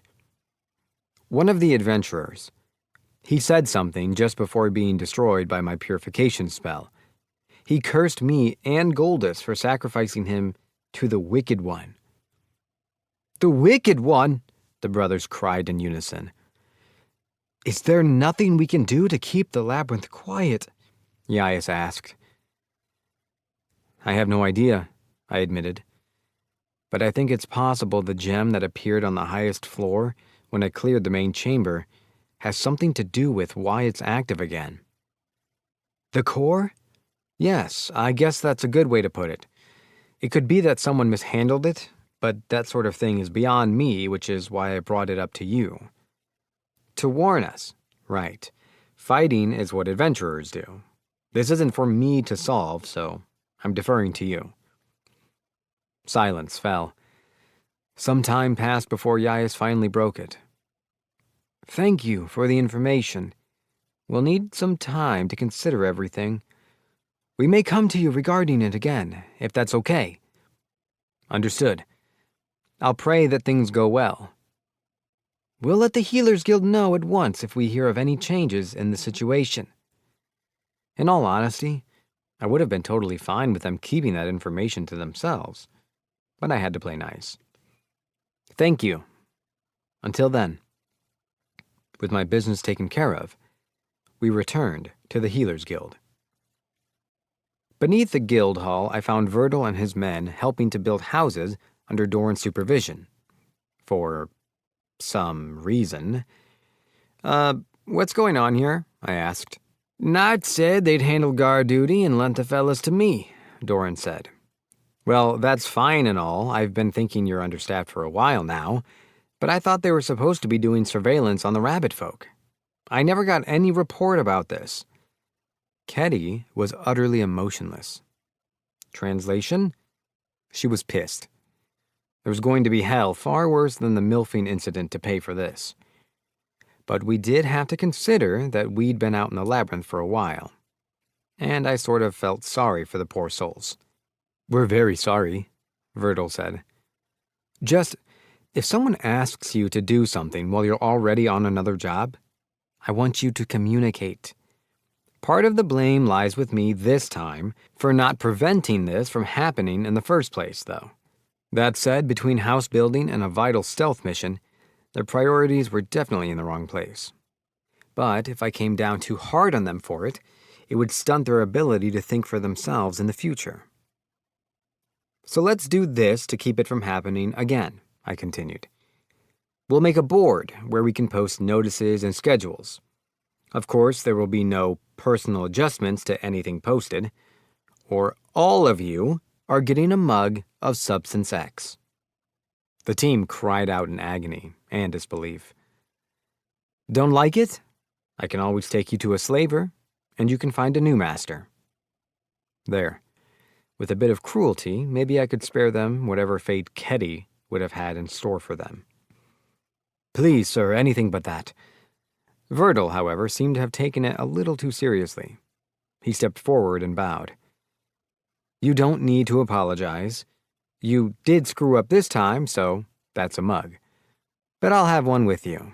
Fair's fair, after all. I did cause this by leaving Doran short-handed." "I got plenty of hands," the dwarf insisted. "Just gets boring building the same thing over and over. But I'm building." "Don't stretch yourself too thin. It's probably going to get harder to find magic stones from here on out, so use them carefully." "I'll, sure try." That night, Team Verdal and I cracked open a cold one. And by cracked open, I meant suffered horribly over, and by a cold one, I meant Substance X.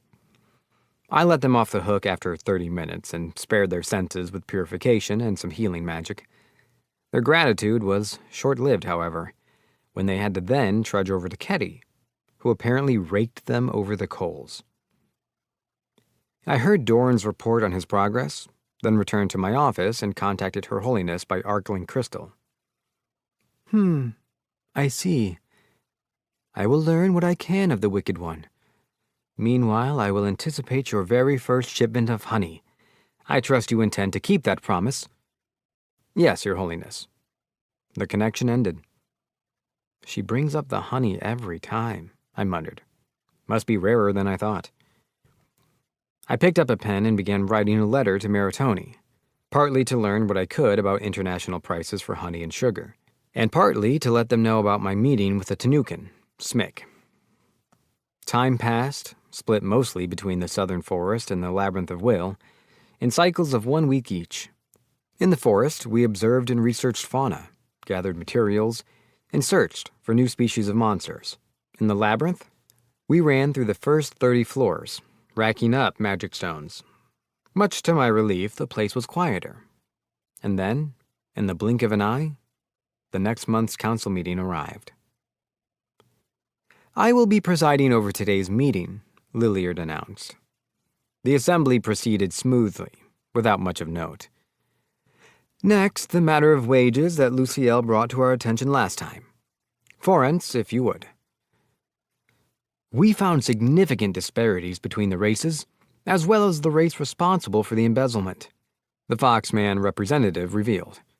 "The nature of the disparities is a discussion for another time, but as to the responsible party, I think it fit to demand the money be returned. Further punishment can be considered as needed." You're not going to reveal the race in question?" Lilliard stuttered.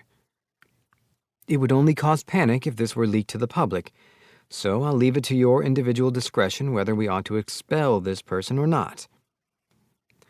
Florence was a brutal politician, but I didn't think that made him the kind of person to commit crimes, especially not ones regarding matters of business. His presence was strong, but not in a bad way. At this rate, though, it was probably wise to consider the possibility of public outcry. And the offending individual was more than likely a high-ranking government official, so preparations would need to be made for a replacement who could handle the scandal it was going to create. Then let's move on to the medical district, Representative." "Of course," The tiger folk and dragon newts have offered some of their territory for the sake of the medical district's land. My own people will do so as well. Next, we move to employing workers. Thoughts? The moderator asked, looking at me. I shook my head. Forens had updated me in advance already, and I didn't want to come under fire for controlling the meetings, so I decided to keep quiet this time around. Moving on, then, Lilliard proceeded. This was also tabled by Luciel in our prior meeting, the rumor of monsters atop the cliffs to the west. Representative Thouser, the floor is yours. Apologies, but I couldn't find the adventurers you were after, he said. I will continue my search. Thoughts? I shook my head again. I hadn't actually expected him to come up with anything, and as far as I was concerned, it just meant one less avenue for the council to try and trip me up. Then to our next order of business, the slums. Luciel? All eyes turned to me. They covered me in an iron curtain that no lie or embellishment could ever hope to get past. I smiled. Progress is sitting somewhere around 30%. Once the residents start work on the medical district, we can begin dismantling the area in earnest. You make bold claims without any proof that you have the means to follow through on them, one of the representatives rebuked me. Half-breeds or not, Yenna still needs its citizens, another added. Frankly, it doesn't seem like you've been doing a thing.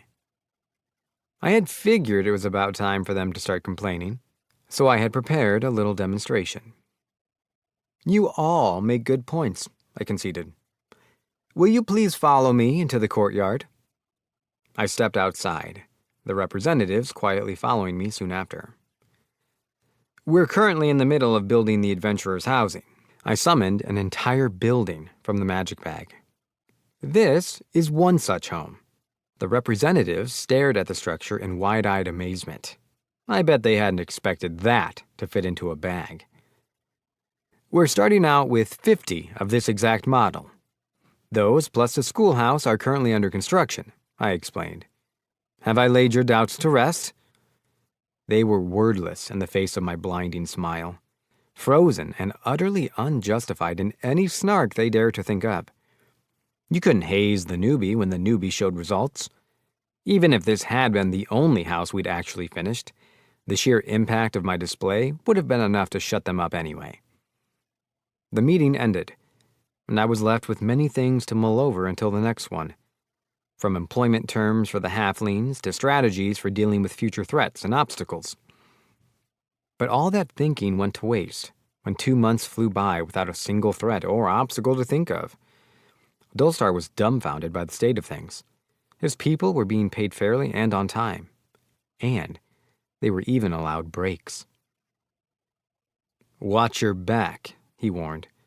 It's always calm before the storm. I will. Is everything finished? It's all ready to go. Good. The slums will be totally gone before it's time to clock out today. It's strange. Somehow I think I'm actually a little attached to that dump. We'll plan on dismantling anything left behind. Got it. Do your thing, Mr. S-Rank. Will do. Dulstar, along with nearly the entirety of the slum's population, headed for the medical district. Keffin led the rest away. With the help of Dorn's earth magic, Pola's golem, my magic, and the magic bag, the slum was soon no more. Some of its former residents fell to the ground wailing, but most of the outsiders only gaped in disbelief. Others stared at me fearfully, intimidated by my decisiveness. The next day, that fear would turn to shock as they witnessed the smiling faces of former slum dwellers living happily in their new abodes. I had originally intended for the people to live underground for about 3 months or so, but someone disagreed. Nalia. Public opinion is a difficult thing to change once minds are made up, she argued. What you propose is a recipe for disaster. Your reputation would be irreparably damaged across the world. But if that's what it takes to make sure the plan works, it isn't. Your efforts would be better spent drawing people to you who seek your help, rather than providing them with fuel to berate you with. And come they will. There's no way I can satisfy everyone. No, there is not. But you've been true to your word so far, haven't you? Yeah, I suppose. You have nothing to worry about. She smiled longingly. Allies are drawn to those with a greater purpose. She looked me straight in the eye and gave a reassuring nod.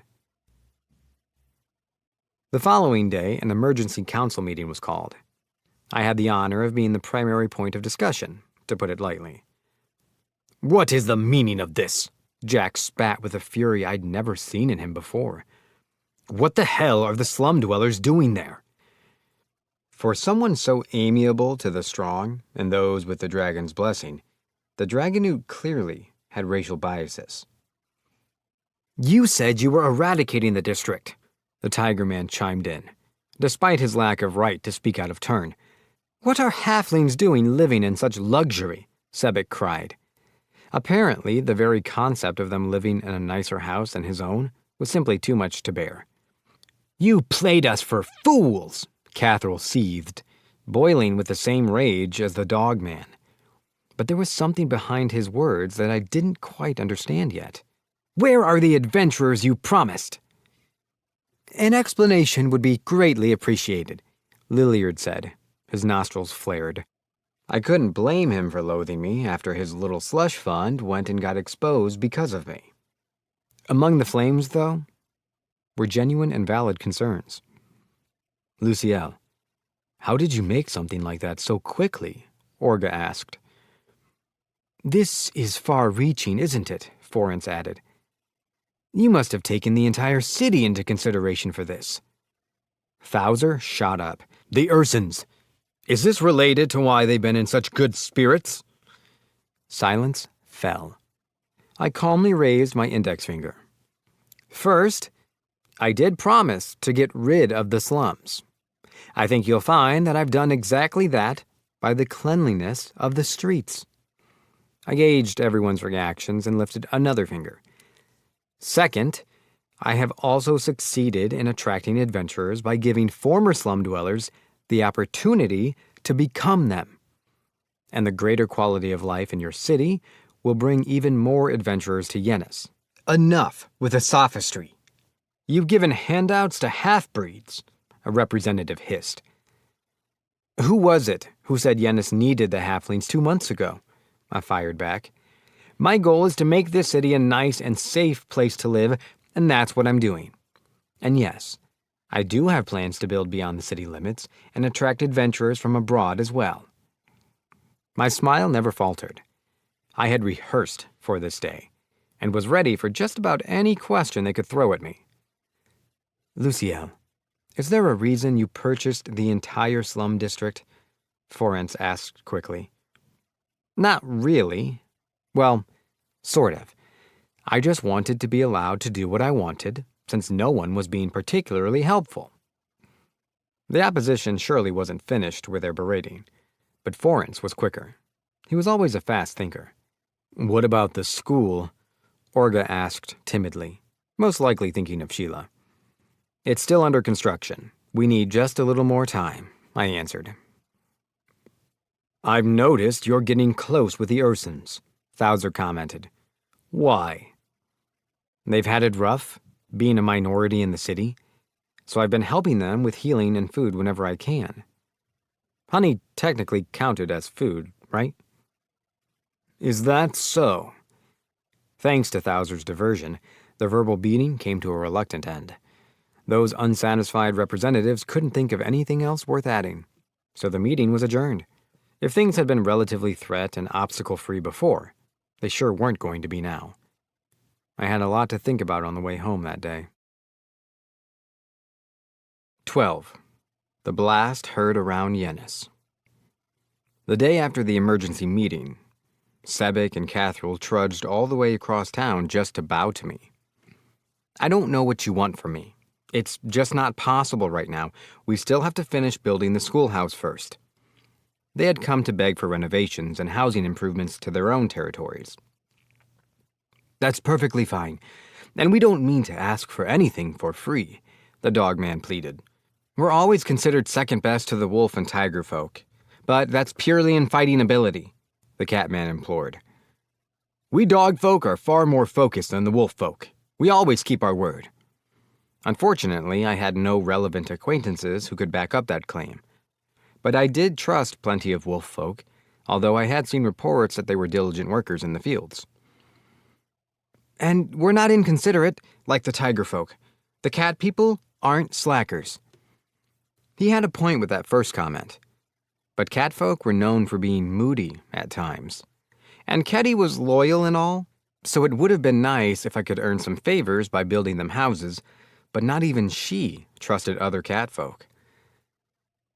Anything you need, Luciel. No, Mr. Luciel. We're with you. And the cat people as well. No, mister, I said. And this will have to be farther down the line. If the time comes, we'll talk again. At last, the two went on their way. Sebek wagging his tail and Cathral's pointed straight up. I assumed that meant they were happy. Off they go, Lionel grinned. And nothing of value was discussed. You're a mean kitty, Ketty teased. They took way too much pleasure in putting me down. It wasn't my fault those two had gotten their hopes up. All I had promised was that we might talk in the future. I mean, yeah, I was going to try to help them if we could, but still. It's better not to promise things and back ourselves into a corner, I said. Ketty, any news on that thing I asked you to do? They were a little iffy at first, but the centaurs, Ivorus, Taurians, and Primations are in, she replied. Good. Then we'll proceed with negotiations. Gotcha. She left the room. I had finally received replies from Broad, Galba, and Gulger.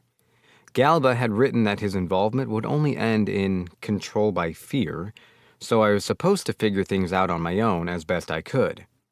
But he did include 4 letters that would get the banished beast races on our side. So I had sent Ketty and Keffin's men to meet with each of the leaders, and it seemed to have gone well. But I was still left with a creeping curiosity about the depths of the Wolfman's influence. A curiosity that somehow I knew was best ignored. Just in time, I said in relief.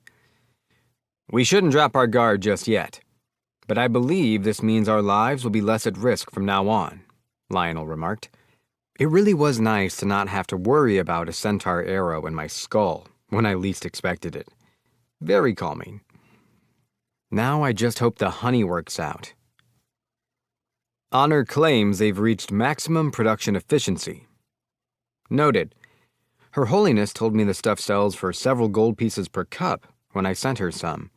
It's so rare that it's hardly even known around the world. I would assume it's not a common part of the public's average diet. It's even more expensive than sugar. According to what I had heard, the Vespians had been used as slave labor in the past. When I pointed out the similarities to their current situation to Honor, I had been laughed off. It's safe, the air is clear, the honey is plentiful, it's perfect for raising children. This place is heaven, he'd raved. Since adventurers rarely set foot in the forest, there were supposedly too many monsters to reliably have children there. But that wasn't the case here, underground. And I had given them permission to return to the forest with their families, so everyone was loving life, which was a relief to hear. Gulger had asked for some honey for himself in his letter and included information on market rates. Based on them, that tiny 100-milliliter bottle I'd given to Brian went for over 1 gold, at least. We have a good deal of inventory at the moment, Lionel said. I don't want to put it all on the market at once, for the Vespians' sake. It would draw too much attention. I was thinking about selling fruit with it. Forens had quite a look in his eye when he saw the fruit for himself. Right, so even that feels a little risky. Imagine if he saw us peddling honey. We had shared some of our produce with the merchant, and his reaction had been less than subtle, murmuring something about dividends and the profit margin of such a quality product, I had been too focused on the crazed look on his face to hear any of it, but Keddy had picked up on it for me. The man was not to be taken lightly. Then when does business begin? I think I'll give it some more thought. We'll probably get busy again once the school's done. Speaking of which, I was thinking about making Nalia the headmistress. Nalia? She'd be a good fit. Glad to hear it. We've still got a ton on our plate. But things are starting to take shape, huh? Agreed. And the medical district should be conveniently completed right near the end of your term. Lionel shifted restlessly. No doubt because I had told him we would make a trip to Maritoni when we left, and he could hardly wait to butt heads with my master again. So, be honest. Do you think we're going to be attacked before then?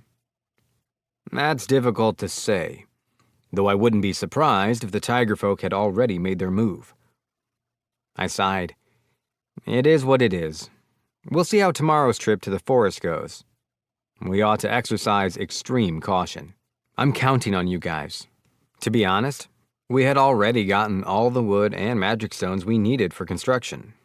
But a trio of individuals, who shall not be named, were going through those gems like candy. At least they weren't going to waste. I was having the three of them design potential magic tools for beast folk, then letting them make whatever they wanted if they came up with something good. The tools were big hits, in fact, and we sent them to foreigners who put them on the market. This was, in fact, the only thing keeping the crazed businessmen from losing it after the tragedy at the treasury. Otherwise, it had been relatively smooth sailing. Most of our problems had been at the start, and we hadn't hit any snags lately. But that complacency was about to come back to bite us. Big time. It happened 3 months later, just before the school was completed. An explosion, like an enormous firework going off, rocked all of Yenis. In the direction of the blast, black smoke billowed and flames licked the sky. Isn't that where the medical district is? Lionel, Kenny, come with me, I ordered. Doran and Pola, stay here and take whatever action you need. Kevin, the guild could be next. Prepare for the worst and stay on guard. I dashed outside without waiting for a reply. The medical district was supposed to be a joint effort between the doctors and healers guilds. It was an ambitious project, meant to give everyone a place of comfort from whatever ailed them, and as such, it saw a lot of people coming and going to ensure its completion, halflings and full beast folk alike. In short, there could have been a lot of casualties. The smoke alone would cause widespread injury, as if the flames weren't enough. Respiratory failure or even death were very possible, as I recalled from my past life. I was the only one who could save them, and that drove me forward. I pushed through the mobs crowding the streets. Out of the way, I said! You're obstructing a healer! The people finally parted at my shouting. Lionel took the front, Keddy the rear, as always. I realized that I was sort of losing my cool, so I took a deep breath as we ran until we came across the victim strewn across the street by the blast, covered in horrible burns. Tell me where the injured are, I shouted at the crowd. High heel! The victim's cuts closed, their charred skin smoothed over. There should have been, at minimum, 37 halflings working here, but not a single one of those lives was expendable. I was going to save every last one. Cries calling out the location of yet more wounded started sounding fast. I raced around to every single one, reviving even those singed completely black, as if they had been utterly carbonized. My return to form, that is, now that I was envisioning the spells properly once again, meant that their potency had increased all the more. I felt my eyes burn, not from the smoke, but with emotion. There were still people who needed me, though. There would be time for feelings later. Once everyone on the street had been seen to, I steeled myself to step into the source of the blaze itself. There were people inside. I can do this. We have a chance. Lionel, Keddy, We're going. They followed without hesitation. The moment we stepped inside, I focused magic into my bracelet and activated the wind barrier. I'm sorry for being reckless, guys. Ketty, you've been here before, right? I'm surprised you remember, she replied. It's 5 stories, but the 4th and 5th floors are still empty. Only the first 3 are finished. Oh, and there's a basement. Then that could only mean. We'll start at the top, I declared. After a confused yowl from Ketty and a questioning look from Lionel, I explained. Smoke moves upward. The people up there are in the most danger. I need you to lead the way. She didn't argue, and up we went. I immediately recoiled upon looking overhead.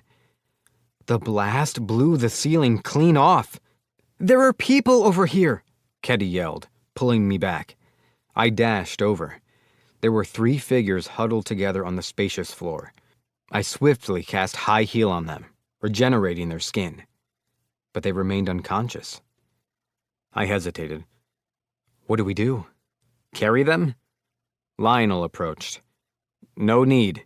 He reeled back, then delivered 3 quick, decisive slaps, snapping the workers back to their senses, albeit rather violently. You've all been healed. Head for the 1st floor, fast, I said firmly. Can you make it? The sight of Lionel and his massive greatsword had paralyzed them, but they responded to me with a quick nod. The 5th and 4th floors hadn't been divided by partitions or walls yet, which was a mercy in our current situation. It made spotting victims easy. There were 5 more on the 4th floor. You 2 doing okay? I asked. As long as we're not sucking in smoke, Ketty said. Feeling fine. The source of the explosion must be the basement, Lionel suggested. Probably, I agreed. But this is a disaster. How is everything burning so quickly? Ketty shrugged. Some shoddy work? That's what happens when work gets done fast. Fire retardant measures don't seem to have been taken, Lionel observed. Why didn't they say anything to me? I would have helped, I said. Likely to avoid being more in your debt than they already are. We never stopped moving. A man on the 3rd floor lay crushed beneath stone, and we rescued him with the help of Lionel's strength. I restored his mangled arm to form with extra heal. As long as someone was still hanging on, I could heal them. I could do it. Lionel could handle the heavy lifting, and Ketty could sense people like a radar. I was reassured to have them by my side. And on we went, locating the survivors all the way down to the 1st floor. The supports creaked, and the flames had burned through several load-bearing pillars, sending chunks of the ceiling raining down on us. But Lionel sliced apart anything that the wind barrier couldn't handle. We still haven't found Dolstar or his people, I said. And the smoke coming from the basement is a different color for some reason. I thought they hadn't brought the Doctors Guild's herbs over yet. As far as I know, Ketty answered. That can't be the source of all this. Lionel cut down the door to the basement, and when the stairs became visible through the smoke, we descended. I could only imagine how poorly we would have been able to see without the wind barrier, or how bad it would have smelled. I cast purification to clear up some of the fumes, revealing the floor below, including Dolstar, his men, and Guildmaster Smick. Area high heal. Recover, recover, recover, recover. All right, let's carry them out. The moment those words left my lips, another blast rumbled the walls, blocking our only exit with fallen debris. And we're trapped. I should have expected this. Let's do something about the fire. My companions agreed. I lamented having forgotten that life was never fair, as I did away with the soot and dust with cleansing magic, and my companions extinguished the flames. We were breathing easily enough, so despite how intense the fire had been, we weren't that badly off, all things considered. Can you cut through the ceiling, Lionel? Surely, but it would be suicide without knowing what's above us. Have anything, Ketty? You know, I'm surprised you're not more panicked. Make no mistake, I was quite dismayed. It was just all on the inside. Everyone looked at me strangely. I guess because we're underground? We're relatively safe until Doran and Pola come to dig us out with a golem. Or, if not that, we can stuff the debris into the magic bag and make it out that way. Lionel raised an eyebrow. You anticipated this? No, not exactly. But I've been thinking about our options since we got down here. If we marched out of here after rescuing everyone, I'd be a hero all over again. And that would provide the security for all this to last after I'm gone. But that's what worries me. True, now would be the time for the enemy to act. So I was thinking the safest thing to do would be to escape quietly, then catch them red-handed. Wow, you're nasty, Ketty said, eyeing me in shock. That's awfully bold, even for you, sir, Lionel added. Chief, there are healthier ways of dealing with stress, you know? How long would I have to endure this bullying? I wasn't going to cry about it or anything, but my eyes might have sweat a little. These people didn't understand my pain. So I summarized it like so. Yeah, like chugging a whole friggin' barrel of Substance X. Come on, let's have some tea. I produced a kettle and prepared to wait for our 4 survivors to wake up. We were enjoying a rather pleasant chat over tea when at last the men of honor decided to join us. What? Dullstar croaked. Where am I? S rank. Ah, welcome to the land of the living. Good thing I made it in time, eh? He shot up. The others! They're all safe. Trapped underground, but no one's life is in immediate danger. Oh, well, good, then. He began waking his men and made his way over to Smick. Was that? Who's there? The guildmaster slurred in a half-asleep stupor. Have a nice nap? We're in the medical district's central office. Huh? Why are you here? No drawling this time, it seemed. Someone was wide awake. I heard an explosion go off, so I ran here to rescue people. Oh, I'm sorry. Why are you apologizing? I was expecting a thank you or two, but what do you have to be sorry for? He didn't respond. I turned to Dullstar. Do you know what's going on? What are you all doing down here anyway? The twin blood glanced at Smick, then back at me. We saw and smelled a strange smoke coming from downstairs, so we went to investigate. But this isn't where the explosion happened, is it? No. The only thing the smoke caused was panic. And drowsiness. Then the fire we'd put out earlier had come from the floor above. You fell asleep. How? We could hear the blast from across town, and it blew the floor out of every story, straight through to the ceiling. What? You didn't hear it? Only screaming. But I might recall a faint detonation, but only vaguely. Sheesh, how strong had those fumes been? What do you know, Smick? The Tanukin hesitated. Wallabiss was here. Wallabiss? Oh, your nephew. Right. He was supposed to be the Tanukin's head, but I'd straight up forgotten him entirely. He said he'd heard I was bringing herbs and stuff over to the new office, so he came to help. I don't like where this is going. Something strange happened. Things that shouldn't during synthesis.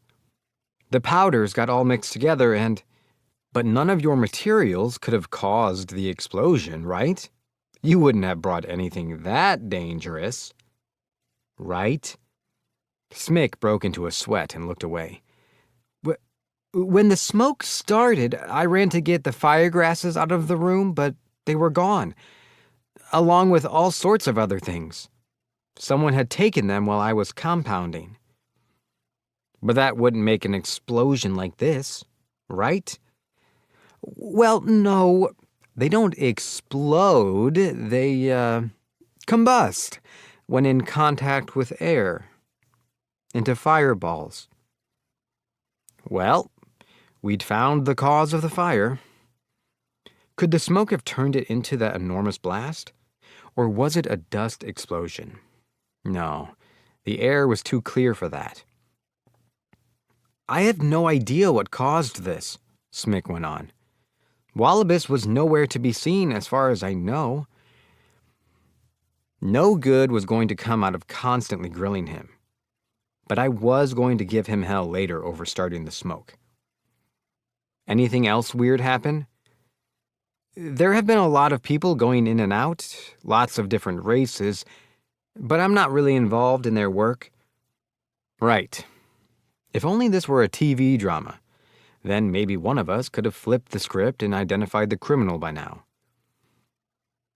Do you need everything here? Yes, but we do have spares at the guild. Are you sure? I can take it all with us. Oh, yes, absolutely. Please and thank you. The guildmaster bowed repeatedly as I gathered together the various plants and bottles. So, when do we get out of here, S-Rank? Whenever we want. Why? Do you want out, Dullstar? I'm not about to let someone pin this thing on us. Oh, right. I'd forgotten about the halflings. I suppose it's been long enough. All right, let's go. I started tossing the charred lumber and debris into the magic bag, while Lionel protected us from the shifting pile with his shield. The cheers of amazement behind us were somewhat distracting, though, to be honest. With the staircase visible once more, we ascended, collecting what scraps of material we could along the way. At the top, the doorway that Lionel had sliced apart was blocked by yet more debris. Man, I'm glad we brought the magic bag. I got back to work. Some of the rubble was still smoldering and giving off smoke. It was suspicious how easily everything had burned. This was going to need investigating for sure. Another hour later, we finally escaped the building. Crowds thinned a lot.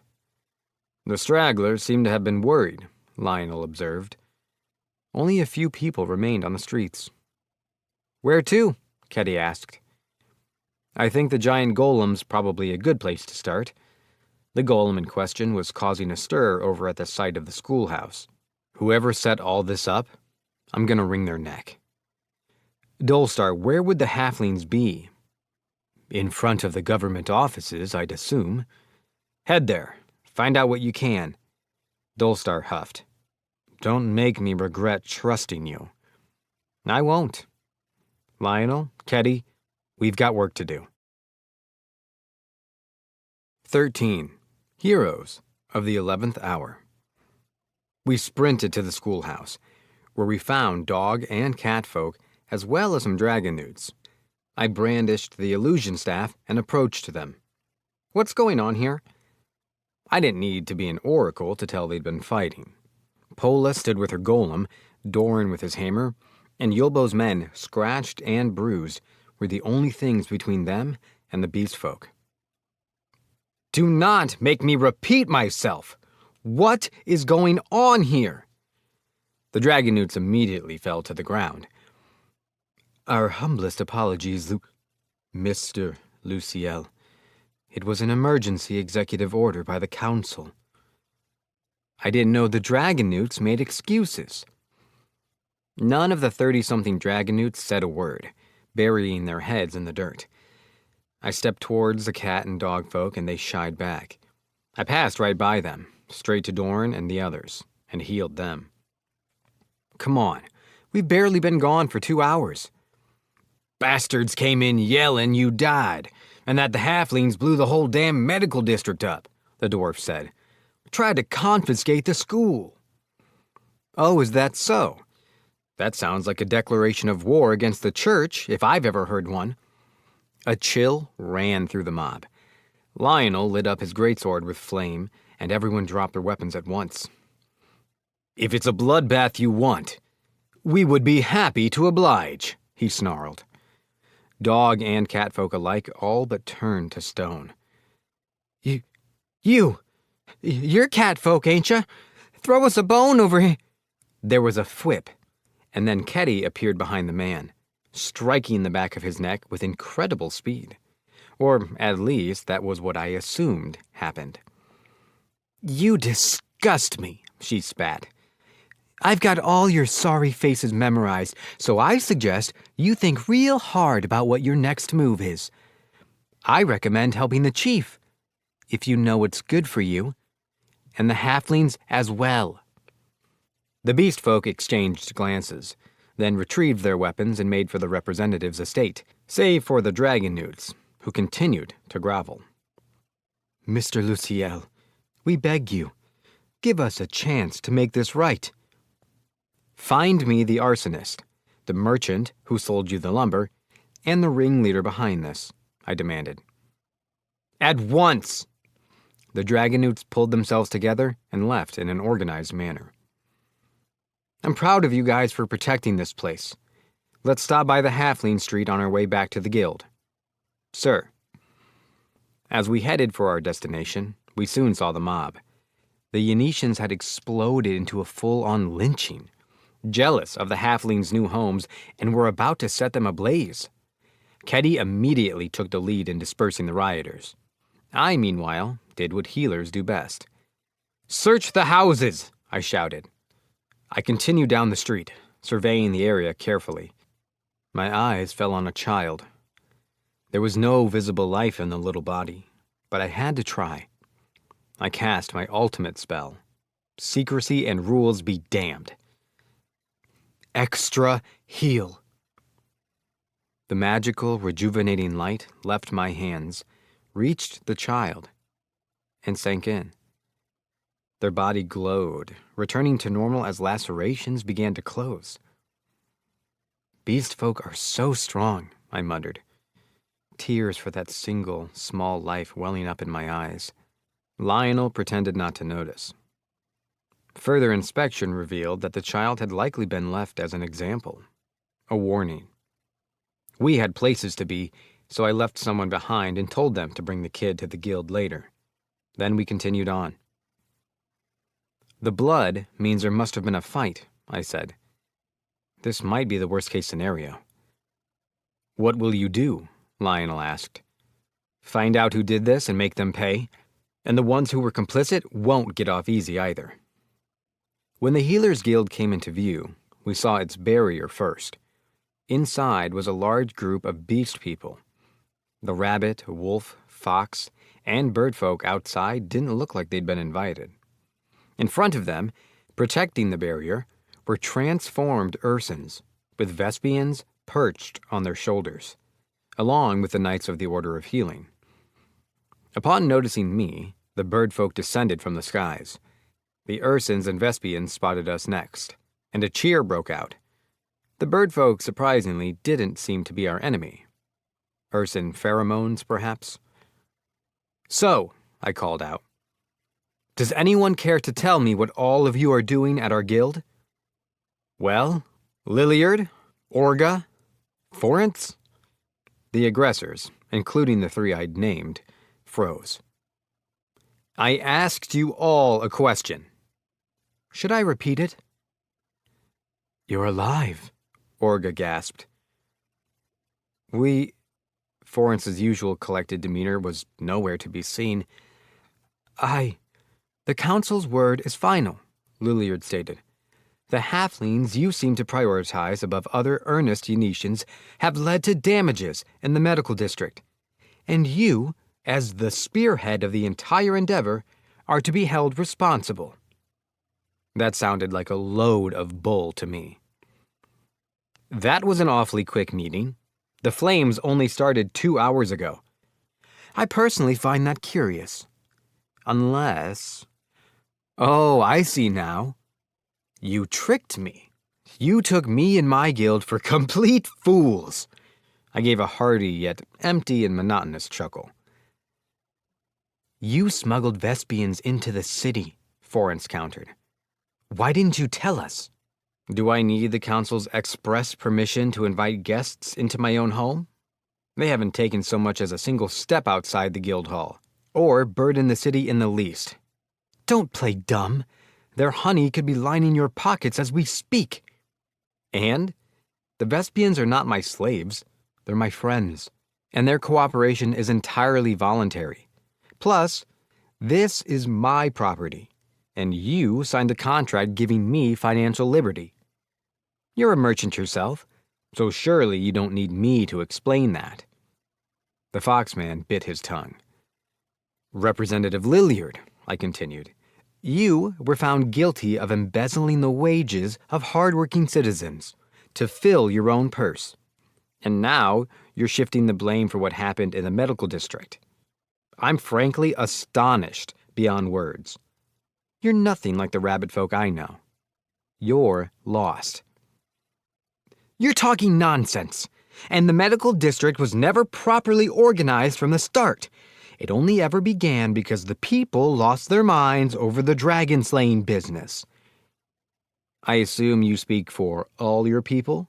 The rabbit folk around Lilliard stepped back. They held hoes and kitchen knives for weapons.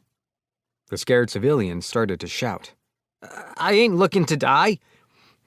I'm only here because they told me to be. Lilliard, have you been lying? Don't hurt me. Their pleas might have meant something to me, had I not seen that eviscerated child on the side of the road on my way here. Too bad. Cry all you want, I snapped. What I'm getting here is that you stand alone, Lilliard. Still, the rest of you aren't guiltless. You assisted him. And so help me by my power as Yennis's representative and an S-rank healer. You will be punished. The crowd sank. Orga, I thought you, of all people, would have my back. I thought we shared the same goal. You were so excited about the school for Sheila. But this? What is this? Is this what the proud wolf people have been reduced to? I'm sorry, he said. I had to do this. For my people. Would your daughter be happy to see you like this? He said nothing. So what? Are we enemies now? I didn't want to believe that Orga was a bad person.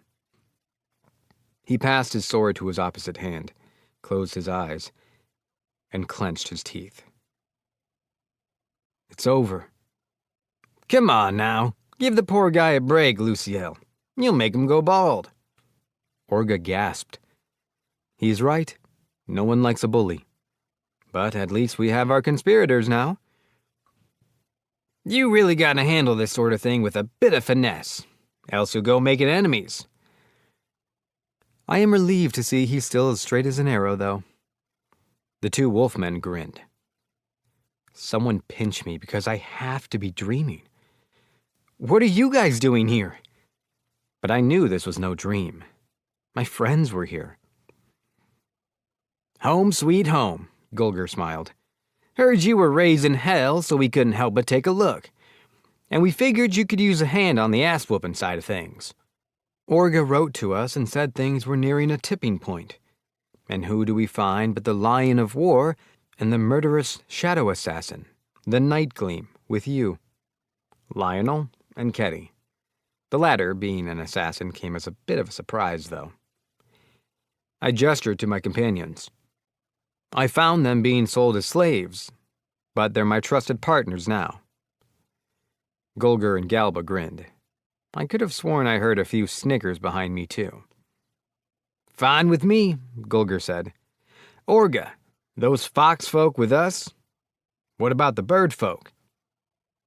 What took you so long? He shouted back. Can you imagine how sad Sheila would have been if I'd actually followed through just then? Oh, I should know better. You were probably investigating the one behind all this, weren't you? Well reasoned, my friend, Galba said. We've finished our business. Your answer, please. Forens, the Foxman, is just heated about the Vespians. I think he's on our side. The bird folk switched sides as soon as they saw the Ursins. Good. The halfling should be in place, so let's not keep them waiting. Luciel, Thank you for trying to make our home a better place. Oh, but why— Beast folk are a tricky bunch, Galba interrupted. His tone soft, but his eyes sharp. Their leaders need to be firm and disciplinary, or they won't respect you. I'll show you how it's done. Now let's get to the assembly hall. I could only nod. His gaze was foreign, not the Galba I knew. Gulger grabbed my shoulder. Say, Luciel, I heard you borrowed the whole Substance X dispenser from the Adventurers Guild. That right? Yeah. Do you need some? Oh yeah, a ton. Got a few new recipes and a lot of people to test them out on. Are you planning a kitchen nightmare? Don't call it that. This one's actually edible. Bet they won't even pass out. That just sounded worse, honestly. But I chose not to press the issue. That's progress. Do, all your test subjects pass out? You're the only one who doesn't. Anyway, let's get going. 1 second. Yulbo, you guys stay on standby here. Honor, Brian, are any of you hurt? All fine here, Sir Sage, Honor answered. We're okay as well, Brian confirmed. The battle must not have actually started by the time we had arrived. The rest of us left for the assembly hall, formerly known as the Representative's Estate, with the Wolf brothers. How ignorant I'd been of the real power those two held in Yennis. Head on without me. I'll be back soon, Galba said as we arrived. Then he vanished. Poof goes the recluse, Ketty joked. She seemed pretty impressed. I returned my attention to my conversation with Gulger. He was just as massive and bear-like as I remembered. He peered down at me with great interest. So, you're friends with the Vespians now, huh? Honey's rare, you know. Real rare. I wondered how in the hell when I got the stuff you sent me. Those aren't folks you come across every day. It was pure coincidence, really. I'd hoped it might help make Yennis a better place, but as you can see, I slouched. I haven't exactly had much success. Didn't think you would. Place is rotten to the core. Galba ever tell you why he left? No. All I know is that they used to call him a prodigy. He was never part of the council, but they expected a lot out of him. Made him do things, then blamed him when something didn't work out. Every day was rough. So when I joined the Adventurers Guild, the two of us left and never looked back. Even Galba gave up on this place? The government hadn't changed its ways since then, that was for sure. And now our mistakes are coming back to bite you. Galba couldn't take it. It was driving him crazy. It's certainly made me appreciate how difficult being a leader is. Lately, it seems like all I can think about is when I get to leave. In my past life, at the company I'd worked for, my job had been as simple as signing contracts, filling out purchase orders, and telling the specialists what needed doing. And then they'd do it. But that wasn't my reality anymore. I had to have a hand in everything, like a magical middle manager. All the pressure was on me, and it was crushing. When you cleared out that labyrinth and became a dragon slayer, they tried to brush it all under the rug, turn a new leaf, pretend like the system ain't falling apart. But it wasn't the council you know that's responsible. It was the Grand Elders. You got caught like a rat, right in the middle of their plans. Grand Elders? What? Also, who? That was the first I'd heard of such a position. And hadn't Goldus been the one who had spread the rumors about me slaying the dragon? Gulger could see the confusion on my face. Ever notice how all the representatives are young? 40 is about as old as they get. That's 'cause the real council calling the shots is the Elder Council. A bunch of old, out-of-touch beast folk. I've never even heard of them. Every race has got a representative, and every representative's chosen by the elders. They're not the sort of people the council can stand up to. Why not? The council's only 8 people, for one. For another, the dragon new elders got the blessing, from what I hear. So those guys are stuck. There was still so much about Yennis that I was in the dark about. More than I had ever imagined. And here I thought things were going well these past few months. I sighed. Gulger gripped my shoulder and lowered his voice to a pleasant rumble. The elders didn't like what you were doing with the slums. Treating the halflings like equals and giving them a place to be. That's why they cooked up this plan. That's what caused the riot? That's all? You'll pick up on the details later, but since you didn't come out of the building after the fire, they took their chance to shove the blame onto the Healers Guild. How did you figure all that out? How long have you guys been here? About 3 days. And you never got caught. Gab was good, eh? So, what do I do once we get to the assembly hall? Nothing. You brought the winds of change to Yennis. You worked your ass off to make it better than you found it. I think you've earned a little rest. Our conversation wound down as we approached our destination. The halflings were surrounded by a crowd of beast people, including tiger folk. I started to run towards them, but Gulger held me back. Relax. Take a look around. No one's hurt, see? We got it covered with the Adventurers Guild. I took a closer look and noticed an armed group between the halflings and their aggressors, forming an impenetrable barricade. Goldus and Yaius were among them. What's going on? Let's get up close and see. We approached and found a gaggle of elderly beast folk of every race, bound and gagged, along with a dozen or so others. Sorry it took so long, Gulger yelled to the crowd. The clamor died down at once. Got Luciel here. Not a scratch on him. Luciel? These guys are the ones I was telling you about. The old man emitted muffled cries, but the rest were silent. Mr. Luciel, thanks for saving Dulstar. Your friends came at a good time. We've played our part. Kevin? I said in surprise. Is anyone hurt? Not one. I turned to Gulger, but before I could ask him anything, Goldus stepped in. I knew it'd take more than that to kill one of the dragons chosen. I didn't know what to think when they asked us to spread rumors that you died, Yaius said, looking down at the wrinkled beastmen. But there was no other way to get the elders to come out of hiding. It worked well. I couldn't even begin to process what was happening. Thankfully, Gulger simplified things for me. It's all part of the plan, and we had the adventurers in on it. It's our last hope to make Yennis right again. Then the attack at the school, and the slums, and the guild. Some people got hurt, but it was the best option we had. But a child almost died. You're saying all that was a calculated loss? Was the fire part of that too? The purpose behind all this wasn't lost on me. I knew why it had to be done, but I couldn't accept that it had to be at the expense of others. Maybe that made me naive.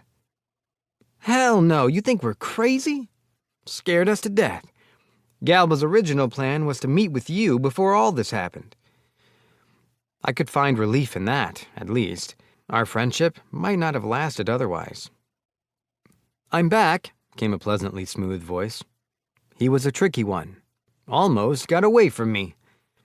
A Tanukin hung over Galba's shoulder. He carried a man in ropes under one arm as well. A strange calm washed over the area with his arrival. That guy on your shoulder, I said.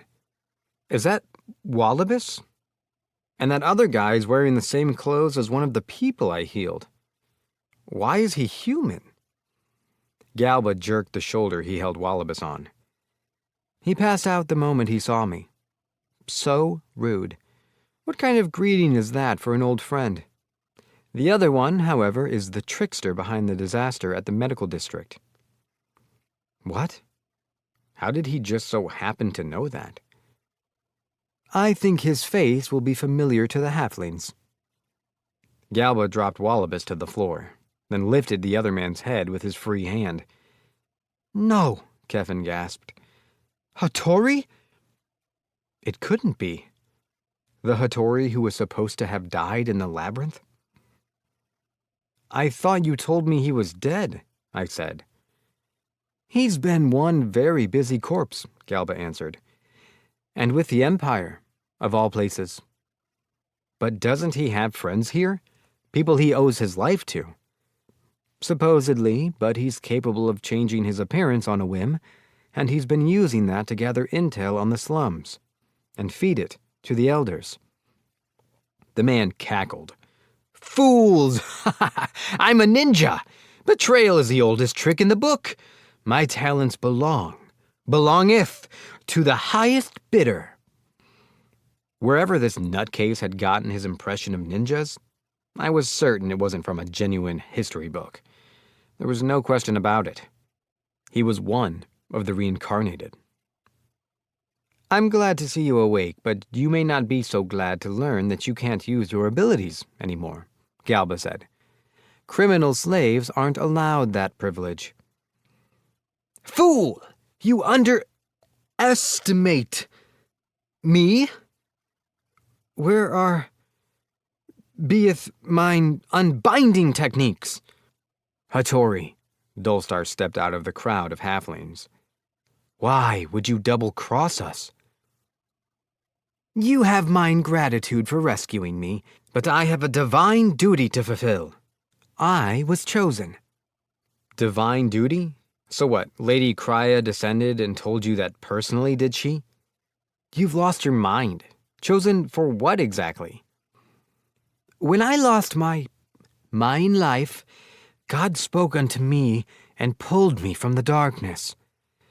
'Twould be an affront to said deity for their chosen to live in squalor for an eternity. He was so obviously one of the reincarnated that it almost hurt. But mad ramblings about gods and destiny aside, the more pressing matter was the attempted murder. Dolstar and tens of people were in that building, I said. If I hadn't saved them, they would have all burned to death.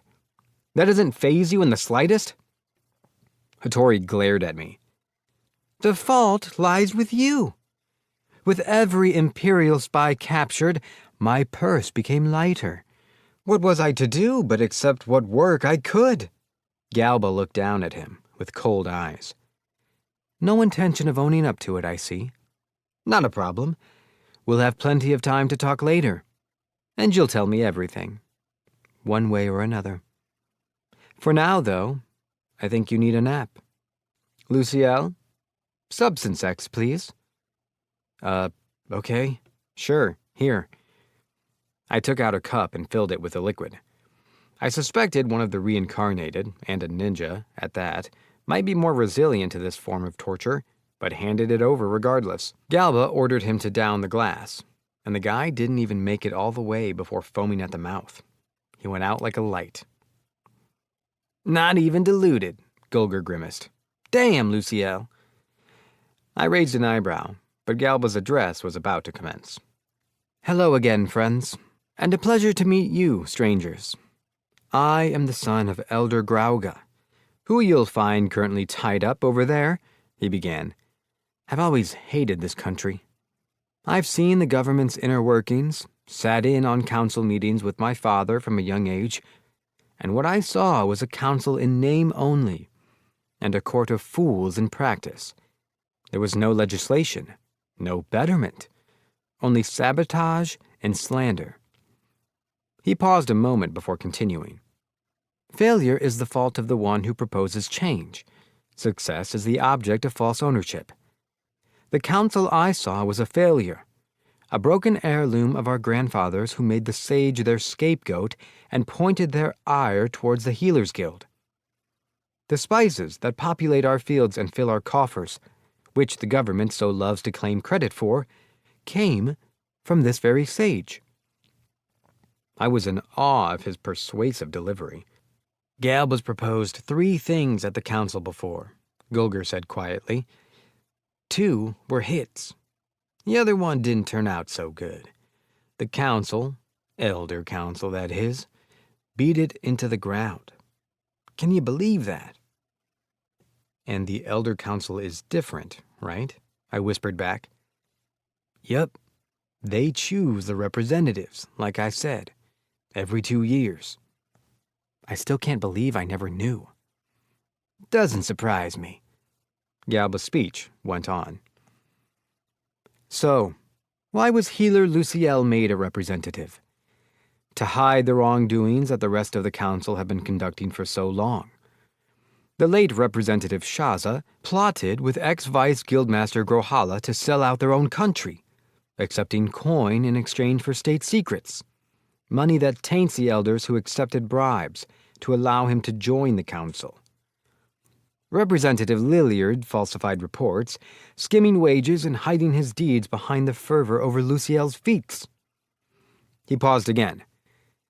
Then, Mr. Luciel was to end his term on the council with a whimper, or so the representatives planned. But he breathed new life into the reeking slums.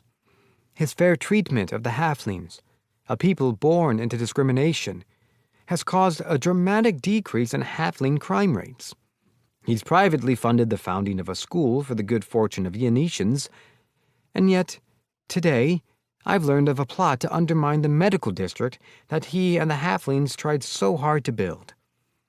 Yanetians, I ask you, is this who we are? Do we repay kindness with spite? Are we a race of scoundrels and bandits? If the answer is no, then it's time to rebuild this country. Galba's efforts to undo years of twisted culture was admirable, and by the stirring in the crowd at his mention of the school, it seemed that project still wasn't widely known about, which I found surprising. I'm not sure I like hearing Galba call me Mister, I whispered to Gulger. Hey, it's a speech. I feel like he should just up and become a representative himself. Might be a good idea. Maybe. For a bit. Wait, what's going on at the guild in Maritoni? They're getting along fine. Broad's the one who told us to come give you a hand. Master's always looking out for me, huh? Thank him in person when you're done with all this. I should. Not that I could ever express my gratitude enough. He cares about you a great deal, Lionel said. Yeah, he's always there to help, always has been. Ever since I first came to Maritoni. I'd feel the same about you if you'd actually stopped being a slave. The older man guffawed. I'm comfortable where I am, thank you. Just think about it, please. He only smiled back. Meanwhile, Galba's oration was reaching its climax. Normally, I would not have the authority to judge these men for their actions, and that's why I'm hereby assuming the role of wolf folk leader and invoking the right of imposition. The crowd started to stir. Assuming the role of leader? The right of imposition? I was lost. Can Galba just declare that? I asked Gulger. And what's the right of imposition? Gulger thought for a moment.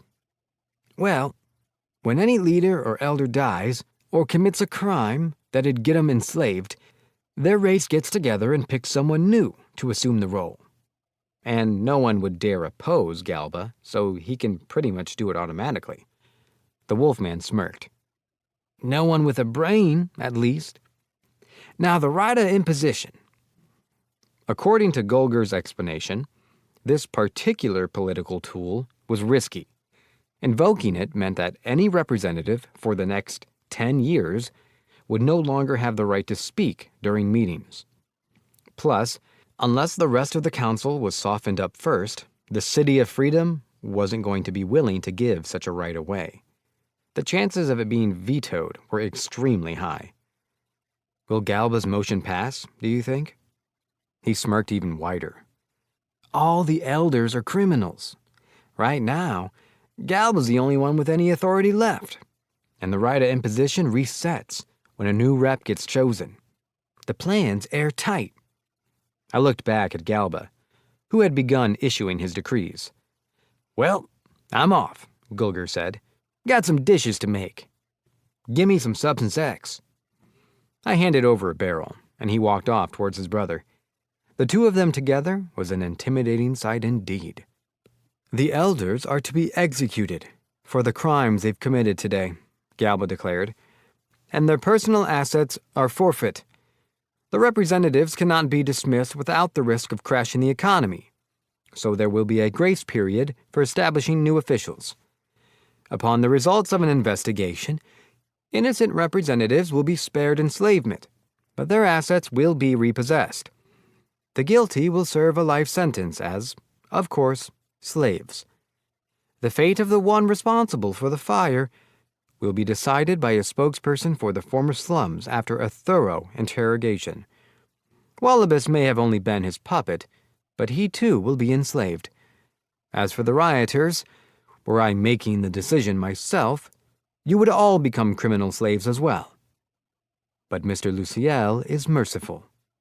You will be pardoned after a meal of Gulger's creation and a drink of the sage's elixir. The choice is yours, and it's offered to everyone equally. Come, and let's rejoice in honor of a new Yennis, with a bracing feast and a mugful that leaves an aftertaste unlike any other." Gulger howled in sheer excitement and joy, but I couldn't help but wonder if Galba was being too harsh. Or was this the lenient approach? Was my unwillingness to deliver punishment just a manifestation of my fear of being hated? How I wished for the existence of courts, a penal system, something. But then I realized that I was running away again. I was afraid of getting my hands dirty. Cries, cheerful and sorrowful alike, filled the air around me. Some were vitriolic jeers towards Galba for closing the chapter with a bloody execution. They flung awful words like patricide at him, but he didn't flinch. He was going to kill his father, and that was that. I offered a stipulation. "Can we decide the executions at a later date?" Galba looked taken aback for a moment, then nodded. I turned to the elders. "The crimes you've all committed must be punished. I would take this time to make your peace and atone before your souls leave this world, and your bodies become nourishment for its soil." I said nothing more on the matter. "The criminals and their accomplices are to be enslaved until a date is set for their punishment," Galba concluded. I watched the adventurers pull away the elders, the leaders, whoever they were, by the ropes binding them, and prayed that this would bring some sense of normalcy back to the city. I had been made a fool of, led along on a string through a twisted country that I thought I had understood, blinding myself with only what was in front of me. And the realization of how much peril I had actually been in terrified me. 14. Parting ways. After Galba's coup, the Wolf Brothers urged me to return to the Healers Guild, but I chose to stay with them. I felt that I needed to see things through to the end. "It's not going to be fun, I assure you," Galba insisted, taking out a list of Yanetian citizens, organized by race. He reeled off a list of the offenders to Gulger, and the reckoning of Substance X began. But there were too many to cook for at the moment, so that idea was shelved for the time being. While Gulger officiated the consumption of Substance X, Galba explained the rite of imposition to me in greater detail. "So the wolf people won't be worse off because of it. The rite will reset once new leaders are chosen. But the other beast races could theoretically use it to gang up on one race, couldn't they?" "Technically, yes, but it requires a majority. In this case, we needed to gather all of the elders and prove them guilty, because criminals lose their voice in the matter. You thought this all through. So when the explosion happened, you tried to use it to rout them out, to wipe Yennis' slate clean all at once." "That's right.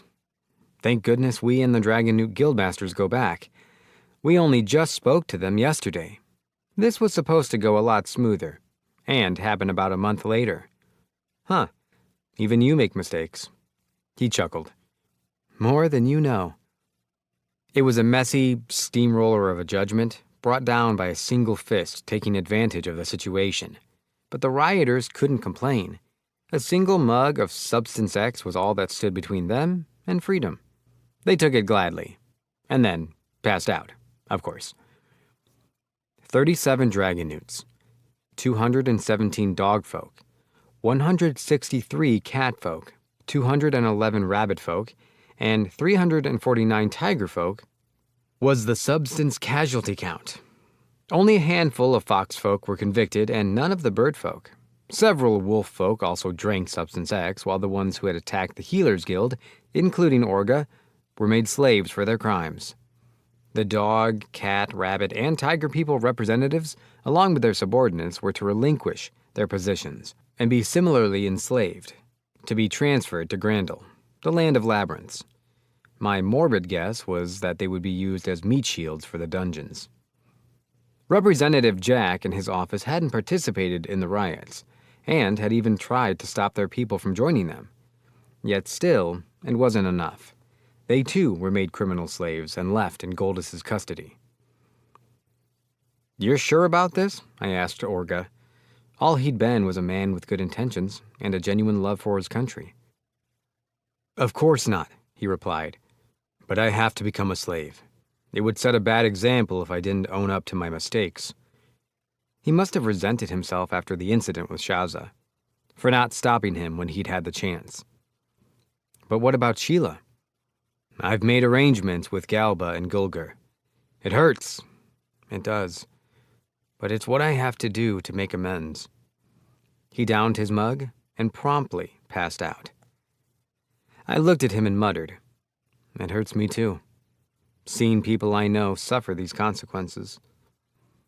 "It always does," Galba patted my shoulder.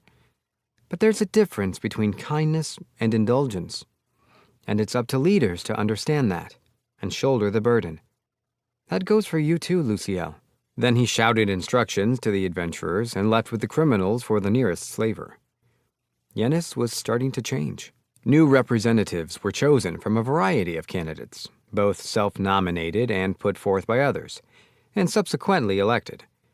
The new council members swore under contract to lead honestly and hold themselves to the same laws they protected. Their 2-year terms would begin once the procedures for taking over office were settled. Brian was among these new representatives. The officials had plans for preventing another political disaster from happening in the future. Checks and balances were to be put in place, and there were even plans to invite the exiled beast races back to the country and build a whole new place for them. Personally, I was far more interested in all that than the trouble on my side of the fence. 8 months into my term, the school I had envisioned from day one was finally about to see fruition. Doran huffed as he erected a memorial at the entrance, commemorating its opening. Pola assisted nearby. "Hardening, done," she said, and the construction was complete. "Great work, all of you!" I raised my fist in the air. "The school is hereby finished." A cheer broke out not only from the dwarves, but from the people who had been eagerly awaiting this day for so long. The street was filled with excitement.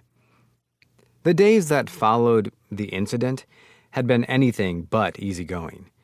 For one, our honey-making pros beneath the guild hall had been outed to the whole city, and its people were clamoring over Yennis's new source of revenue. But a statement from the Vespian's leader hushed them right up. "We are making honey for our savior, Sir Luciel," Honor had told them. "Our contract places us under his employ, no one else's. If anyone expects us to be providing for Yennis, we will take our business elsewhere." "No!" Brian cried, exploding into his enlarged state. "Anyone who wants to give the Vespians trouble has got to go through me. Come on, I'll take on every last one of you." With the bird folks backing as well, everyone's hopes were shot down pretty quick. The fox people were rather reluctant, but resigned themselves to finding new sources of income on their own. The road here hadn't been simple, but although somewhat delayed, the school was done at last. Parents wasted no time submitting requests to have their children attend, and the first class was looking to already exceed 300 students. But considering how few people had been aware of its existence, at Galba's speech, we could probably expect that to swell to 1,600 before long. The plan was to start with the curriculum of general education, and those who passed could move on to specialized areas of their choosing from there. 2 days per lesson. The third day off, then another 2 days on a new subject. Hopefully, that way we could accommodate everyone's styles and speeds of learning. I had been thinking that reading, writing, and arithmetic would be a good place to start. We could begin with teaching them how to write their names, then the names of their families, then common words, until everyone could write their own letters. For arithmetic, the 4 basic operations would be plenty. From there, we could have lessons in medicine from the Doctors Guild, or healing magic from the Healers Guild for students with holy magic affinities, which Jord had graciously agreed to supervise. I had considered teaching other affinities for combat purposes, but that was a wide field that I felt unprepared to handle. The sky was the limit in terms of what could be taught as long as Yennis continued to seek out new possibilities. There could even be combat lessons, or recreational activities outside the classroom, but I figure I'd leave that to the headmistress to decide. Now there are just the students and their interviews to finish, I said. I have full confidence you'll do great, Headmistress Nalia. Thank you, Mr. Luciel. I smiled. Let's nix the mister. You're not a slave anymore. I believe it was you who relieved me of that duty and bequeathed me with one that I'm wholly undeserving of. That's not true. No one else is as smart and gifted at teaching as you are. You're perfect for the job. Well, that's just absurd. Seriously, don't be so humble. And Jord can use Dispel now, so when the slaves you were instructing are fit enough for the job, you can speak with him and hire them if they don't end up working at the guild. Understood. Good luck, Headmistress. Yennis's educators and pupils are in your hands. Sir Lionel entrusted me with safeguarding your legacy, Mr. Luciel. So that is what I'll do. Thank you. 1 month prior, I had summoned Nalia to the Guildmaster's office. Lionel and Ketty were with me. Nalia, I'm freeing you from enslavement. What's the meaning of this? She asked. I ignored her and continued.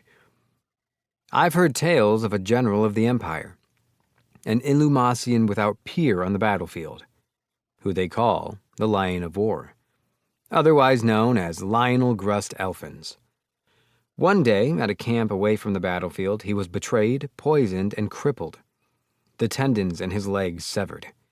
When a catwoman named Kedia, more widely known as the Night Gleam, appeared just in time to save him.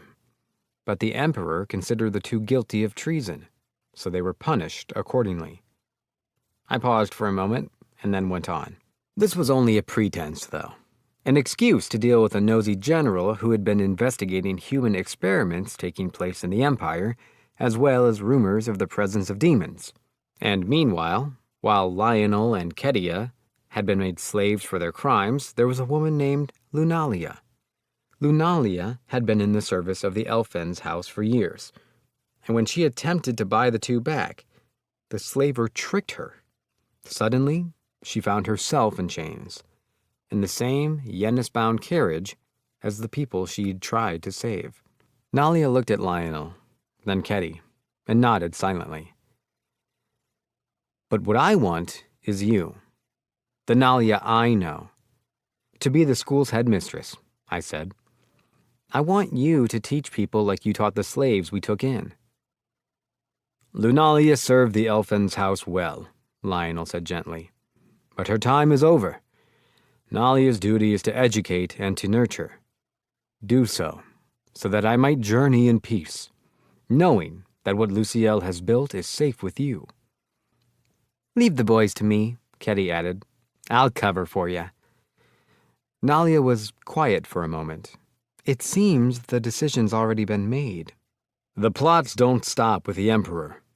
Heaven knows how much of the Imperial Court could be implicated. Perhaps even the Chancellor, Lionel said. The threat of demons is imminent.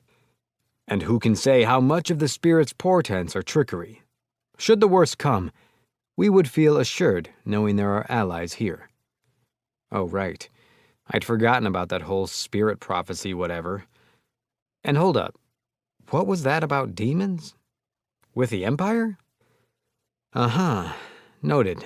Stay away from Illumacia. Will do. I understand. Nalia gazed into his eyes. All I ask in return is that you come back to me, safely. Lionel gazed back. I will. Forbidden love. How moving. The emotion welling up between the two was palpable. Yeah, sorry to ruin the mood, but we're still gonna be here for several more months, I interrupted. The two of them stared at me blankly for a moment, then laughed awkwardly. It didn't do much to hide their embarrassment. The next day, I nullified Nalia's slave pact in front of everyone. Then she signed her contract, which officially made her headmistress. With this, Nalia is the first to take the step beyond slavery, I declared. She'll be heading the school as her own woman. There will be more of these to come as I distribute jobs, and you're free to speak to me directly anytime you'd like, to be freed on your own terms. As I ascended the stairs, I heard Nalia's old students congratulate her. I looked back and saw their smiling faces. It's been a whole month, I muttered. Looks like she's found a new purpose.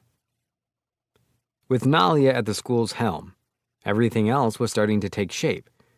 The Vespians were producing honey at their usual rate, but at a premium quality that would sell to our new buyer for a hefty price. The Urson's hard work in the fields was bearing fruit in the clothing and cloth they weaved from the cotton they harvested, with many prospective clients on the horizon, according to Forens. Speaking of which, he'd apparently gone nuts when he had seen the Vespians during the riot, just minutes before our arrival. And that was what had landed him in slavery. I felt bad for the guy, though, so I ended up buying him.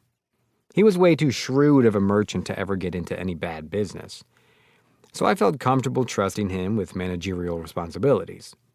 Currently, he was putting his all into his work for his wife, with such passion that he refused when I said I would free him once he found a successor to take his place. So, I ended up flat out ordering him to find one, and set his pact to expire in 10 years, to renew again if he didn't have a substitute by then. And then he groveled on the ground. Why? I wish I knew. As for Orga, Galba wound up buying him as well as taking in Sheila, to the ex-representative's tearful gratitude, and Gulger took Wallabies. The first two were supposedly busy investigating a few things, while Gulger had already left for Maritoni, with a bit of pep in his step, I might add. He had much substance X research to conduct with his new Tanukan assistant, who left with decidedly little pep in his step, on account of being unconscious. I'd only heard things here and there about the elders' executions, but they were slowly being carried out. The remains were being taken care of by their respective races. Galba never let me anywhere near them. Your job is to heal, he'd said. It's not something you should see, but I hope you'll still pray for their happiness in the next life, assuming there is one. Kefin had taken my place in the proceedings, on Galba's instructions, so, if nothing else, I was at least certain that things were moving along. There's just the central healing office in the medical district, passing on the plans to attract adventurers to the new representatives, and my job's finally over, I said to myself. One last push. We can do this. Memories raced through my mind. Reminders that complacency would only end up burning me. Back when only a few days had passed since the arson in the medical district, the beast folk were getting busy. Everyone knew what had happened, and they'd all wanted to see the district reach completion. Sometime after construction of the schoolhouse resumed, Yanetians from all over the city had started volunteering to help clear the rubble. The people had been given a lot to think about after the day of the incident, specifically how they could do their part to make Yenis a better place, and this was their answer. Thanks to them, by the time the school was finished, the ashes and debris had been cleared. The council was quick to request my assistance once again, with a new, generous budget from their freshly filled coffers. Reconstruction of the medical district began immediately after the school's completion. With Doran at the helm, Vertil's team took the lead in helping to teach Dulstar's halflings, as well as many other beast folk, about the process. Contracts were made with everyone involved, and several measures were taken to prevent a repeat of last time. But they all shared the same goal. The halflings worked as equals. Meanwhile, after many trips to and from the forest and the quieted labyrinth for resources, the preparations for the school's opening were continuing. "I've got plenty of spare parchment, but I'm glad you two finished in time," I said. "Your ideas were incredible. Inspired." The rival artificer duo, Pola and Lycian, had successfully crafted the magic sheets and pens. "You can write and rewrite as many times as you want with these," Pola remarked. "Perfect for learning. When literacy improves, we'll have a brand new generation of poetry admirers," Lycian added. "And dishonest merchants will find far fewer victims as understanding of mathematics grows." "I can only hope so," I said. The two were practically inseparable, and they made a good pair. Living proof that birds of a feather do indeed flock together. That about wraps up the work I need from you two. Now, we should talk about your intentions moving forward. I'm with Grandpa. "And I go where my rival goes," the elf stated. "However, I'm not at all opposed if you care to hire my services as a researcher, similar to what you did for Nalia." She had been harping on that for a good while now. "Talk with Doran about it. He's handling the hiring of specialists," I replied. "If he says no, I'd like to have you oversee the fields, which you'd be compensated for, of course. And I wouldn't mind you pursuing magical research on the side." I see you can't be swayed, but my obstinacy came out on top yet again. "You can't bear the responsibility for others' lives when you don't even have your own together, so I'm leaving the detailed stuff to people more qualified than me. I trust Doran fully to handle it." "Trust?" Pola echoed. "You both were a real headache at first, I'll admit," I laughed, reminiscing. "But your skills were never in question, and you've really gotten much more organized lately. So I can trust you guys with more responsibility now." Pola looked away, also remembering her past antics. "Anyway, for the time being, I want you to help Nalia and Doran with anything they need. After that, make a list of what you want to make, and I'll go through and approve stuff. Okay? We'll excuse ourselves." The two happily trotted off. "Which one of us is the stubborn one again?" I muttered with a dry smile. That night, I called Doran to the guildmaster's office. "You asked for me?" "Yes. Please take a seat." He plopped down in the chair across from me, and our discussion began. "How are things progressing with the central healing office in the medical district?" "Just need to hammer it out with Jord and Smick and stock the place up with facilities and whatnot."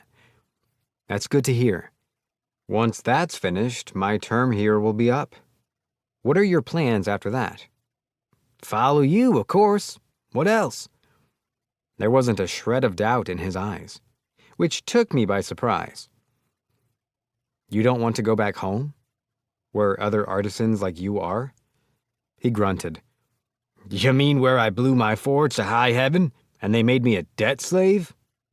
Ain't got no home to go back to." "Really?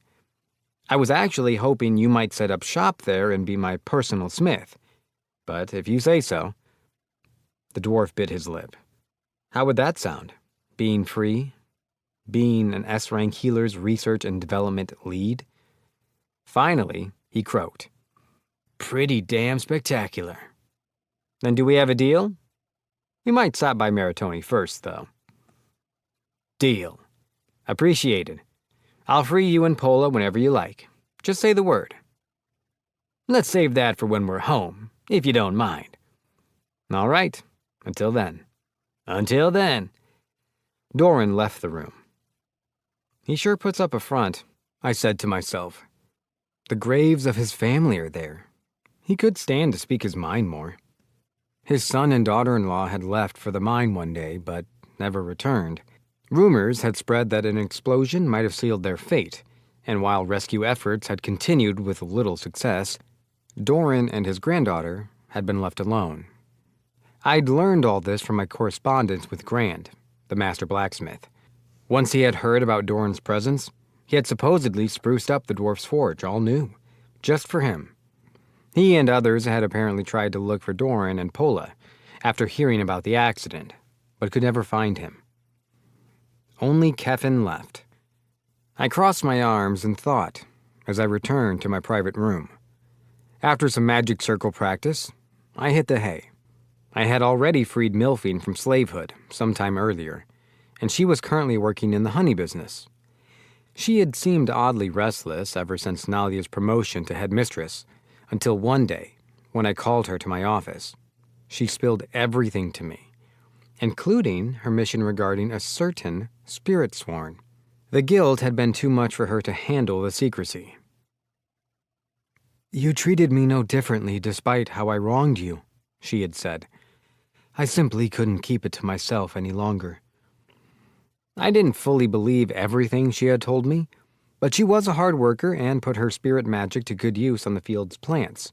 Plus, she got on well with the Vespians, so I let her stay. I remembered how she had cried from sheer joy. "Thank you. The Great Spirit asked me to find its chosen mystic, but I could surely never see it through." She wasn't a fighter, and had taken very well to the honey farm and its delicious samples. For Krea's part, her admiration for Nalia had driven her to try her hand at teaching. Nalia acknowledged her talents, and the decision was made. I freed her and replaced her slave pact with an employment contract. And another thing, it turned out that Krea was a strong admirer of Lord Rainstar, and extremely skilled in archery and dual wielding, when she wasn't completely flustered. From personal experience, I could say with confidence that she was stronger than me. My sore body from all her whoopings could attest to that. The fact that my stats were technically higher didn't mean squat. That had been all the convincing I had needed to hire her. She had helped me to understand what Broad had always taught me, that I had let a few level-ups trick me into thinking I was strong. I took on some extra training on the side after that, and I genuinely hoped she and Milphine found happiness in the city. The next day, I met with Kevin. All of his men were staying in Yennis, except their leader, and remaining slaves. Every last one. "I'm going with you, sir, but my boys stay here." "I think you'd find a better life if you joined them." "Yeah, maybe. Things are changing around here, but my loyalty's with you." His mind was made up. "But what will they do without their leader?" "That's why I'm leaving them here, to protect your fields and school. And let's face it, we're criminals. You can't free us without losing face." I couldn't argue. I'd found myself with a lot of slaves over the last year. "You know staying with me is not going to be easy, right?" "I know. So in 10 years, when you've worked us to the bone, then you can free us. It's what we want." They'd clearly put more thought into this than I had, as always. Yet again, I found myself acting naive, so I agreed to his proposal. But they wanted me to remain their owner, since I had such good rapport with the adventurers, and they wouldn't give them trouble. I later confirmed this with Goldus, and I was right at the top of their list of VIPs. So, by extension, my slaves would be protected as well. The Healers Guild and Doctors Guild collaboration project was complete. On the first floor of the office were the joint reception and healing rooms. The second floor was a library, and the third floor was the mess hall. From that floor up, only authorized personnel were allowed. Floor 4 consisted of the men's living quarters, with the women's housing on floor 5. A workshop for synthesizing made up the basement, complete with actual ventilation this time. When they made me the official first director, for a whole single day, I learned for the first time that Jord evidently wasn't a fan of the spotlight either. I couldn't believe how much time had flown. Here I was, finally at the opening ceremony of Yennis's first school session. "My name is Luciel, S-rank healer. On this fine, gorgeous day, I'm pleased to announce the start of Yennis's new academy. As its founder, I'd like to express my profound gratitude to everyone who made this a reality, and my heartfelt congratulations to its first students on their admission. I took a breath and went on. It was discrimination that gave me the idea for this venture. The prejudices against halflings and between the other races. You see, we are not all born equal, but we are all born with the right to an education, to learn and expand our horizons, to become inventors, doctors, merchants, whatever we want to be. And that is an opportunity I hope to extend with the founding of this school. The things that will be learned in these halls will become Yennis's future. That is my hope, and I have confidence it will come true. I've seen your willingness to better your home in your assistance with clearing the old medical district. I've been in Yennis for about a year now, I went on. And to be honest, my memories of the city aren't good. I was assaulted on my first day here. Our first healing demonstration was met with obstruction. I found myself delving into a labyrinth, and the obstacles didn't end when I joined the council. There were hurdles and corruption at every turn. And then there were the riots. But all the same, I truly hope this project brings joy. I genuinely believe this will be my first good memory of the city. Congratulations again to Yennis's first class. That night, Nalia gave me an earful of leg-numbing proportions. That is, I sat on my heels for so long that I could no longer feel them by the end of the lecture. But we don't need to talk about that. I rode atop Forêt Noire the following morning, the sun still well below the horizon. Lionel straddled his steed to my side, and Kevin manned the carriage carrying Ketty, Doran, Pola, and Lycian. Together, we departed the City of Freedom, bound for the dwarves' hometown. The lineage of the White Wolf. Grandel. Grandel, aka the Land of Labyrinths, was considered the seat of the Adventurers Guild. True to its name, dungeons dotted the land, teeming with ferocious creatures. It was a crossroad for all adventurers seeking glory or strength, green and veteran alike, earning the region its well-known pseudonym, the Land of Beginning and End. It had been 2 years since A-rank party, the lineage of the White Wolf, had arrived in the area, with Sekiros and Basara's wives, Melina and Myrnal. And that was all the time they'd needed to make a name for themselves. But things weren't always smooth sailing for the 5 of them. Bazan downed his pint and slammed it on the counter. "The hell were you doing? We would have got him if you went in for the kill." Sekiros and Basara had nothing to say for themselves. Their night at the tavern after reporting back to the guild for their mission was filled with anything but cheer.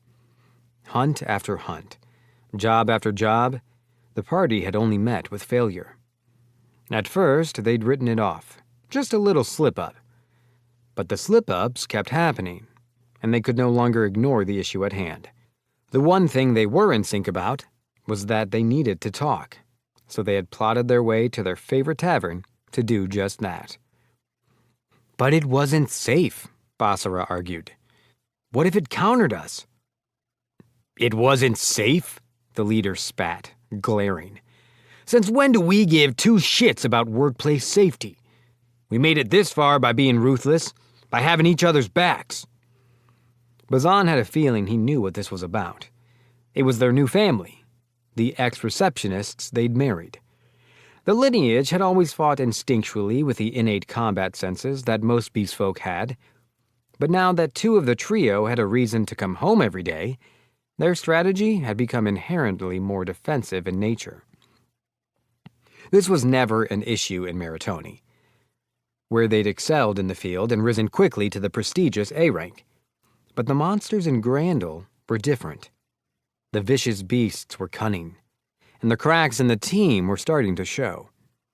They were hit once more with the fear of death.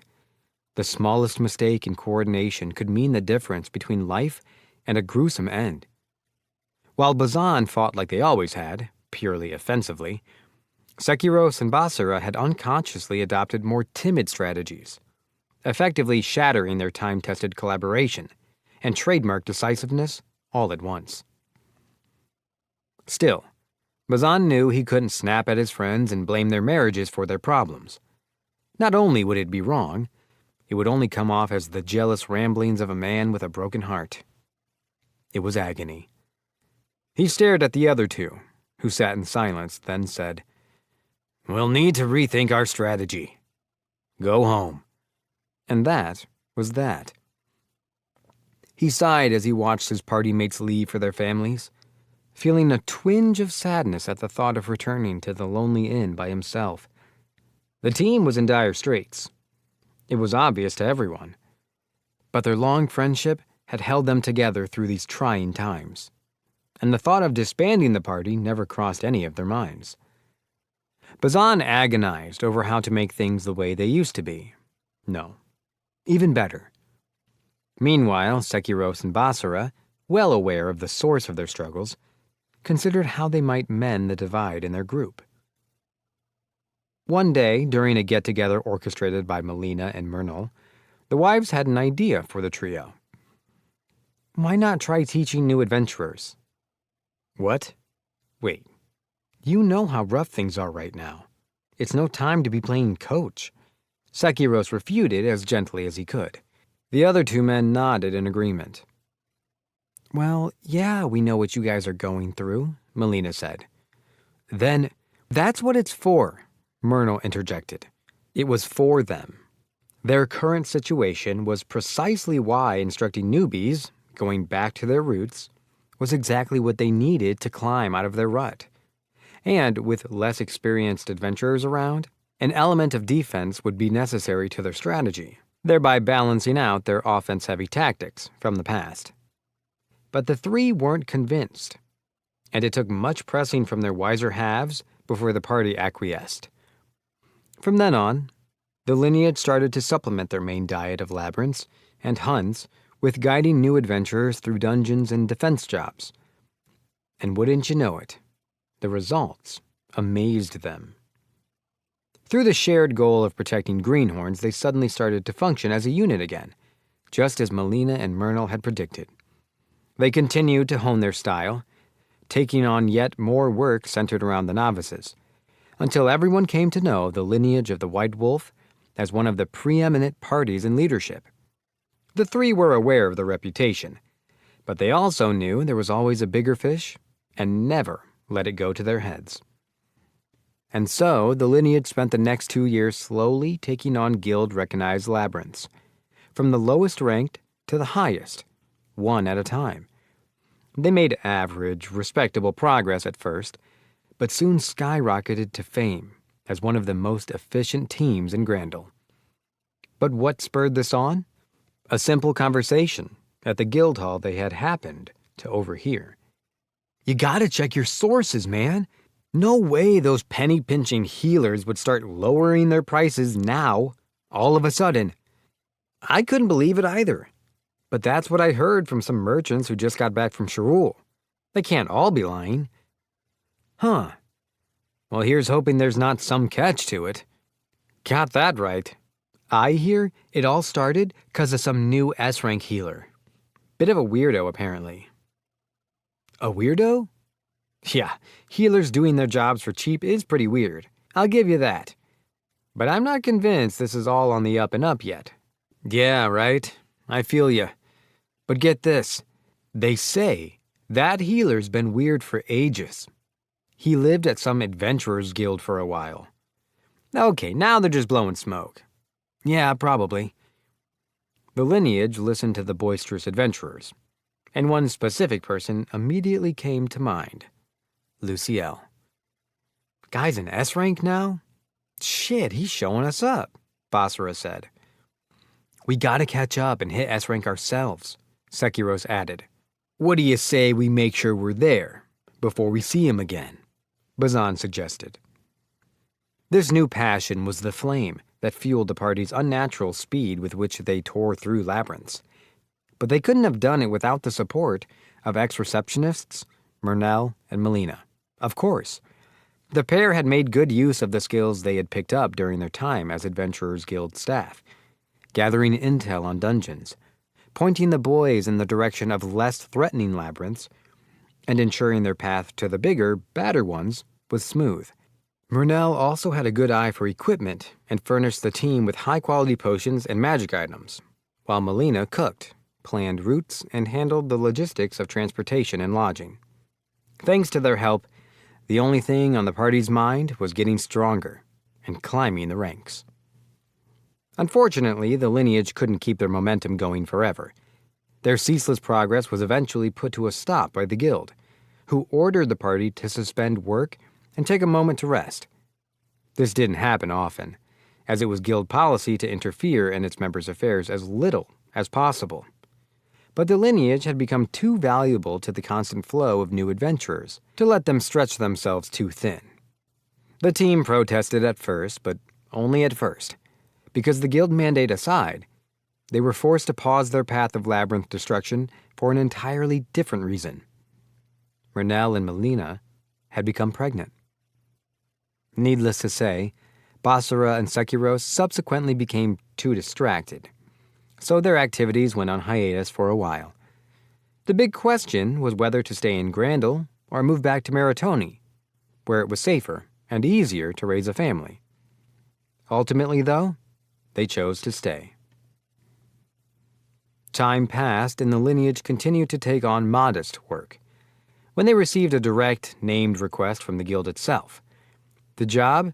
Instruct and protect 2 new adventurers, foreign noblewomen who had hidden their identities to join the guild in secret. Bazan wondered how he might weasel out of it, but then he recalled the relationship Brad and Luciel shared. To teach others is to learn as much about yourself as the student does about the subject at hand. And so, he agreed. A week later, the trio left for the guild to meet their clients. But what they found was a hall buzzing with rumors about an E-rank adventurer who had slain a dragon. Bazan gave the gas bags a bored look. Guess it's a good thing they've got nothing better to do than gossip about bullshit. Sekiros put a hand to his chin pensively. Then his eyes shot open. Bazan, listen. They're saying it was in Yennis. Really? You think there's an E-rank in Yennis who can take down a dragon? People say all sorts of shit. Yeah, right. But just then, they heard something else. Yeah, for real. The Dragon Slayer's a friggin' healer. The trio exchanged glances. Did you guys hear them say healer just now? Sekiro shared in Bazan's shock. I sure did. As did Basara. That's some healer. I must be tired. I just thought of Luciel for some reason, but there was no way that craven, spineless kid could have been a dragon slayer. It was simply impossible. It can't be. But it's true he went to Yennis to rebuild the Healers Guild there, yeah? Sekiro said. What if we... Bazan shook his head. No, guess we can't see for ourselves. Not with the girls the way they are. Sorry, Bazan, Basara said. It is what it is. We can do some investigating on our own. Don't gotta see the guy in person to find out what really happened. He can't be the Dragon Slayer, no way. We should go around next time we see him. Sekiros laughed. Like he'd ever agreed to that. Don't do anything you're gonna regret, Bazan warned. You don't want the whirlwind smelling a fight. You think I'm stupid? I know that, Basara said. I still can't believe that kid could be a dragon slayer. Bazan remembered the young healer. He'd always had something to complain about. He was a whiner, that was for sure, but determined, and he never gave up once his mind was made. Bazan thought he could learn a thing or two from the kid. Maybe then he could stand with the greats like Brad, Galba, and Gulger.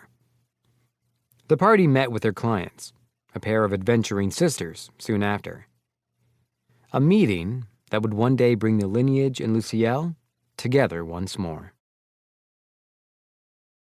This recording of Great Cleric Volume 5 was presented by Dreamscape Media